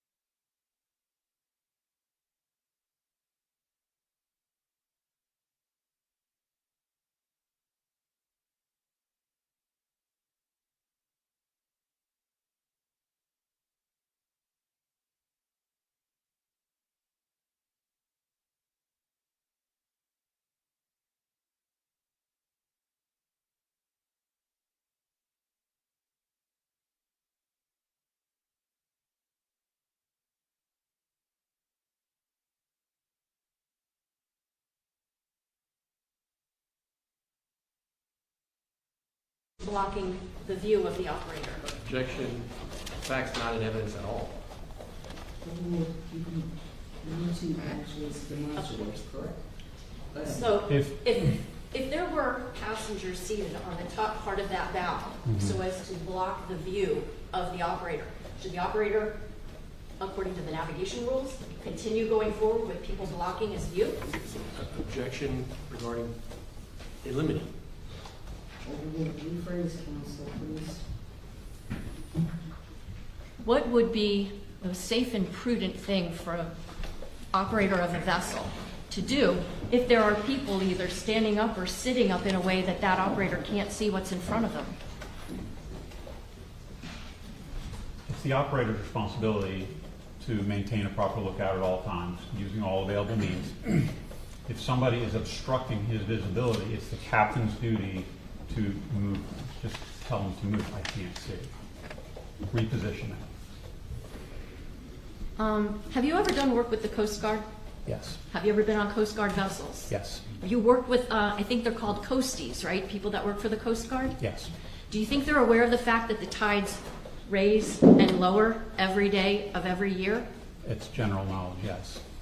So, channel marker 15, if the tide is high, does that make it then an unsafe beacon for people traversing the Cutter Bank Channel? Not at all.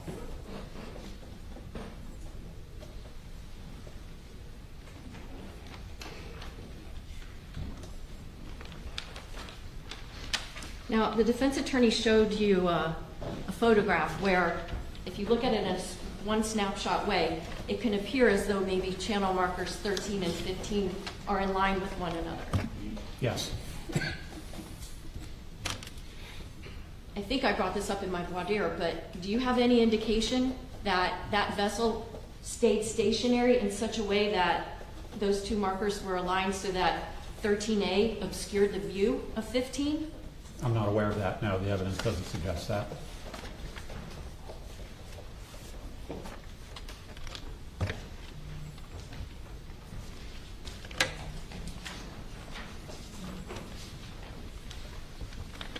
I'm sorry, judges, please give me 1 minute.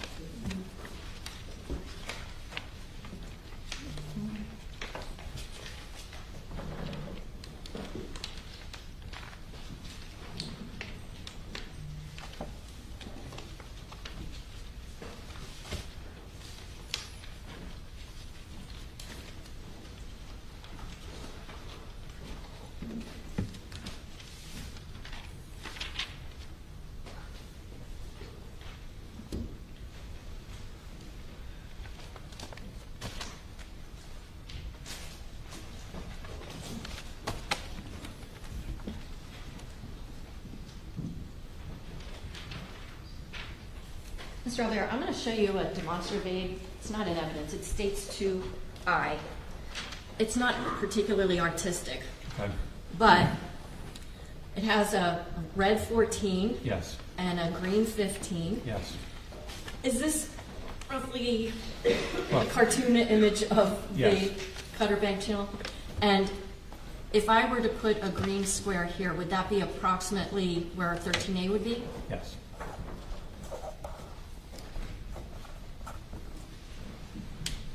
Now,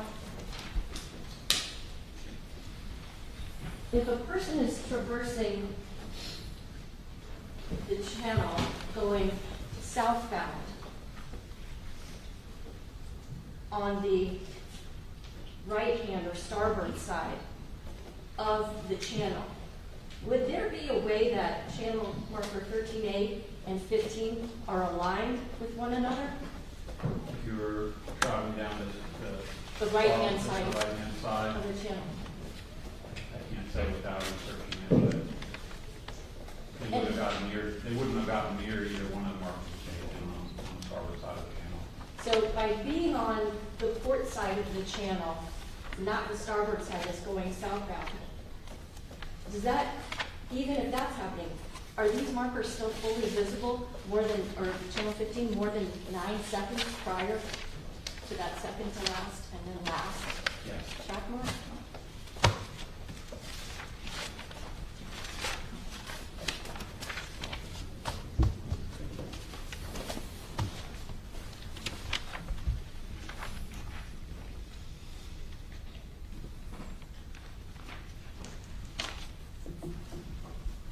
If somebody doesn't see an object, does that mean that it's not completely visible?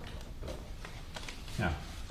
In this particular case, if the operator of that Robalo vessel did not see channel marker 15, does that mean that it was not fully visible for safe operators of vessels?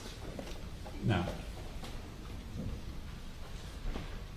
If the operator of the Robalo, in this case, told the police during an interview that he was approaching the quote-unquote last channel marker when this crash happened, would that be consistent with that operator knowing where channel marker 15 was? Yes.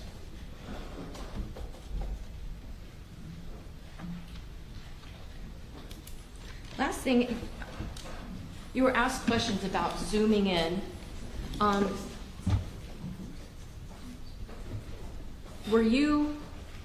Would it have been possible to take a photograph of the chart plotter device without zooming it in? Yes. And have you seen that type of an image from this very SIMRAD device? I think I showed one. They were side by side with one of the images. Yes. When the image is not super zoomed in, does the chart plotter show the path of the Robalo straight into channel marker 15? It does. No other questions? All right. I'm considering you're subject to holiday, extended subpoena. I have a quick question. Okay. Sure. We're going to take a little coffee break now with the jury. Ladies and gentlemen, please put your notepads and sign off.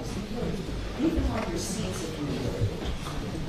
We're going to take about 15 minutes for a coffee break. Please do not discuss the case, and we'll take you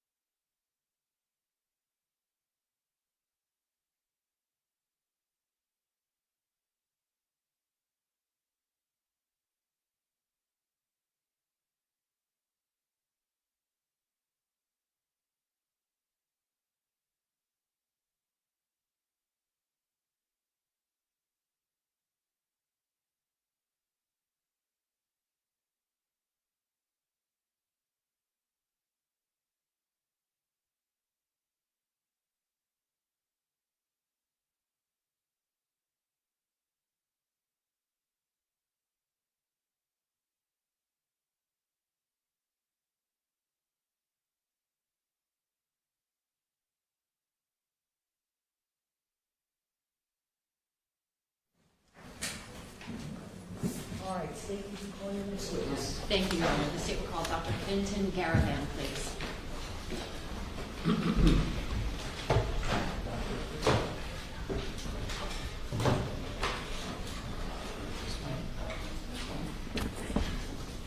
Please step forward, face the clerk, raise your right hand and be sworn. Do you solemnly swear affirm the testimony you're about to give will be the truth, the whole truth, and nothing but the truth? I do. You may have a seat, Dr. Smith.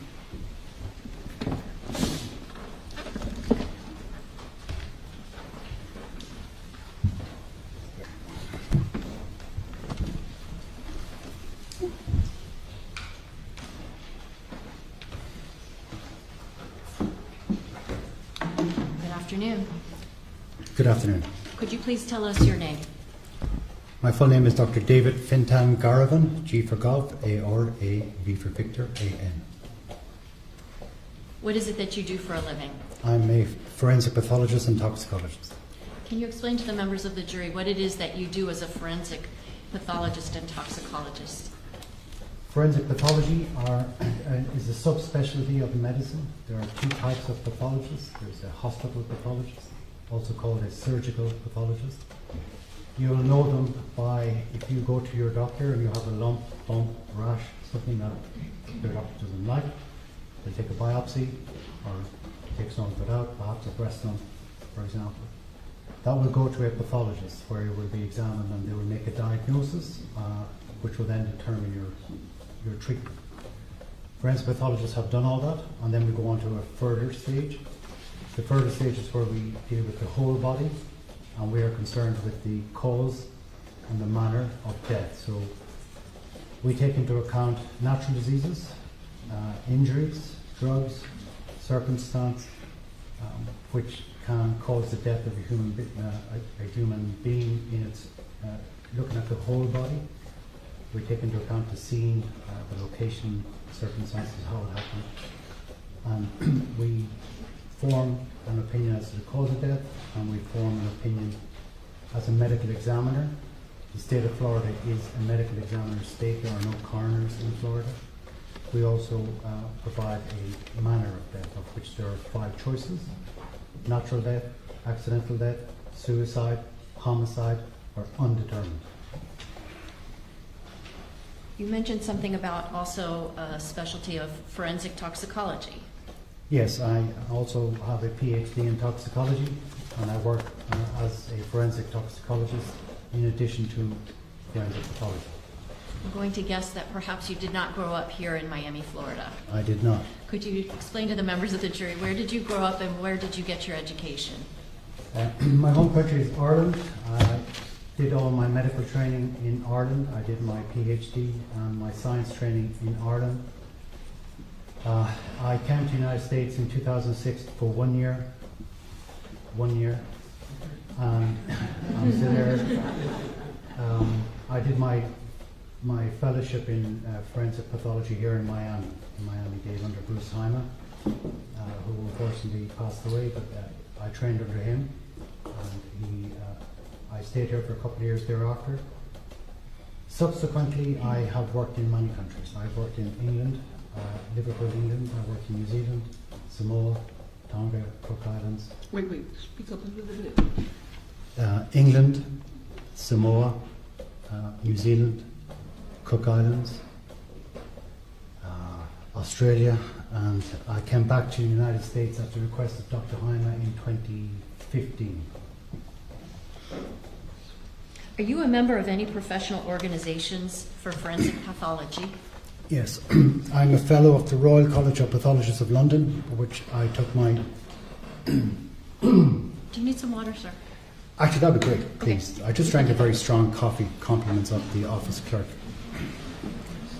Or the officer, I should say.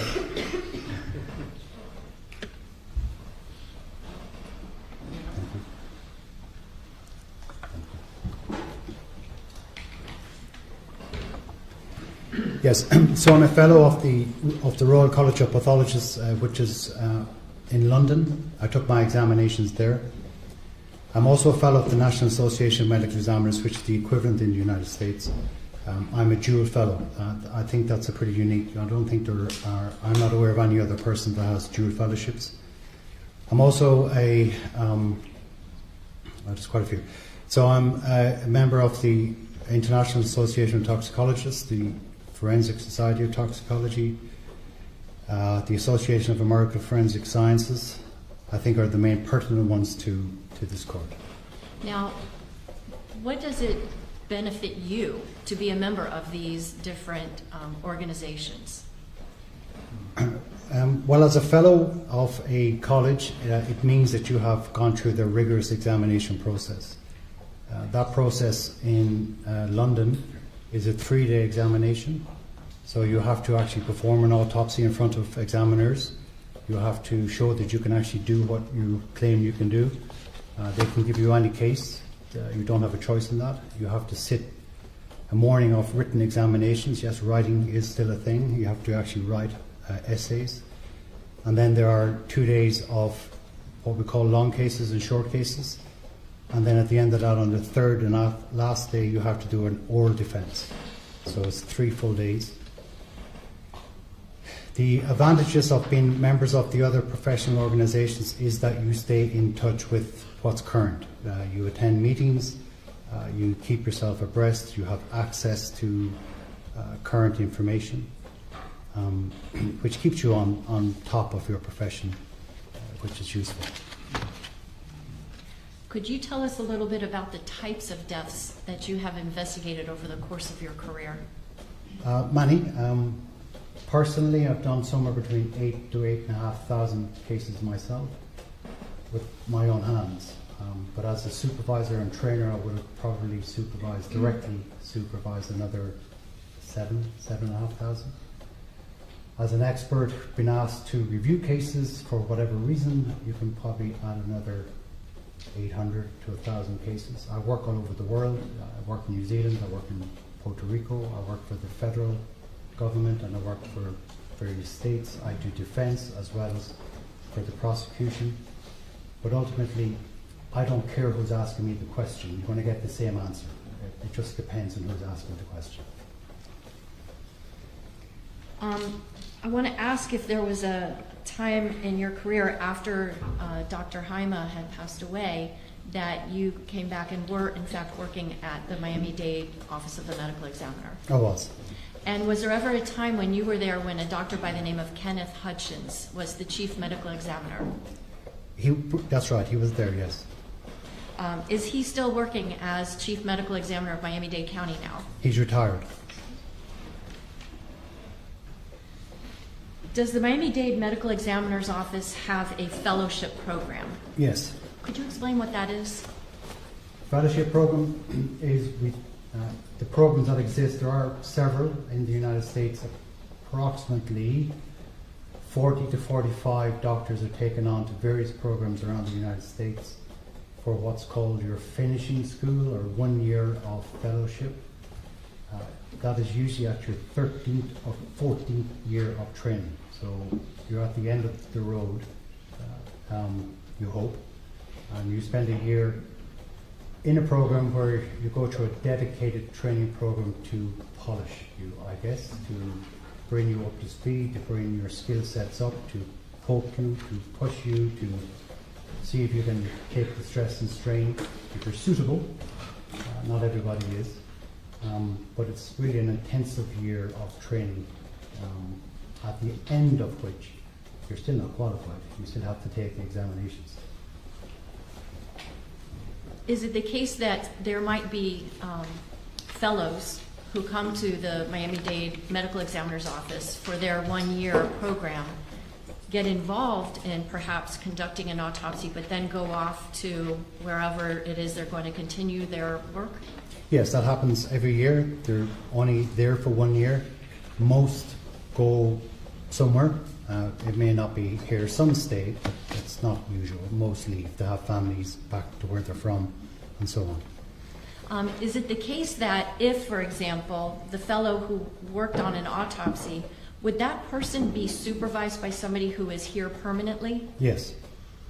Now, if there was a situation where the chief medical examiner is retired and the person who conducted the autopsy under his supervision has moved to parts outside of the state of Florida, for example, would you be able, based on your training and experience, be able to review that autopsy file to come up with your own impressions of what the cause and manner of death would be? It's not unusual. Life is life. People move on. We don't live forever, or we retire. So cases can come to court after the fact, and in those circumstances, we should be able to sit down, review the case with the information available, and form an independent opinion.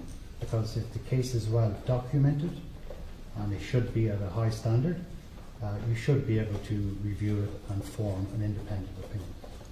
I want to call your attention now to Miami-Dade Medical Examiner case number 2022 or 2022-02732. Yes. Have you become familiar with that case number? Yes. And in fact, in preparation for your testimony, were you given copies of all of the medical examiner notes, reports, photographs, and the like? Yes. In reviewing those documents, were they sufficiently thorough and detailed that allow you to tell this jury a bit about the cause of death of the person who was autopsied under that case number? Yes.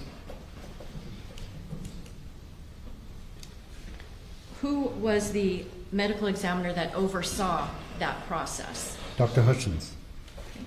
Do you know a woman by the name of Dr. Brittany Imblum? I do not.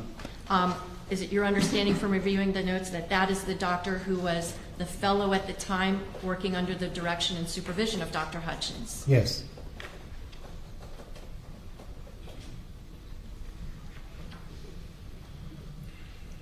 First, I want to ask you about that case number that I read to you, 2022-02732. Can you explain what the significance of that medical examiner case number is? Each case, when it arrives to the department, each case is assigned a unique number. They come in a sequence, so there's a case before and a case after, but there's a sequence of numbers, but they're all unique to that case. No other case will have that number. And when you say case, are you referring to person? I am referring to a person or an investigation of a death that may involve a whole, part, or some of. Now, in order to ensure that, let's say, photographs or specimens that are collected from that person or case will be only dealing with that person or case, is there anything done with that case number to ensure that it doesn't get confused with any of the other cases? Well, in each case, the number ascribed to that case, for example, in the photographs, they'll all have the unique number present in the photographs. All samples will be labelled with that number. The case file will be labelled with that number. Everything that's generated for that case is attached with that number. Do you know the name of the person who was assigned that case number? I don't offhand, I do not. Would reviewing the medical examiner autopsy report Yeah, help and you? please, I just want to be clear, it's no disrespect to the deceased. We have to remain impartial, so I try not to learn the personal aspects of it.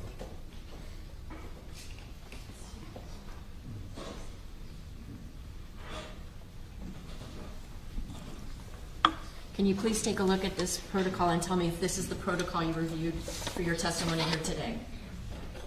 Yes, it is. It is. Okay. And what is the name of the person who was autopsied under that case number? Luciana Fernandez. What was her date of birth? Her date of birth is not given in this protocol, but if you give me 1 second.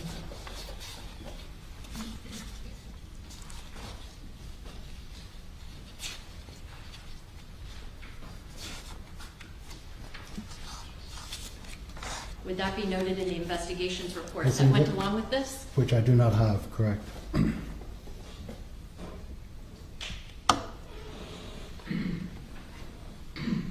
you. You're welcome. Is that the investigations report that was part of that case file for Luciana Fernandez? Yes, it is. And what was her date of birth?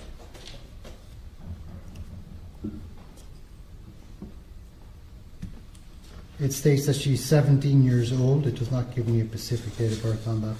on this file. At least I don't see it.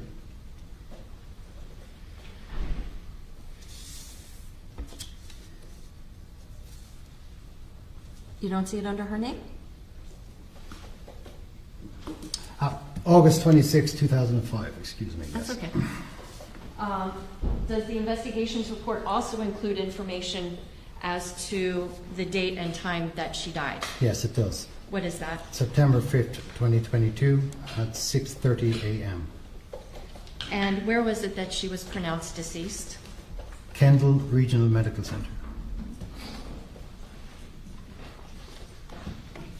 Are you aware of a type of photograph that's taken at the medical examiner's office called a legal ID photograph? Yes. Can you explain what that is, please? It's a photograph taken of the person's face, usually upper neck and face, full features, to assist or be available to help with the identification, so it may be shown to a loved one or person familiar to confirm as part of that is the person that we think it is. I'm showing you what is in evidence of State's Exhibit number 7. Now, you had the opportunity to familiarize yourself with the photographs that were associated with this case, correct? Yes. I'm showing you State's Exhibit 7. Is this a legal identification photograph of Luciana Fernandez? Yes.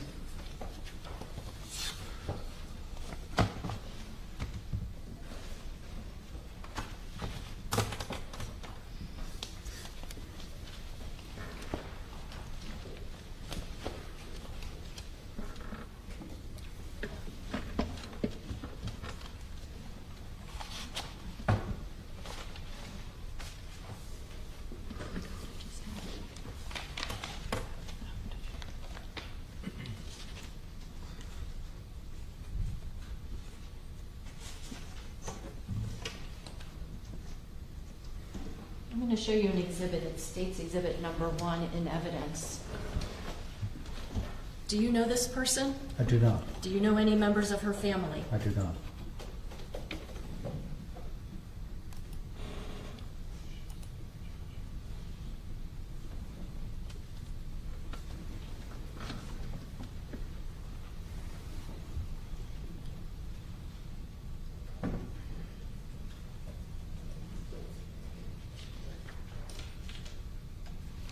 Let's start with some basic information about Ms. Fernandez. How tall was she?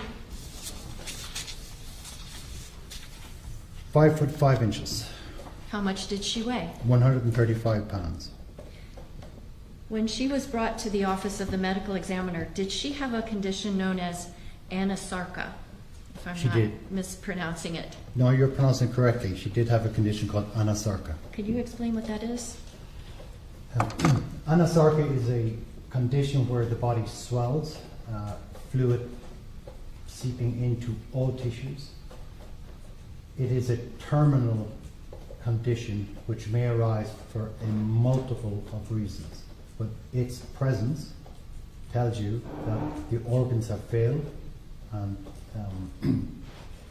this person has been in terminal decline for hours before their death. It can be days or weeks depending on the case, but ultimately when the body is swelling like that, it means that the organs have failed. Doctor, do you have an opinion as to the cause of the death of Luciana Fernandez? Having reviewed all of the evidence that was provided, the photograph, the autopsy protocol, the circumstance of the case, which is clearly very important to us, the cause of death in this case was determined to be drowning. I would agree with that. I would have used slightly different language, complications of drowning, but that's a style, not a difference of opinion. Why would you say complications of drowning as opposed to drowning?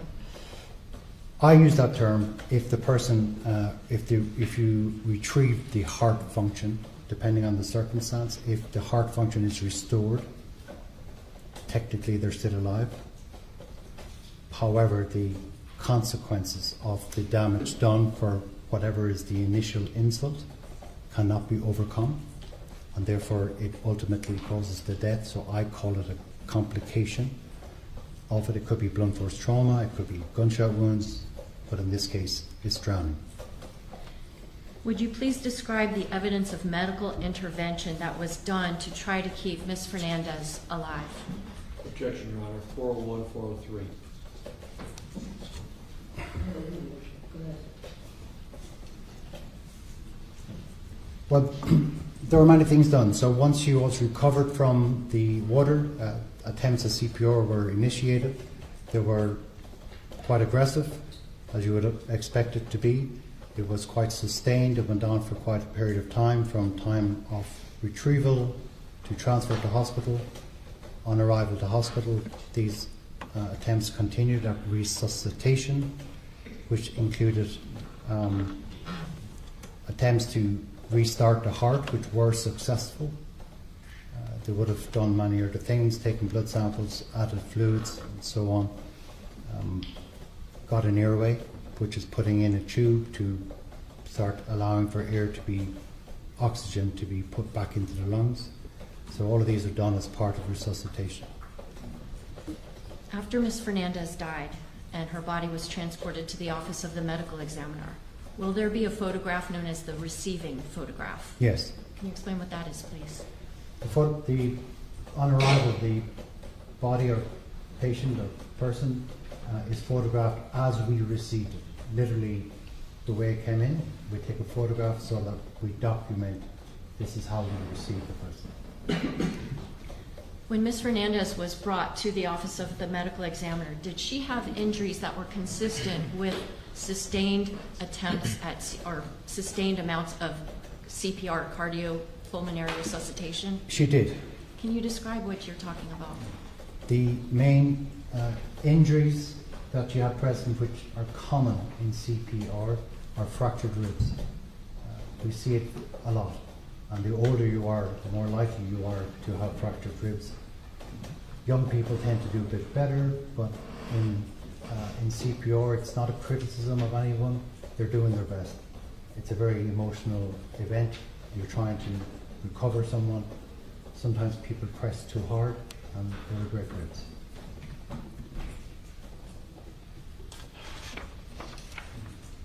Showing counsel states 1T for identification.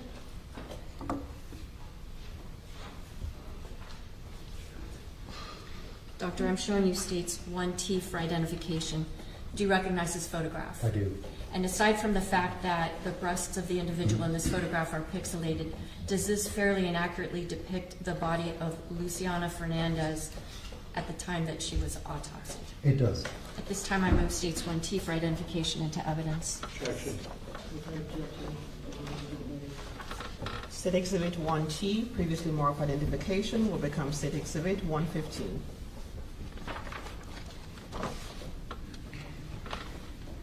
May the doctor stand down? Yes.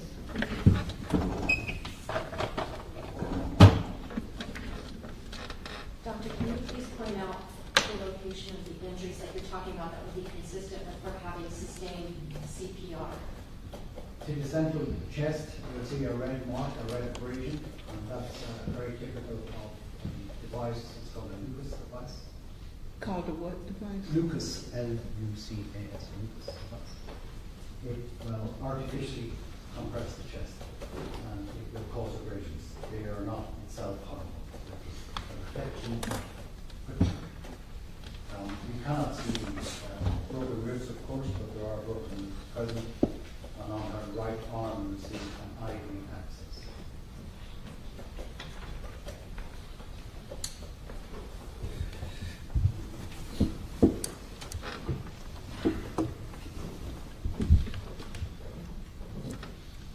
Did Ms. Fernandez have any injuries to her head?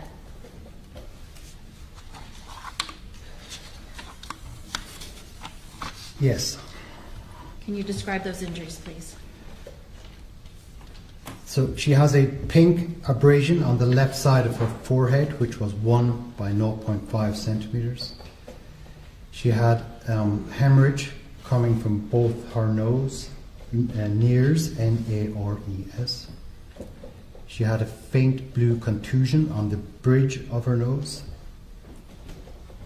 She has an abrasion and bruising to the right side of her mouth. Lower lip was swollen.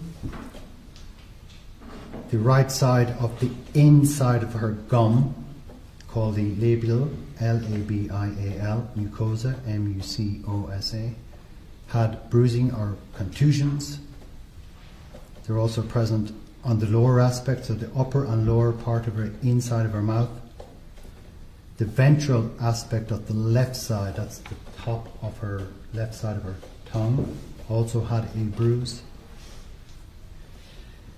She had bruising present on the right side, left side, and on the front of her scalp. So in this area, she had bruising. And the right temporalis muscle, which is on the right side of your head, had also bruising. And there was bruising on the left side of the temporalis, which is on the left side of the head. The bruising to her head, is that consistent with what's known as blunt force trauma? In this case, it's likely. I have not seen any other particular reason why it should be there.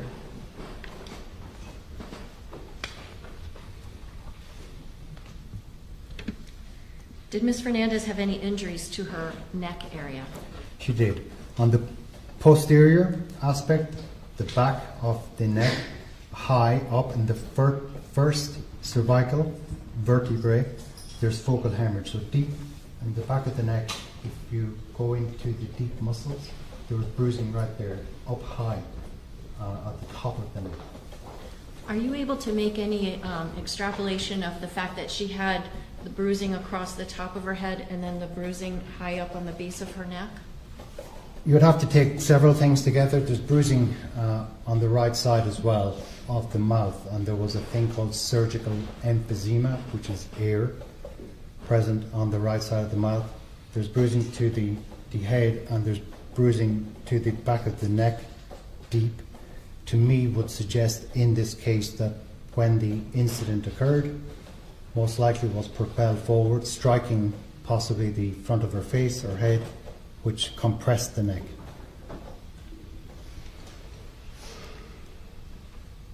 Were there any injuries to Ms. Fernandez's torso, meaning the front and or her back? Yes. On the lower aspect of her left side of her back, there were red abrasions. Towards the middle of the lower back, there's also abrasions. And on the right buttock or gluteal region, there's also abrasions. For the record, I'm showing counsel states 1U for identification.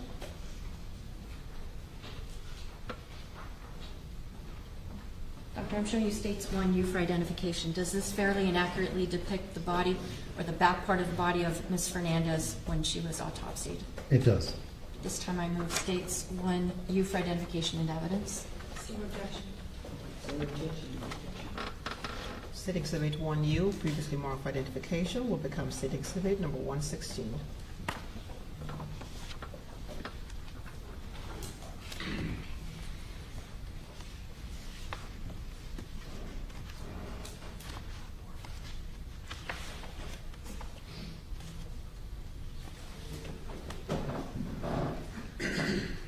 Doctor, would you step down for a moment, please?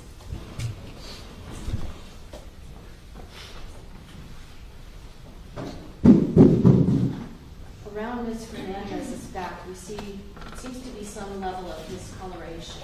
Can you explain to the members of the jury what we might be looking at here? This is called postmortem lividity or discoloration. So when we pass away, our circulation stops. Blood will settle out of the blood vessels in the line of gravity.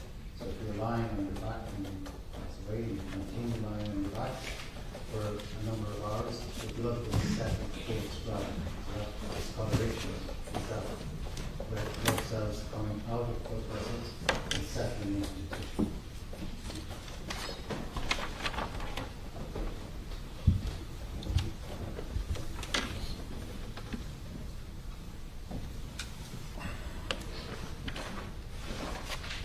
Did Ms. Fernandez also have any blunt force injuries to her arms or her legs? She did. She had several bruises to her upper arms, left and right. She also had abrasions to her right hip on the right side. There are also a number of bruises and abrasions on both lower legs, left and right.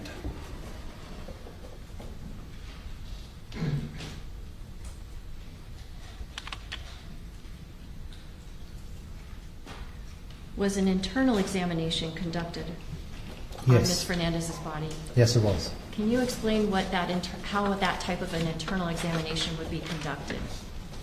So the autopsy has many aspects. First of all, you get the information that is available at the start, so that would be the equivalent of your primary care doctor reviewing your chart before they go to examine you. The second part is that we do the external examination, so you're looking for signs of natural disease, injuries, clues to give you some idea of what you might be dealing with. And then we move to an internal examination, and the internal examination involves getting access to the body to examine all of the organs. That's all of them, from brain, neck, chest, abdomen. We go through all of your organs in detail, looking for disease, injuries, or clues as to why this person may have passed away. Were the findings both from the external and internal examination of Ms. Fernandez's body consistent with her having blunt force trauma, perhaps to the head, and then subsequently drowning if she was in water? Yes, so drowning is a diagnosis of exclusion. There is nothing in an autopsy that you will do and point your finger and go, aha, this is drowning. Drowning is a diagnosis of exclusion. It means that you must have ruled out other causes for the death. If I may explain. Anybody could be in water swimming, walking, and have a heart attack, for example. If the heart attack is your cause of death and you happen to be in water, then it's not that you drowned, it's that you've suffered an event which has put you in a dangerous environment. So that's the reason why. We also would look at to make sure you're not intoxicated or there's some other reason that you didn't get out of the water. So once you have ruled out other causes, and the only thing you're left with is the environment to where the person was found, in this case underwater, in the result of an event that happened with a boat, we can reasonably conclude that, having ruled everything else out, that the cause of death is drowning. Now, was a toxicology screening conducted of Ms. Fernandez's blood? Yes, all cases get screening. The blood sample that was used, was that ante-mortem or post-mortem? Meaning prior to death or after death? It was ante-mortem. Was the tube of blood that was analyzed, or tubes of blood that were analyzed in this matter, dated and given a time? Yes, they all are when they're ante-mortem. And in this case, it was the September 4, 2022, and the hour was 20 hours and 28 minutes, which is 28 minutes past 8 p.m.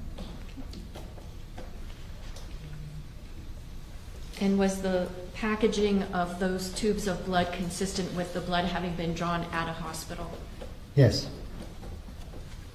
What were the results of that toxicology testing? A comprehensive screen for drugs and alcohol was performed, as is in all cases, and in this case there were no drugs or alcohol detected. Now, if that's the case, does that rule out the possibility that Ms. Fernandez could have consumed alcohol earlier that day? It does not, no. Okay. Can you explain to the jurors why it might be possible that she could have consumed alcohol earlier in the day, yet by the time 8:30 rolls around, no alcohol is found in her body? Objection 401, 403.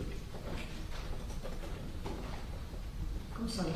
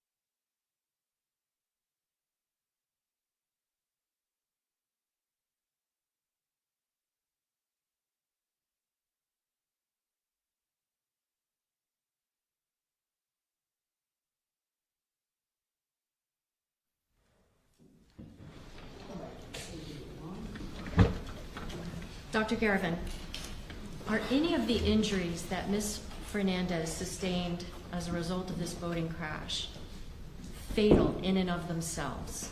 I would not think so. If that's the case, then why did she die? It's the environment that she was in. According to information provided, is that there was a boating event or incident, and as a result of this, she was thrown from the boat, was under the boat or trapped under the boat. The injuries that are present, particularly to the head, the mouth, her neck, and to her forehead and sides of head, I think it's very possible that she may have been knocked unconscious, at least. Particularly with the neck injury, it tells me from experience a lot of force went through her head.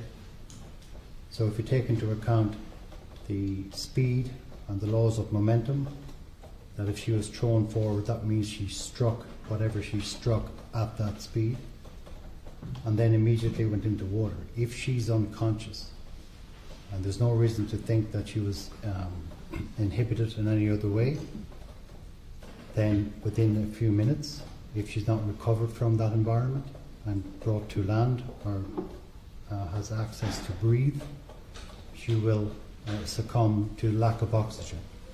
Effectively, that's what happens to you when you are underwater and when you drown. No further questions. No questions, Judge. Your excuse, thank you. Thank you, Your Honor.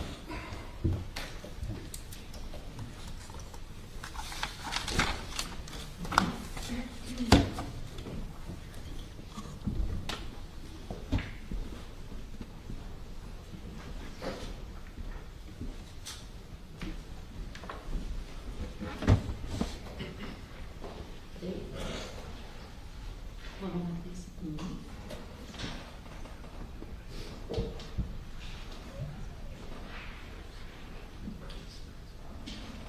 Your Honor, at this time, the state of Florida rests its case, having proven the elements beyond a reasonable doubt.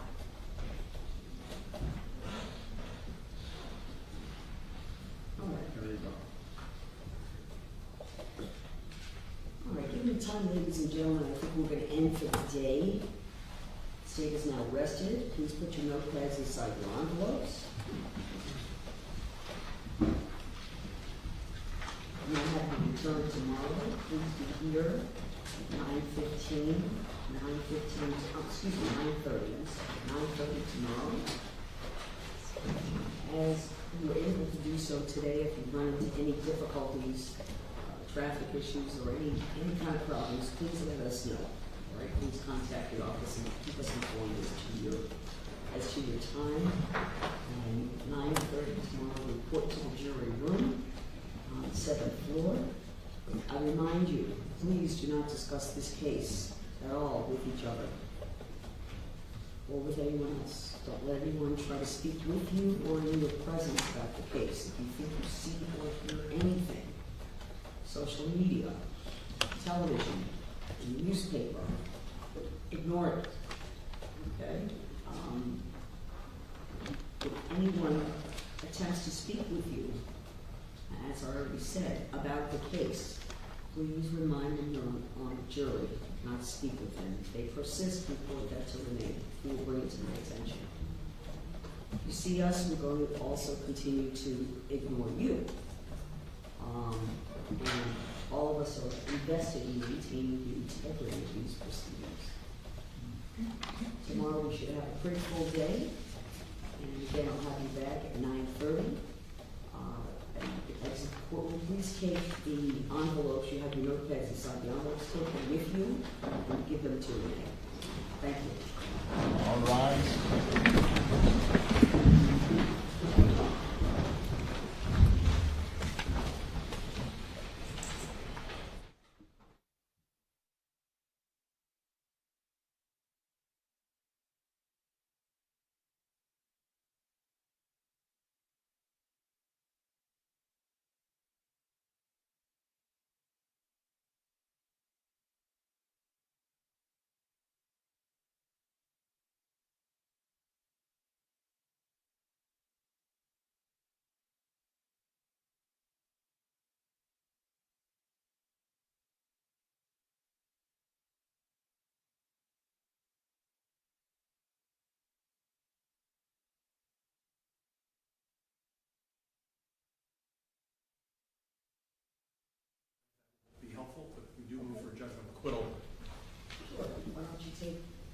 10 minutes? Thank you. Very good, thank you. Can we use the jury room?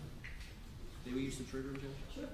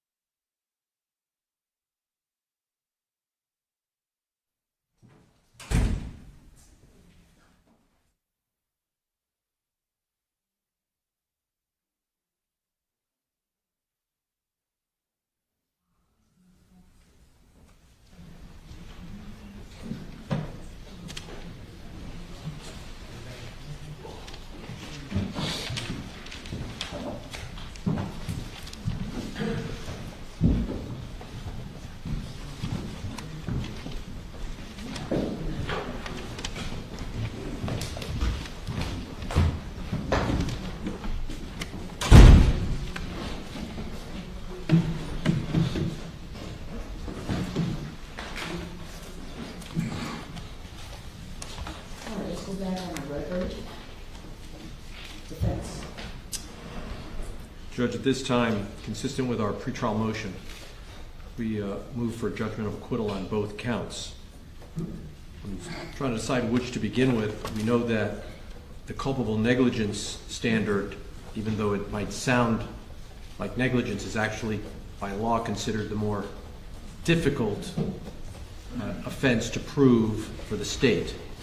And you'll see there's an anomaly that culpable negligence is also considered a lesser included offense of recklessness. So we're going to have a lot of complications if we get to the jury instruction phase. But for the moment, if we start with the vessel homicide, which uses the word reckless, the state has to prove more than that there was a crash, because that's res ipsa loquitur maybe for ordinary negligence, but the fact of the elision doesn't prove that this was a crime. And the fact that the object wasn't moving, in this case a marker, likewise doesn't prove it's a crime. And in the 14 or so cases that we had cited pre-trial, and we have more, and overnight, we dig every day. You encouraged us, and we've gone outside of Florida. We're going to submit to you additional points of authority. In cases where a woman walking across the street with a baby stroller gets run over, of course, it would be easy enough for the state to say that constitutes recklessness, and yet on all of those cases that we cited to you, the Court of Appeals said it wasn't enough. And those were cases that the trial judge let it go to the jury convicted, appeal, reversed in 14 cases. So let's look at what are the facts that the state has proven here. We know the elephant in the courtroom is the state's effort to try to suggest that George Pino was impaired, but there's just no evidence of it. The evidence that they have 2 beers over the course of several hours, in 2.5 hours, or close to 3, and no evidence that the consumption of that quantity of beer led to any kind of impairment. Every witness who has testified on that question has negated the suggestion of impairment. And we don't need to call out the witnesses, Judge, because they were all in unison on that. But I'm sure I'm going to hear about that from the state. They're going to say, well, maybe it was more than 2 beers. There's just no evidence of it.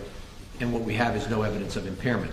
So if we can remove impairment, remove the effort to turn this into a BUI case when it's not, what we're left with is the elision itself.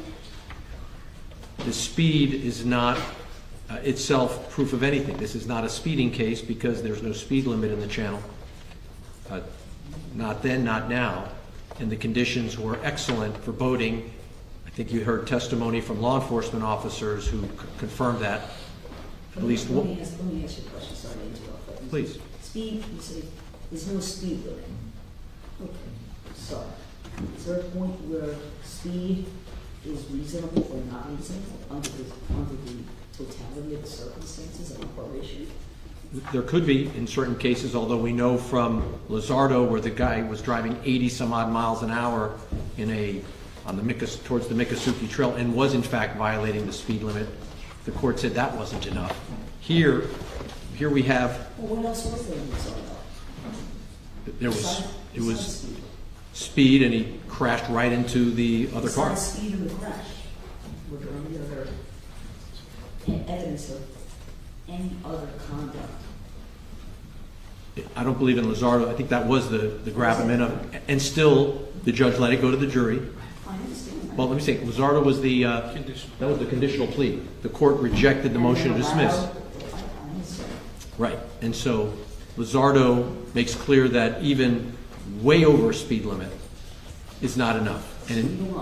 Right. And here we don't even have a violation of a speed limit. Because there is none. Exactly. That's my question. What? Would there ever be speed on the water that could be considered unreasonable? There could be. If, for example, the vessel that was being used can't handle the speed, for example. That's one example. This boat, the Robalo, there's no doubt that this boat is built to handle that level of speed. So in that case, there's no suggestion that speed in and of itself put anybody's life in jeopardy. If the collision had not occurred, speed would have put nobody at risk. The speed itself did not create, there was no other boat in the channel, there's no risk of collision. There's no risk of collision, there was an allision. And so the speed itself did not jeopardize the lives of anybody on that boat. Now, we have the evidence of the law enforcement officers who themselves were operating at that speed. I think one officer said he was traveling between 40 and 45 miles an hour with passengers, the less injured passengers on the bow, seated on the floor of the boat, and thought it was perfectly safe. So you have that evidence to consider in terms of whether George Pino drove in a way that's any more dangerous than the way law enforcement says was not dangerous. This suggestion that having 7 passengers on the front seating, the way the boat is designed, again, no evidence that put them at risk under the conditions that we have. So by way of example, we didn't hear anything about choppy seas, precipitation, conditions were ideal. So this boat was built for this speed, with this number of passengers. So we take alcohol impairment, not proven. Speed, not excessive, not unreasonable for the conditions that happened here. Whether there had been 7 passengers in the bow or just 1 passenger in the bow, the elision it's the elision that caused the injuries and the death. It wasn't the number of passengers or the speed. Had the speed been 30 miles an hour and you go into a fixed object, someone could be seriously hurt if not killed. So the speed isn't the issue.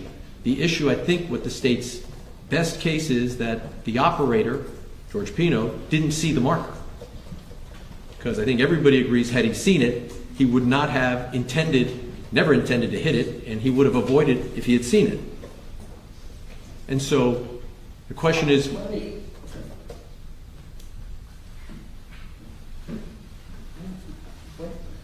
don't have any evidence in front of me that, no evidence that Mr. Pino, I don't believe, because I think the state's charges would have been different. Mr. Pino, viewing and seeing the marker, drove that boat into the marker. that was their point in opening statement, that it would have been a murder charge, right? That's their point. So we assume that their theory is he did not see it, because if he had, they'd be charging a much different crime. And so if you assume that he just didn't see it, for whatever reason he was distracted, that doesn't prove culpable negligence, doesn't prove recklessness. That's negligence at best. You didn't see the stop sign. You ran the stop sign. Your defense, why did you run the stop sign? Because I didn't see it, Your Honor. And I ran the stop sign. 99 times out of 100, nobody gets killed when there's a stop sign run. But on the one time that someone is running the stop sign, that's plain view, the driver says he didn't see it, does not result in homicide charges. I didn't see the light. I missed it. Yes, I've been through that intersection 100 times. The light turned red. I was distracted. I went through the intersection. Someone gets killed. That is not culpable negligence. That's not recklessness. It has to be a course of conduct so wanton, so willful, so consciously indifferent to the outcome. There has to be some depravity in the mind of the operator, not just a lapse in missing the stop sign or not yielding in going into an intersection, entering I-95 and not yielding to a car that's coming and an accident happens. Because, of course, once contact is made with another object, someone's going to get hurt. But that doesn't turn it into a crime.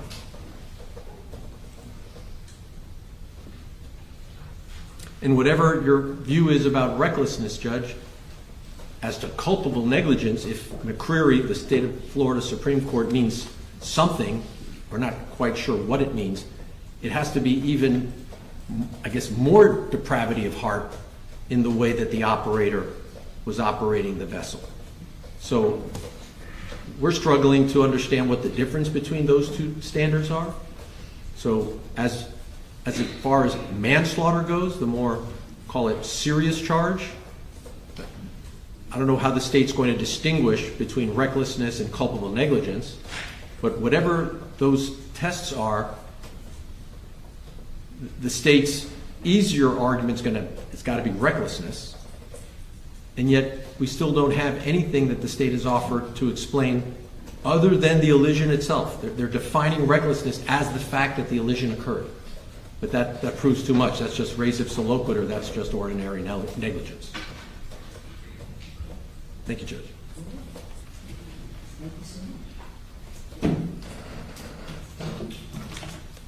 All right, state, prima facie evidence, your standard, your burden.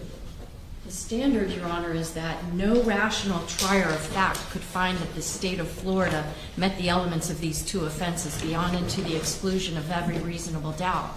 Moreover, at this stage in the trial, the court has to give every inference in favor to the state. The state submits, we have submitted competent and substantial evidence that a rational trier of fact could in fact use to find the state has met the elements. Number one, as to vessel homicide, that George Pino operated his vessel in a reckless manner likely to cause the death of or great bodily harm to another person, and two, that his reckless operation of the vessel caused or contributed to the cause of death of Lucy Fernandez. I don't need to instruct the court, obviously, on what the definition of recklessness is. But Willful and wanton disregard. Yes. Right, for the safety of persons. Intentional, knowing, or purposeful is willful. Okay. So to the extent that Your Honor now has not just the evidence from the state's traverse for the sworn motion to dismiss that was filed pre-trial, but now the court has heard actual evidence to show that this defendant changed course of direction that placed him on a complete collision course with channel marker 15. That is an intentional, knowing, and purposeful act. Not that he is intentionally and purposefully going to try to run into the channel marker, but that he's the one at the helm dictating what the speed of that vessel will be and what the heading of that vessel will be. To the extent that wanton means conscious and intentional difference to consequences, and with the knowledge that damage is likely to be done to persons or property, we have that as well, Your Honor. The evidence is clear and unrebutted that this defendant, by his own words, by the words from his GPS device, and from the words of other witnesses, this man knows that body of water very well. He's been through that channel a multiple number of times. On top of that, Judge, he's gone past specifically channel marker 15 numerous times. So if you know where that channel marker is, and you nevertheless decide to pursue a course in your vessel that puts you on a collision course with it, and which I know Your Honor was not in a position to see all the video footage, which of course is available to the court. But when Mr. Albert was on the stand, I would stop, pause those videos to show that way before even where that final track mark is, channel marker 15 is clearly visible. The sun wasn't in the defendant's eyes as he's heading toward the east, and the sun would be setting in the west. There's no evidence that there's anything to obstruct his view. What there is evidence of is that this defendant either was driving blindfolded, looking somewhere else other than where he was supposed to go, because he had 9 seconds plus to say, oh my goodness, I need to change course. Well, is that the level of wantonness and willfulness that defines the actions as reckless? Yes, because versus ordinary negligence. This is way more, Judge. This isn't, oops, I ran a stop sign. This is, I see a stop sign in the road in front of me and I'm going to run right into it. This isn't a momentary lapse of reason. This is a course of conduct that anyone, especially someone with his level of boating experience, would know. If you run into a fixed, in a stationary steel pole that is in the bay for the purpose of keeping you safe, that has a day-glow green marker, and you just run into it when it's right in front of you in broad daylight, how is that possible? Other than, as I said in my opening statement, you're checked out, you're zoned out. I don't know what was going on. The defense has done an admirable job defending the defendant against a charge of boating under the influence manslaughter.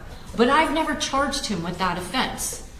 I've never said that he was impaired. He's the one that put into issue that he had been drinking alcohol, and that was corroborated by his wife and by two other witnesses, Mr. Fernandez as well as Carolina Monterey. So the fact that he had alcohol in his system is clearly an issue that goes along with the knowledge of this Well, location. do you think that that establishes a failure to use ordinary care? In other words, I asked the state, what evidence have you presented to establish that Mr. Pino exhibited a failure to use, beyond a failure to use ordinary care? If the court thinks that the only thing That's ordinary, negligence. That's if the court believes that running for 9 seconds right into a channel marker that's clearly and highly visible in broad daylight at this, what were the efforts to avoid? Was that the last, was there from the GPS data? there was no effort to avoid until like a second before impact, when I guess he finally snaps to it and it's like, oh my goodness. And that's why we have that one last track mark. But at the rate of speed that he was traveling, with the weight of all those passengers on that vessel is not agile to the point where it can not hit that channel marker. He put into play a series of events that led to him striking that channel marker. And it's not res ipsa loquitur. The fact that he ran into it in and of itself, of course, is not proof that he was reckless. But we don't have just res ipsa loquitur. We have GPS. We have testimony about his knowledge of that location. We have testimony about the weight added to his vessel. Well, there have to be certain willful decisions, right? And how about a willful decision not to course correct when you see that you have a deadly channel marker ahead of you if you don't course correct? Inaction in this situation was the action. That's what I was getting. Could that be, in terms of evidence, the evidence of failure to act, cause the conduct or lack of conduct to rise to the level of something done ordinarily? Absolutely. And Judge, I would strongly urge the court, because of unfortunately the makeup and the design of this courtroom, it's impossible for the court to see. No, I can see it. On the screen? Oh, from the mirror, Your Honor could see it? Okay. I take that back, sorry. That being said then, I would think that the court can all the more appreciate that if a person has every reason in the world to see a hazard up ahead and has all the means available to avoid that, and that person doesn't take any action, then that person is choosing a course of conduct that is going to likely result in death or serious bodily injury. And that is wanton. So have I established with competent substantial evidence that the defendant was reckless because he was willful and wanton? Yes, but the crime of vessel homicide requires the state only to prove that he was willful or wanton. I submit the evidence shows both. And as to the charge of manslaughter, the state charged the defendant with manslaughter under 2 theories. Yes, one of those theories is culpable negligence, which, yes, we know from case law is considered a higher burden of proof than even recklessness. Well, isn't that interesting, because isn't that the lesser for the vessel homicide? The opposite. Vessel homicide. Vessel homicide being the lesser of the manslaughter. It can be, yes, depending on how the charges are pled. In this particular case, the state chose to charge the defendant with each of those offenses separately. And it's my intention to argue to the jurors that, yes, this evidence is competent, substantial to prove beyond a reasonable doubt that the defendant acted recklessly. However, I am willing and prepared to go the extra step and say, but not only was it reckless, it also rises to the level of, and this is where I get to the point of the way that the state charged the defendant with manslaughter. I charged him with manslaughter by causing the death of Luciano Fernandez through his own culpable negligence, but I also charged him with manslaughter by intentionally committing an act or acts that caused the death of Ms. Fernandez. And here, the act or acts was his decision to continue to plow forward as fast as that vessel could go, given the weight that was on that vessel, headlong into a channel marker that he knew was there, with a boat full of 17-year-olds, many of whom had been engaged in consumption of alcohol, so that if, heaven forbid, there's an emergency, their ability to react to it is going to be less, which, in addition, that none of them are wearing life jackets. You know, you come back to that. In part because it seemed that the court understood that recklessness is not just the way that you drive your boat, it's all of the factors taken into account. Well, again, not just the way you drive a boat, but when you talk about all of the factors, it's not a type of contributory negligence because the girls were drinking or not drinking. Do you understand what I'm saying? See, I don't know how the ability of the girls to respond or not respond go to the criminality, if it is, of Mr. Pino. Because if Mr. Pino is on notice that the passengers on his vessel are going to be less able to react in an emergency, but he nevertheless places them in a position where they are going to be facing an emergency, then his decision to consciously disregard their vulnerability goes to him being A, reckless, and B, culpably negligent. To not taking steps beforehand to prepare all of the circumstances, given all the circumstances, to prepare for a worst case scenario. To anticipate. When you have precious cargo, when you have vulnerable cargo, if a person is driving with, 100 cartons of eggs, they're going to be a little more careful than if they're driving around with 20 cans of, vegetables. You've got to be aware of who your passengers are. And he was acutely aware of who they were, first of all, because he's known many of them for years. Second of all, because he and his wife were supplying many of them with alcohol. And third, because we can see the girls are obviously having a good time, and they've already talked about the fact that they were consuming. I'm not charging him with,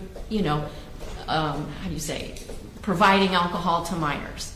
But the fact that that did happen does go to the vulnerability of his passengers, and it means that he has a duty to keep them safe. And could he have maybe done that better by driving slower, by maybe operating his vessel on the proper side of the channel? All of those things are things that go to his culpable negligence. And the concept that... So he becomes culpably negligent in your argument. And it's gross and flagrant, because it has to be gross and flagrant and apparent by, for example, not supplying life vests to all girls, by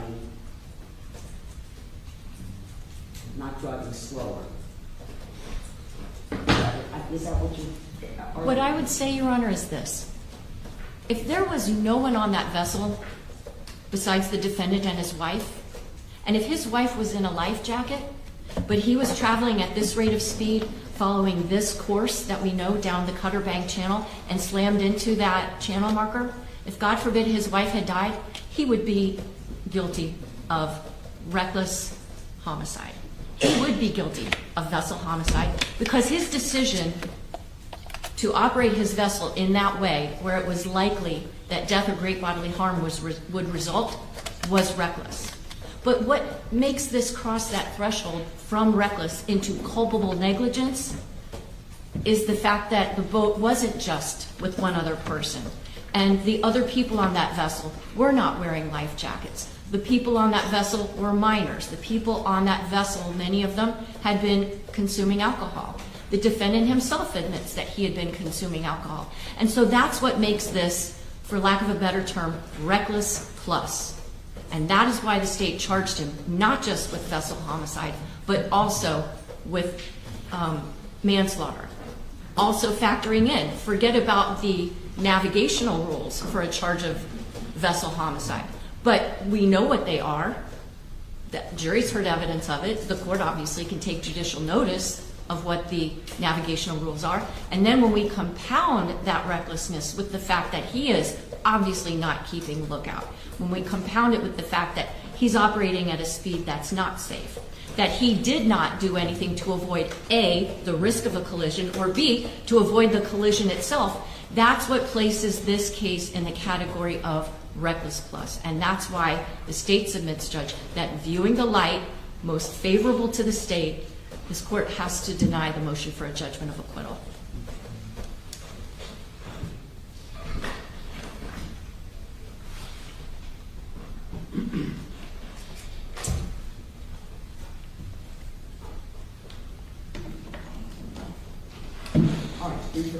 Yeah, it sort of sounds like she's saying that he actually did intend to run into the piling. Because now she's saying that he turned, went straight ahead, and he took no action as if he intended to do it. But I thought when we started this conversation, we understood that that's not what the state's theory at least was until today. Till today, the theory was he didn't see the piling. If he had, he'd be charged with murder. But it sounds to me like she's now saying, well, maybe he did commit murder. I'm not sure I interpreted the argument. Well, what is she saying? That because he'd been there before, he should have known it was there and he should have taken action to avoid it? Okay, as if he knows it's there and he's still driving in a way that is going to put everybody in harm's way with some mens rea. Up till now, I thought their theory was that he just didn't see it. Had he seen it, he obviously would not have kept going to hit it.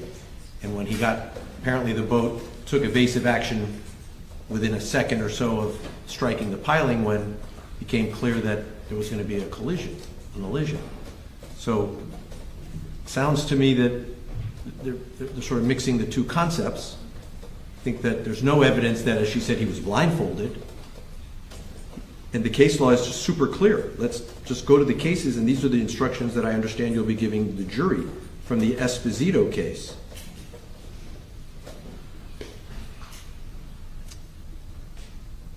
Neither carelessness nor ordinary negligence in the operation of a vessel are sufficient to sustain a conviction for vessel homicide. Simple negligence cannot by itself give rise to criminal liability. Quote, the degree of culpability required for a vehicular homicide, vessel homicide, is more than a mere failure to use ordinary care.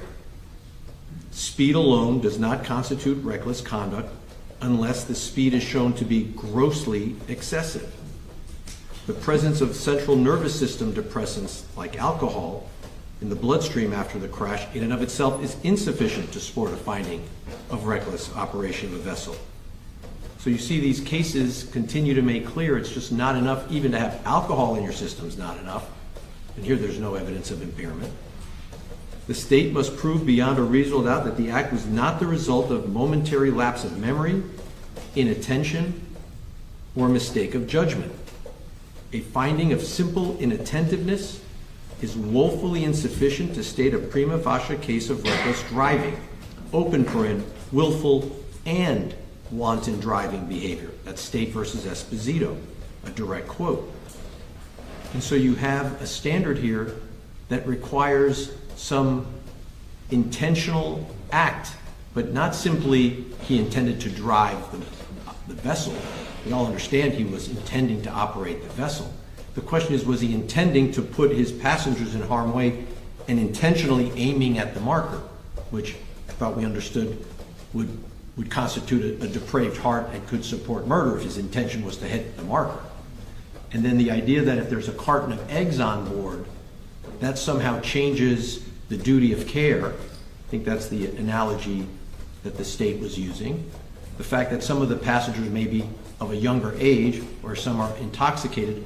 Of course, if he hits the piling, whether you're intoxicated or not, whether you're old or young, that could cause serious injury, bodily harm, and death. So again, I think they continue to define the crime by the elision itself. And under their theory, catastrophic injury coupled with an elision equals reckless per se. That's what they're telling you. Ask the state to define a scenario where that wouldn't be the case. elision plus catastrophic injury.